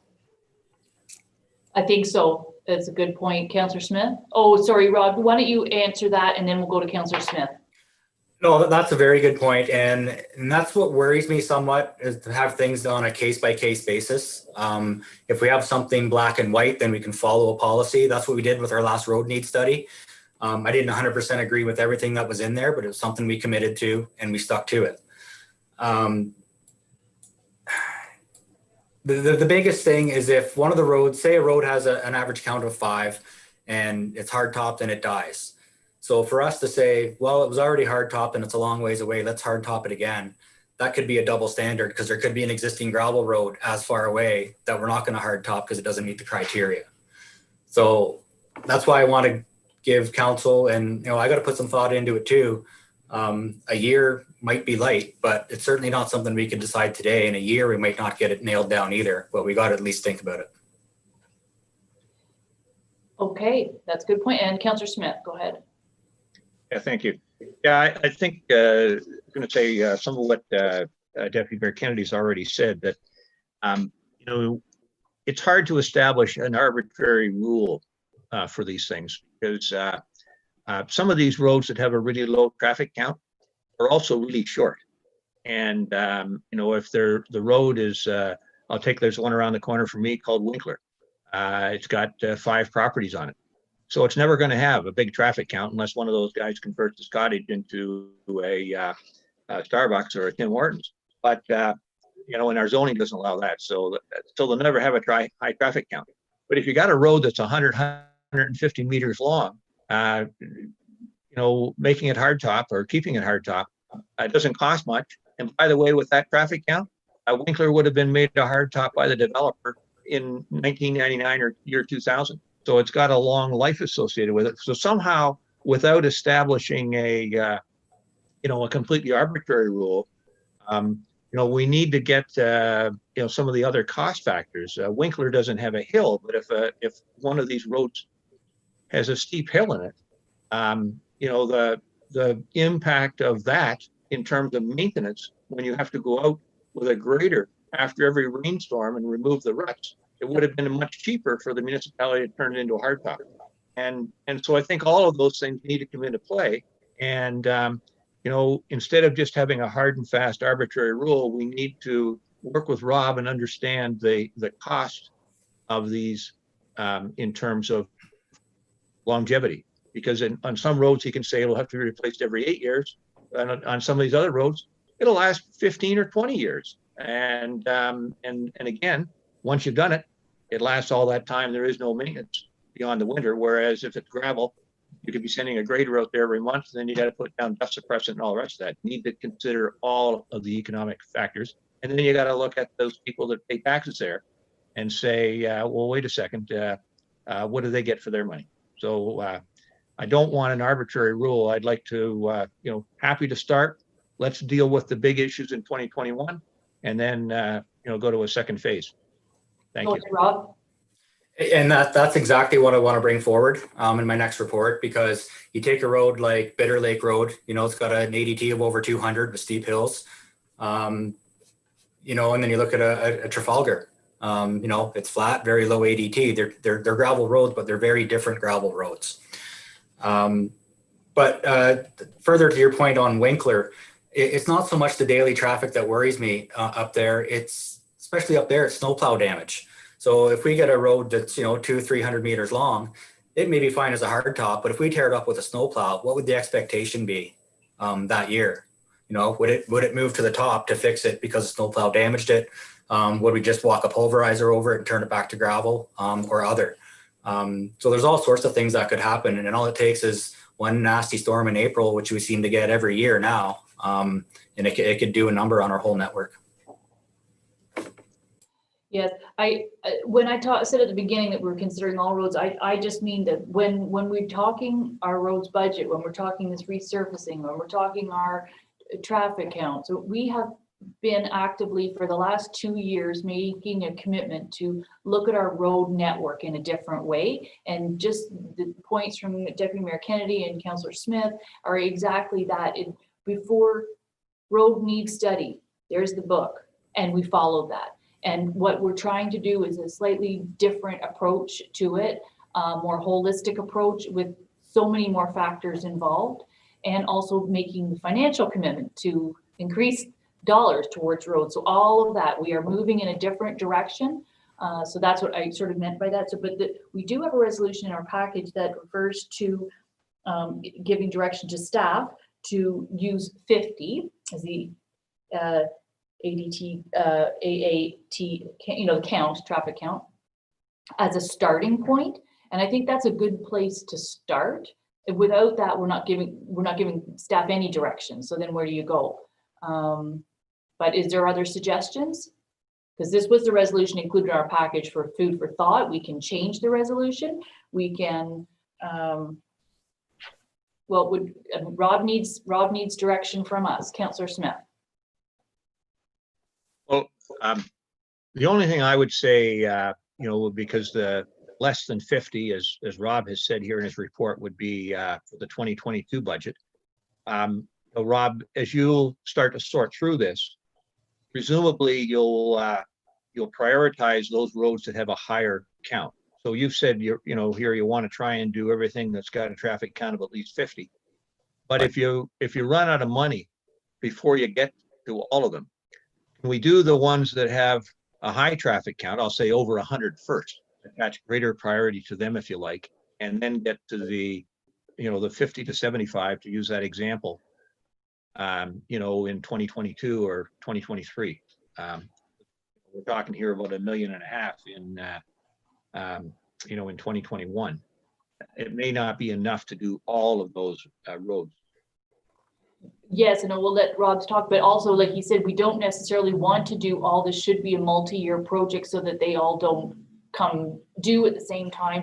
And as we also talked about, roads that have some hills where the grader is going more often, as opposed to maybe an area that, while they have a higher traffic count, it seems to be doing all right as a gravel road, in our opinion, maybe not. So, but Rob needs a starting point for looking at the things he'll bring forward in this year's budget. So I'll let Rob answer comment, and then Councillor Smith. No, and I think when you see the numbers come back, likely at committee in a couple of weeks, it'll give you an idea what the impact is of really upgrading these roads, because it will have a vast impact. We will be running annual deficits year over year to keep our network above 50. Each individual road section above 50. So, and that's what I really wanted to illustrate, but we had to start somewhere. Yeah. Councillor Clark? Yeah, that's a great starting point, at least to get the planning going. I think what's also important, though, is for us to be consistent in how we are evaluating or prioritizing roads. And I think perhaps as Rob had indicated, it could be over a year that we're looking at this stuff. So it'd be nice to have a listing of attributes that can drive how we prioritize, and a number of things have been mentioned here, everything from hills to distance that a grader's got to travel to, to whatever, in fact, the road might be a hard top and very low traffic. But there's a number of different attributes I think that we can list out and look at how we evaluate and prioritize some of these smaller roads that are outside of your current parameters, Rob, if that makes sense. So keep in mind, the earlier that we get some information or give direction to staff and they can get information back to us. We have our first budget meeting in December. I believe it's the 10th, but I don't have my calendar right in front of me. It's a Friday. So as I was speaking with Rob the other day, the earlier that we can make some commitments. We don't have to fully pass a budget, but that we're able to give some direction, the more likely it is for him to get the work done, and certainly in the 2021 year. But he's, we'll also be looking a little bit ahead to 2022. So I think from what I'm hearing is that the resolution that was included, which says to proceed with a detailed resurfacing report, including upgrading on all gravel roads with an average traffic count of 50 and higher, is a really good starting point. Gives Rob direction. We're still making decisions. It's not, is everybody okay with that? Rob, are you okay with that? Thumbs up from Rob. Whoa. Okay, I better take a mover and a seconder while we're smiling. Deputy Mayor Kennedy. Seconded by Councillor Smith. Look at that.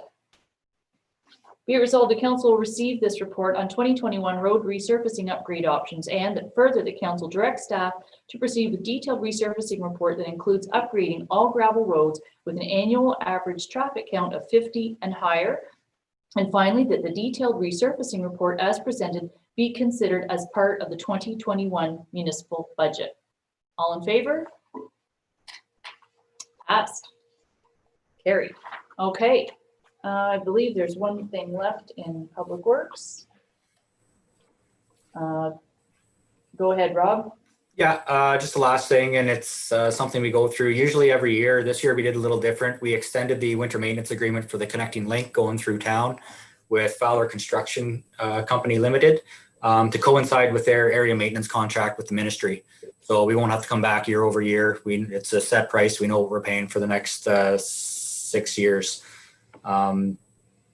Notably, it's curious because I had a reason to go back to a previous agreement from actually 2011 when it was directly with the ministry, and back then we were paying over $10,000 for the same service. So good for us, we're doing okay, certainly on that chunk of road. Great.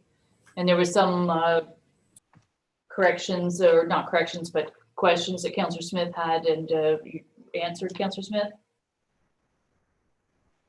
Well, thanks. Yeah, as I asked Rob about the agreement, because if you read the details of this, it's pretty one-sided in terms of indemnity clauses, insurance, and such,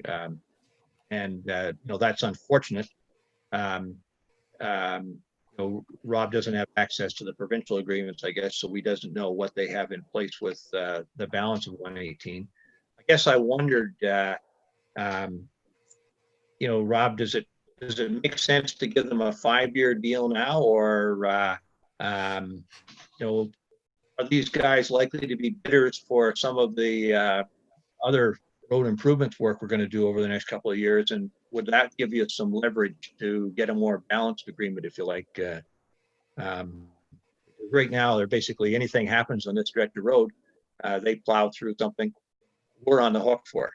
And that's it's unusual that you'd have such a one-sided arrangement in terms of responsibility. I know you expressed that you fear they might walk away. Well, if they were doing resurfacing of our hardtop roads, that's a big deal, and maybe that might be the leverage you could use. Better deal here. Yeah, the operations are pretty exclusive. Fowler does bid on our work from time to time. If they bid on our work, it's typically the asphalt work, which we don't have a lot of. Where our big money is the surface treatment, and they take a stab at it every once in a while. But say the two operations are pretty exclusive. They're different people you're dealing with. But yeah, that would be my fear, is if we really want to negotiate, either the cost of it would go through the roof, or it'd just be easier for them to walk, just be easier just to lift their plow and go through town and wave and drop it on the other side of town. Yeah, and we don't want that. I think it's, we're between a rock and a hard place. Speaking of, so I think we take it, and I think we take it with the term that they have with the province, and go from there. It seems reasonable. So I will ask for mover seconder for this. If I see you look around, Councillor Donaldson, was that your Councillor McKechnie? Okay, so Councillor Donaldson, Councillor McKechnie. Be it resolved that council acknowledge this report concerning a winter maintenance agreement exclusively for the connecting link, and that council enter into a multi-year winter maintenance agreement with Fowler Construction Company Limited to perform winter maintenance services exclusively along the connecting link for the period covering October 2020 to May 2025, and the council authorize the clerk and mayor to execute bylaw 2020-70, authorizing the work as outlined in the winter maintenance agreement. All in favor? Very good, carried. Okay. Mayor Roberts, before you leave this area, I just wanted to go back to the road resurfacing. You said 50 cars annually and should have been 50 cars daily. What did I say? It may have just been a verbal mistake, but An annual average traffic count. it should be an annual average. Oh, it should be a daily average. Okay, yeah, it could have been a typo. Yes, I just noticed that as a bit of a Annual daily average. yes, annual daily average. If you can get. I just read the resolution. We'll blame the clerk or the.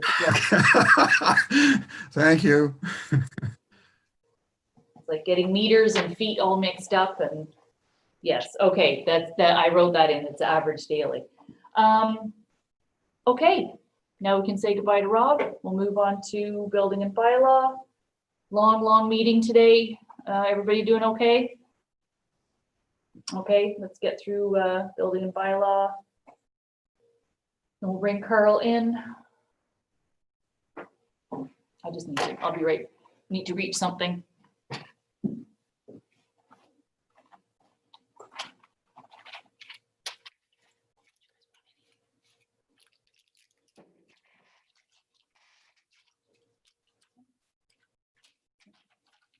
Carl, hello, how are you? I'm well this afternoon. Good, sorry to, yeah, I know. It's snowing out there now, if nobody's noticed. No, yes, it is. I didn't look up. Okay, well, that's depressing. A little early. Okay, so the first item is the septic re-inspection letters. So you don't really need to speak to it. It's something that we asked at the committee of the whole last month that they be included in the council agenda, so they're part of the public record. Due to COVID last year when it was with the environment committee and then council, some of us saw the letters, some of them, they were there, but this way they're there for public document, and councilors should have read them over the weekend, and they're included in our package. So we do need a resolution that we've received them. So I will ask for a resolution that we've received them. There's an Councillor Smith, and a seconder. Seconder that we, thank you, Councillor Wood Roberts.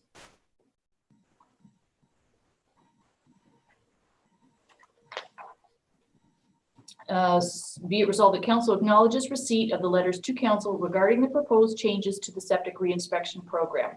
All in favor?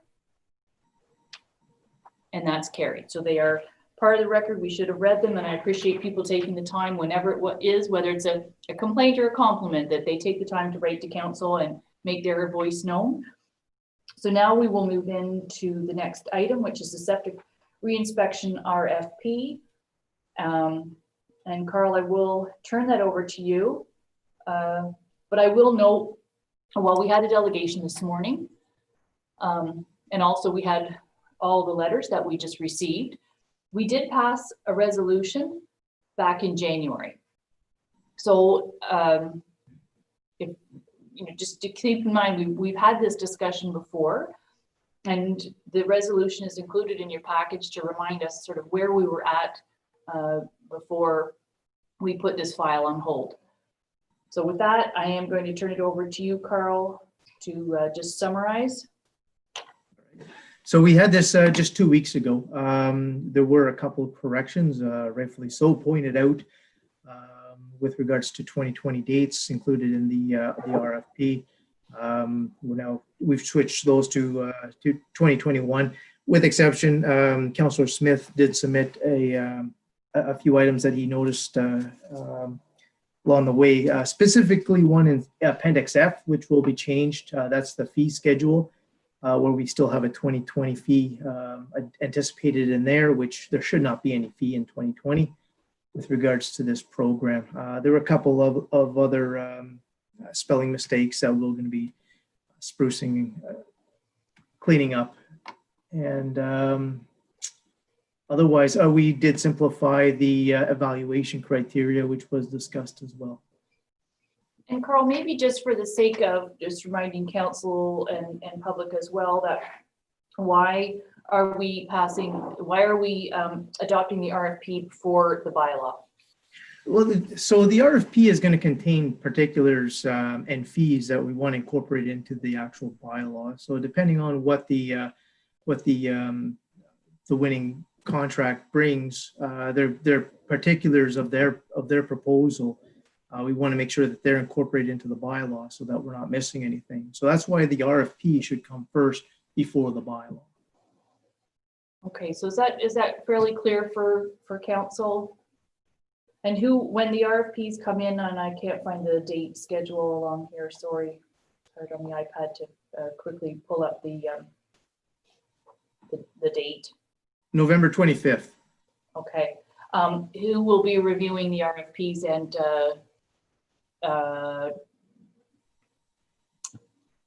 or will you bring them all, like if we get several, will you bring them all to council? Can you explain that process too? I've never been through that process, so I'm not sure. Do we bring them all to council, or do we just bring the winning tender? Or Tamara, do you have anything to add there? No, we don't. In general, do we bring these to council for approval? No, it's just because in this one we're looking at the context of how this will guide the eventual bylaw. Okay, so will Carl be deciding this on his own, or will you be reviewing that with Carl? It just helps to have a second set of eyes when we're before it comes to council. Yeah, we'll be reviewing. We're working right now with the finance department to upload this information into bids and tenders. So there's probably 10 of us have been working on this. So if we miss it here and there, it's because we're looking at specific areas. That's okay. Okay, so are there any questions on the RFP? Councillor Smith. Thank you. Carl, one of the other things that I had asked about 2 weeks ago related to the language in your RFP with respect to mandatory pump outs and the role of the property owner in that. You said 2 weeks ago you're going to change that, but you didn't change it in the version that circulated this past weekend.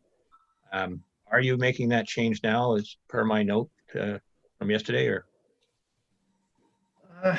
Yeah, it's not something that we've anticipated changing right now. It's not something that is specified as to who's going to take responsibility for the pump out. We don't necessarily follow up on the pump out. So once it's not something that I have clear yet in my mind as to how that's going to play out. It's going to be the same process that I'm sure that they use in Minden and Algonquin Highlands, that same process where they're going to follow up, the contractor is going to follow up to make sure it's pumped out. But I'm not entirely sure how that process is. That'll be part of the program in appendices, the work plan that's submitted, I'm assuming. So Councillor Smith, I can speak to Algonquin Highlands. I know how they were doing it there from experience, was that my person know that they had to have a pump out. So they were issued an order from their inspection that they required a pump out. They got the pump out done to whatever pumper, whatever company they wanted to use, but they had to prove that, and I believe they had a date that it had to be done. They had to pay for that themselves, and they had to submit the paid receipt, not just the, so it had to show that the pump was done. So it was a paid receipt that went to the municipality or the company, pardon me, to the municipality, and then they were given their pass. So the homeowner was able to get whatever company that they wanted to, but they had to do it. I understand that they'd have to do it. They have to pay the pumper. the question here, and Carl had a little different process in his RFP, is it going to be our municipal staff that's going to receive that invoice, or that paid invoice, or is it going to be the inspection company that's going to receive that? And in Carl's case, he was looking for some additional validation from the organization that did the pumping, that pump truck driver had a BCIN number, and also that, he then had certified, he or she had certified the integrity of the tank. Right. So in the section 2, it talks about the owner shall ensure that the qualified septage hauler provides confirmation of approximate tank size and condition, which is submitted to the contractor for review. That's from the pump out. And then we do get into the qualified. Again, it's not necessarily should be in an RFP, but again, being there, it's not a big deal. Okay, so it just is inconsistent with what you said 2 weeks ago. And if I might continue with a question, and maybe Tamara would answer this. You had asked Mayor Roberts about whether council was going to receive the RFP responses. In the recent evaluation of Dysart, the management consultants, we actually received copies of I think 4 or 5 of those responses to that RFP as individual councillors. There will be a report once the RFPs come in. They'll be evaluated. There'll be an evaluation committee, and then a recommendation will come forward to council in terms of approving. Okay, so you're doing it differently than you did that other one where we got all of the. I remember reading 4 or 5 RFP responses, and from that we selected Strategy Corps. And we haven't determined that yet, but we will come up with a plan and bring it forward. But you will certainly see the results and be reviewing them before we award anything. Thank you. I might one last John, request. I just want to hold on that same thought. I'm going to ask Tamara a question, and you still have the floor. I just want to, so Tamara, if that did come back to council, all of council, because it's got proprietary information on it, and that could be something that we could bring into a closed session so that we can evaluate, look at them as well. You were saying an evaluation, committee or a review committee, but. Yeah, again, I'd like to review the process with Carl and we'll bring something back. Okay. Okay, go ahead, Councillor Smith. Well, the next point I'd like to make this morning with the delegation from the Kinesis Lake Cottage Owners Association, they had asked that we structure the RFP with 2 sets of prices, if you like. One is a price if it's a level 3 program, and then the other is a price if it's a level 4 program. And so I was going to ask Carl if we could make that change to the RFP before it gets issued later this week. I don't see a benefit in that right now. Again, everybody's going to have their own idea of how this should be run and administered, and we've chosen a path, and this is in consistent with that path.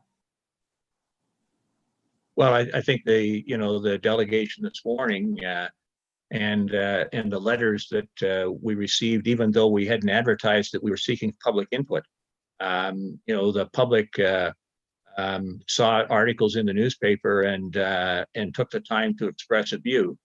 A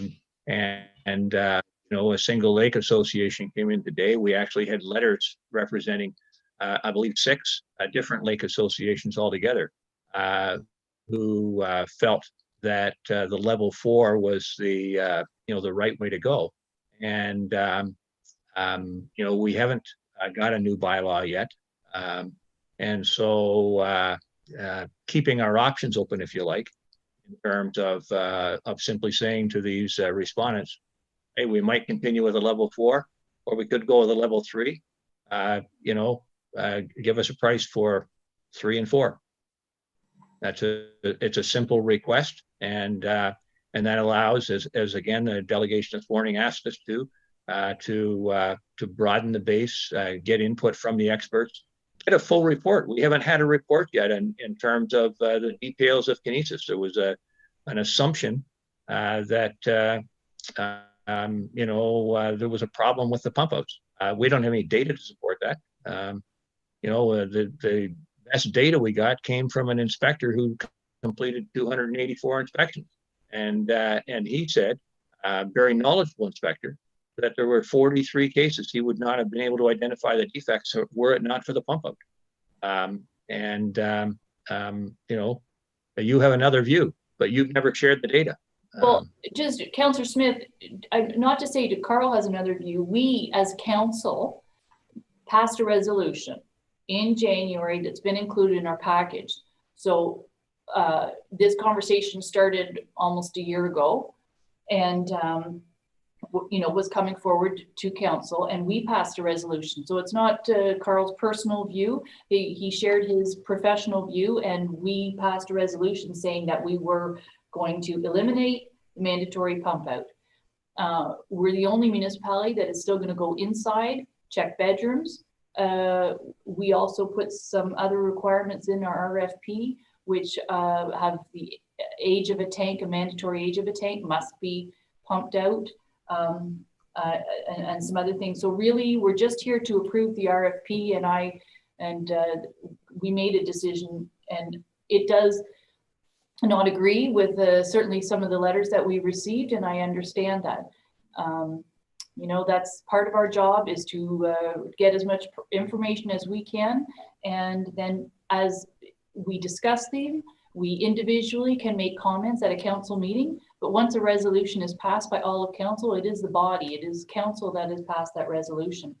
And so, like I say, well, some people don't agree, that's okay, but I think we have to move forward with this, and we need to put the RFP out.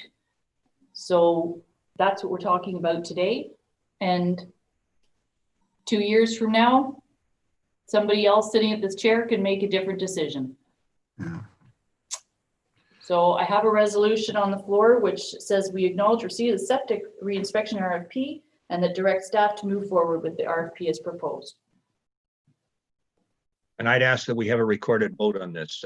It remains shocking to me how little regard we have for the people in the community who elected us, encouraged us to make decisions that protect our environment, protect the quality of our lakes, do all the things that were talked about this morning, have been talked about multiple times, and the experts that have shared their knowledge, been kind enough to get engaged and let us know what they think is the right way to get this job done. We've been held up as an example of a community that has a great septic reinspection bylaw, and here we are with frankly no demand from the community. We're downgrading the quality of that work, and that's an absolute shame.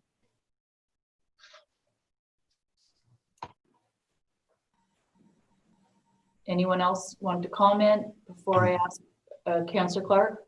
Yeah, I think what we're talking about here is we're saying we're and supporting what Carl had directed before, is we're not going to mandatory pump out, but what we are doing is identifying those units, and this RFP I'm assuming is going to provide opportunity to do a level 3 or level 4 based on a priority that Carl and his associates will determine.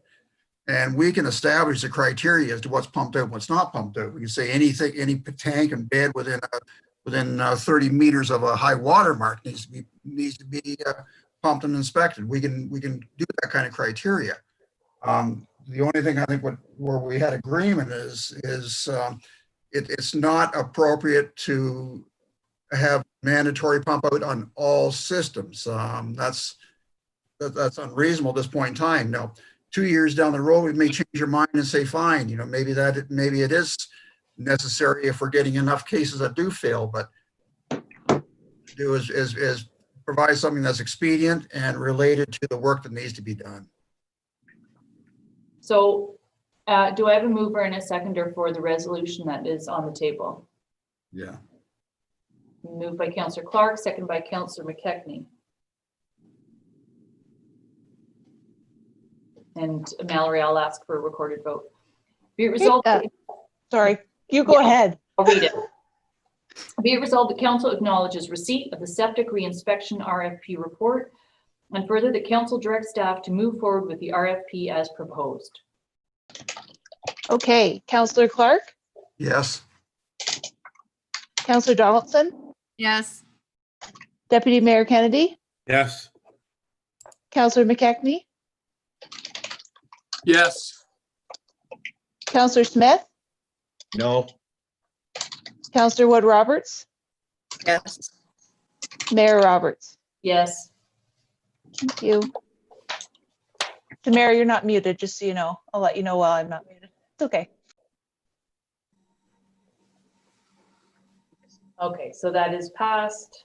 And next we have a short-term rental letter that was picked up through listening in with our strategy core service delivery review. So I don't know, Carl, did you respond to this, or I haven't, but I don't. No, I haven't responded to it. Again, they're talking about I guess their issues are the number of bedrooms in it. I did actually try to find the property. They don't give an address, but I tried to find the property based on the complainants, and I couldn't find one that was for sale in the immediate vicinity of this property. So I'm not sure exactly which property it is.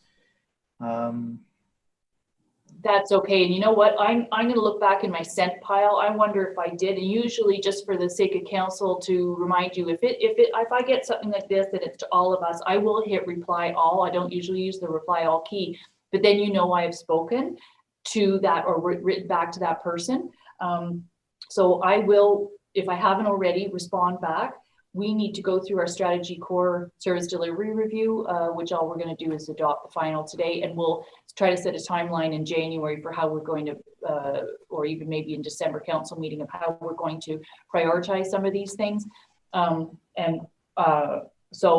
whether it's this particular property or in general, short-term rentals came high as a recommendation to investigate, and I think we'll be doing that. I've seen a number of hands, so I'm sorry, I don't know who was first. Someone wants to speak, Deputy Mayor Kennedy, and then Councillor Donaldson. Yeah, this raises continually every month. We're seeing more and more of this type of problem with short-term rentals, and it's been on our agenda for a long time. It's been on Highlands East. I wonder if it's time, and as much as I'm of two hats, so I'd like to keep the money here. We pursue the accommodated rental tax, whether at this local level or we actually write a letter from the municipality to the county that request the county to take on this short-term rental problem. My fear is if we do it one way, Minden Hills does it a different way.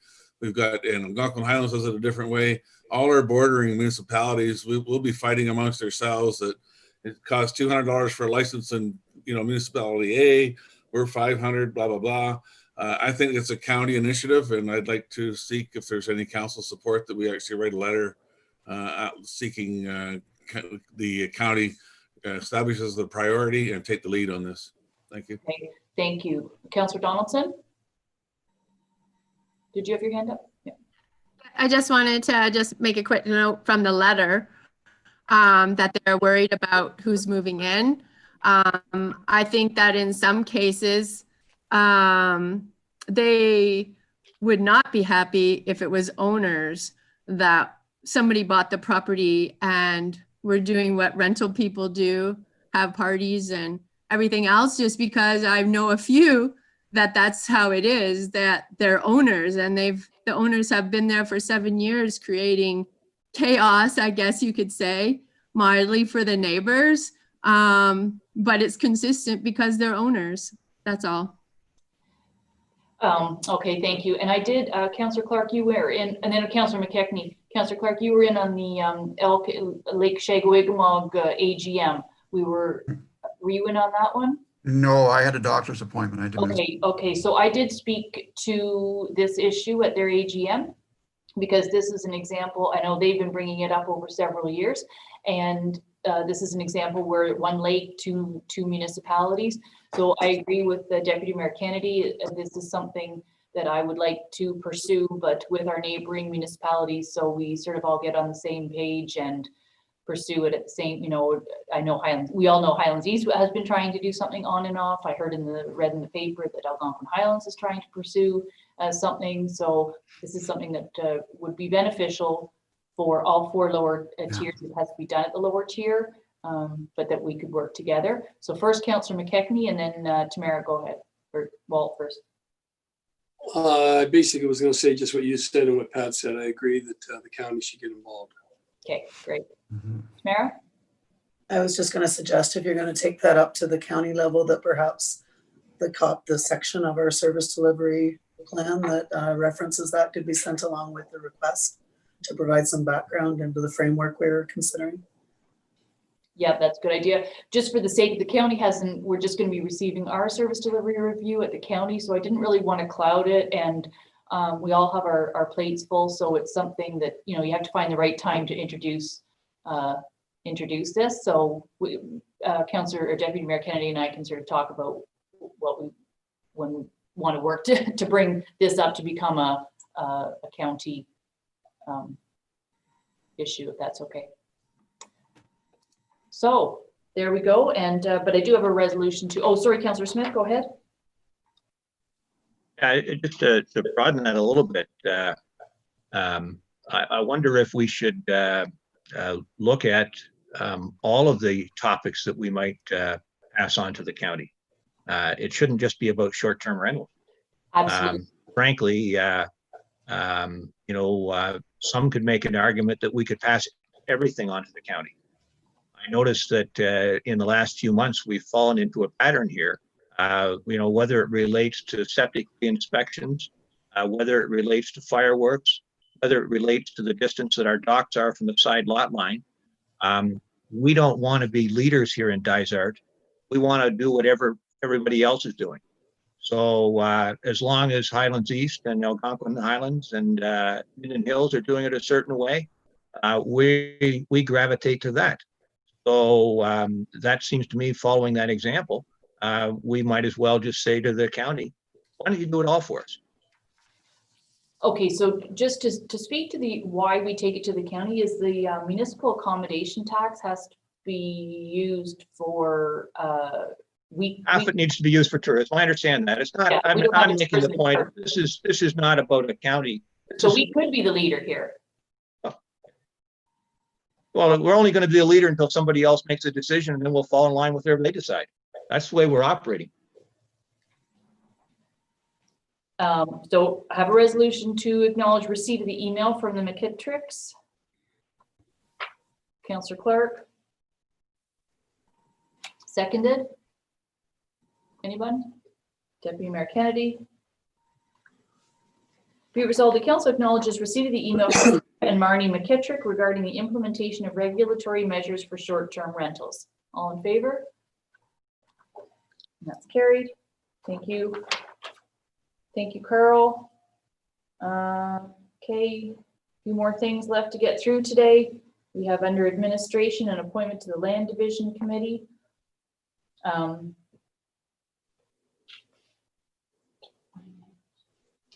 Finance, oh gosh, I scrolled up too fast, pardon me. Okay, hi Barbara. That's why that. Can I comment, Andrea, please? Oh yes, I'm sorry, Walt. Yeah, go ahead. I'd like to comment on Councillor Smith's just this. Maybe I'm gonna hold you there. I know I want to just keep order, so I think we have that resolution's passed and we've got to try to.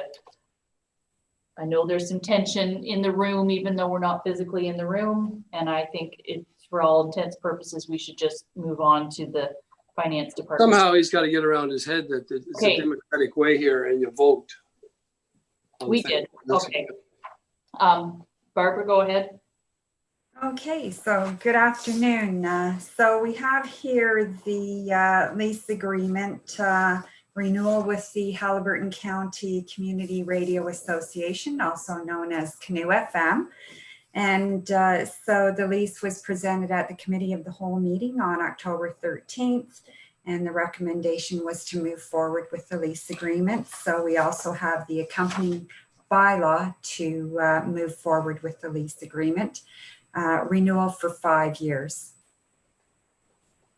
Okay, and like now that we've decided with all lease agreements, we will have incremental increases year over year, as opposed to a fixed rate for the term. Correct. Okay, so someone to move that, please. Councillor Clark, Councillor Donaldson. Be it resolved that bylaw 2020-71 being a bylaw to authorize the execution of a lease agreement between the municipality and the Halliburton County Community Radio Association be read a first, second, and third time, passed, signed, and the corporate seal attached thereto. All in favor? And that's carried. Thank you. Okay, sorry, next under admin is land division appointment. Deputy Mayor Kennedy, your name appears to be on the resolution. Is that okay? Yeah, that's fine, Madam Mayor. Okay, and I'm your alternate, which I have not had to do. They don't meet nearly as often. It used to be every month. There's a different files going forward now. So do I have a mover to appoint Deputy Mayor Kennedy? Oh, look at that, all hands all over the place. Councillor Smith and Councillor Wood Roberts has 2 hands. Be it resolved, the council appoints Deputy Mayor Pat Kennedy to the Halliburton County of Halliburton Land Division Committee with Mayor Andrew Roberts appointee as the alternate. All in favor? It's carried. So next we have is the final service delivery review. Tamara, I don't know if you want to speak to this and what our next steps could be. Yeah, basically, just to follow up from the presentation they made at our last session, as they corrected a few of the issues that were identified in there. Council had asked some questions, and now I've lost track of my document that I had printed out. But I'll follow up with that through an email. That there are some simple housekeeping questions from the last meeting. Basically, I think at this point, there's been some short, medium, and long-term goals set out, and as Andrea noted, perhaps at the December or January meeting, we can look at a go-forward plan. I think one of the things we've talked about as an initial step is to start looking at the development of a strategic plan, as that'll help guiding some more serious operational plans out of some of these broader strategies to help council and staff move forward. So what I was thinking is, just for the sake of the time frame, is that we sort of do a bit of a doodle poll. I would suggest, because we have full council meetings and committee, this is a fuller council meeting than normal. It should be that the committee of the whole meeting is a little bit longer and that our council meetings are shorter. But what I was thinking is either way, you know, I don't know about you, I start to lose my train of thought and focus and get up out of the chair. So I would like to propose that we have a special meeting just to deal with the service delivery review and how we want to go forward with next steps. So part of that will come out with, okay, go ahead, Tamara, but. I was gonna say, we can do that. Part of it is also because the plan isn't meant to tackle everything at once, and it does lay out sort of a strategy for the short term. And I think the idea was that staff would bring forward on those specific initiatives, bring forward information on recommendations on how to move forward in these areas. Okay. But I think, again, the strategic plan is what's going to guide the details of how we move forward with these. Yeah. This is just identified basically broad themes for us to look into it and support us to keep moving forward, but they all require more work. Absolutely, and I don't want to create more work at this point, but I don't want council to think, oh, we just received this and we're not going to have an opportunity to fully talk about it. And I think sometimes during a regular council meeting, we have enough council business that it might be somewhere where we carve out an extra 2 hours or an hour and a half or something on a specific day. Councillor Clark, then Deputy Mayor Kennedy. Yeah, looking at a lot of the recommendations, this is quite a bit of the stuff we had actually looked at back in May of 2019. And there's a lot of key things within this strategy to move the community forward. Reality is we've got, kind of a fully engaged staff, and to be able to move forward, the one point I want to make is going into our budget deliberations, we make some allowance for some budgeting or resources to be able to move some of this stuff forward. I don't think we're going to be able to go anywhere unless we actually get serious about putting some resources to making this happen. Mm-hmm. Well, you're right. First step is our first budget meeting in December. Did I say the 10th? Is that correct? The Friday, December 11th. It's the 11th. The 11th. Okay, thank you. So I'm not stating the wrong day. So for now, we have a resolution to receive the final report, and we will work towards bringing some of these initiatives forward through the budget process and beyond. Is that fair? And just to note for Larry, like in our preliminary budget work with staff, we have identified some funds for the strategic plan process in our draft budget. Okay, so mover seconder to receive the final report. Councillor Clark, Deputy Mayor Kennedy. Be it resolved, the council acknowledges receipt of the final report of the Dysart et al. Service Delivery Review from Strategy Core with suggested changes included from the September 25th, 2020 presentation to council. All in favor?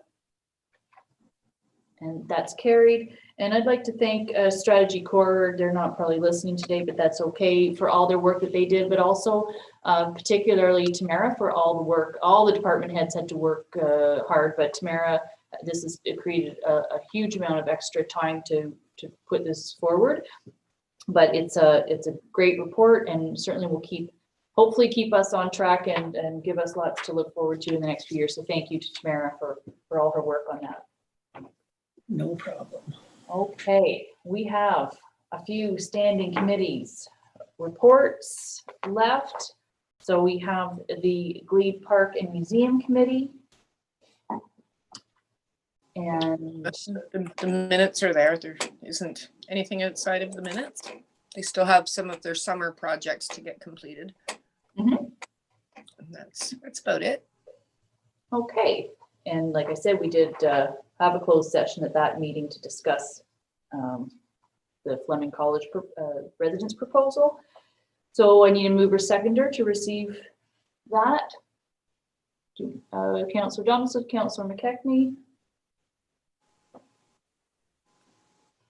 Be it resolved, the council acknowledges receipt of the October 8, 2020 Glebe Park and Museum Committee minutes. All in favor? Thank you, that's carried. And next we have the Sign and Property Standards Committee meeting from the 24th. Councillor Clark, you chair that. Minutes are there. Mover and seconder. Deputy Mayor Kennedy, Councillor Smith.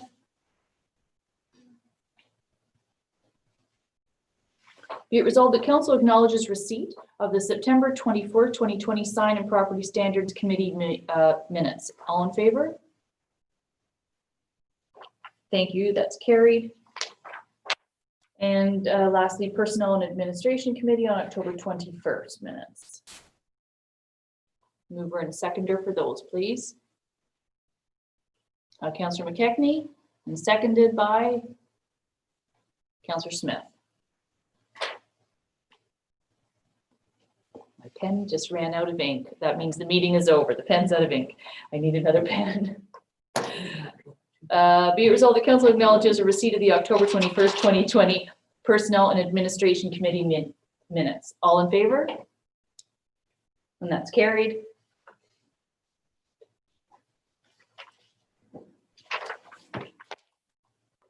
And lastly, a confirming bylaw for today's proceedings.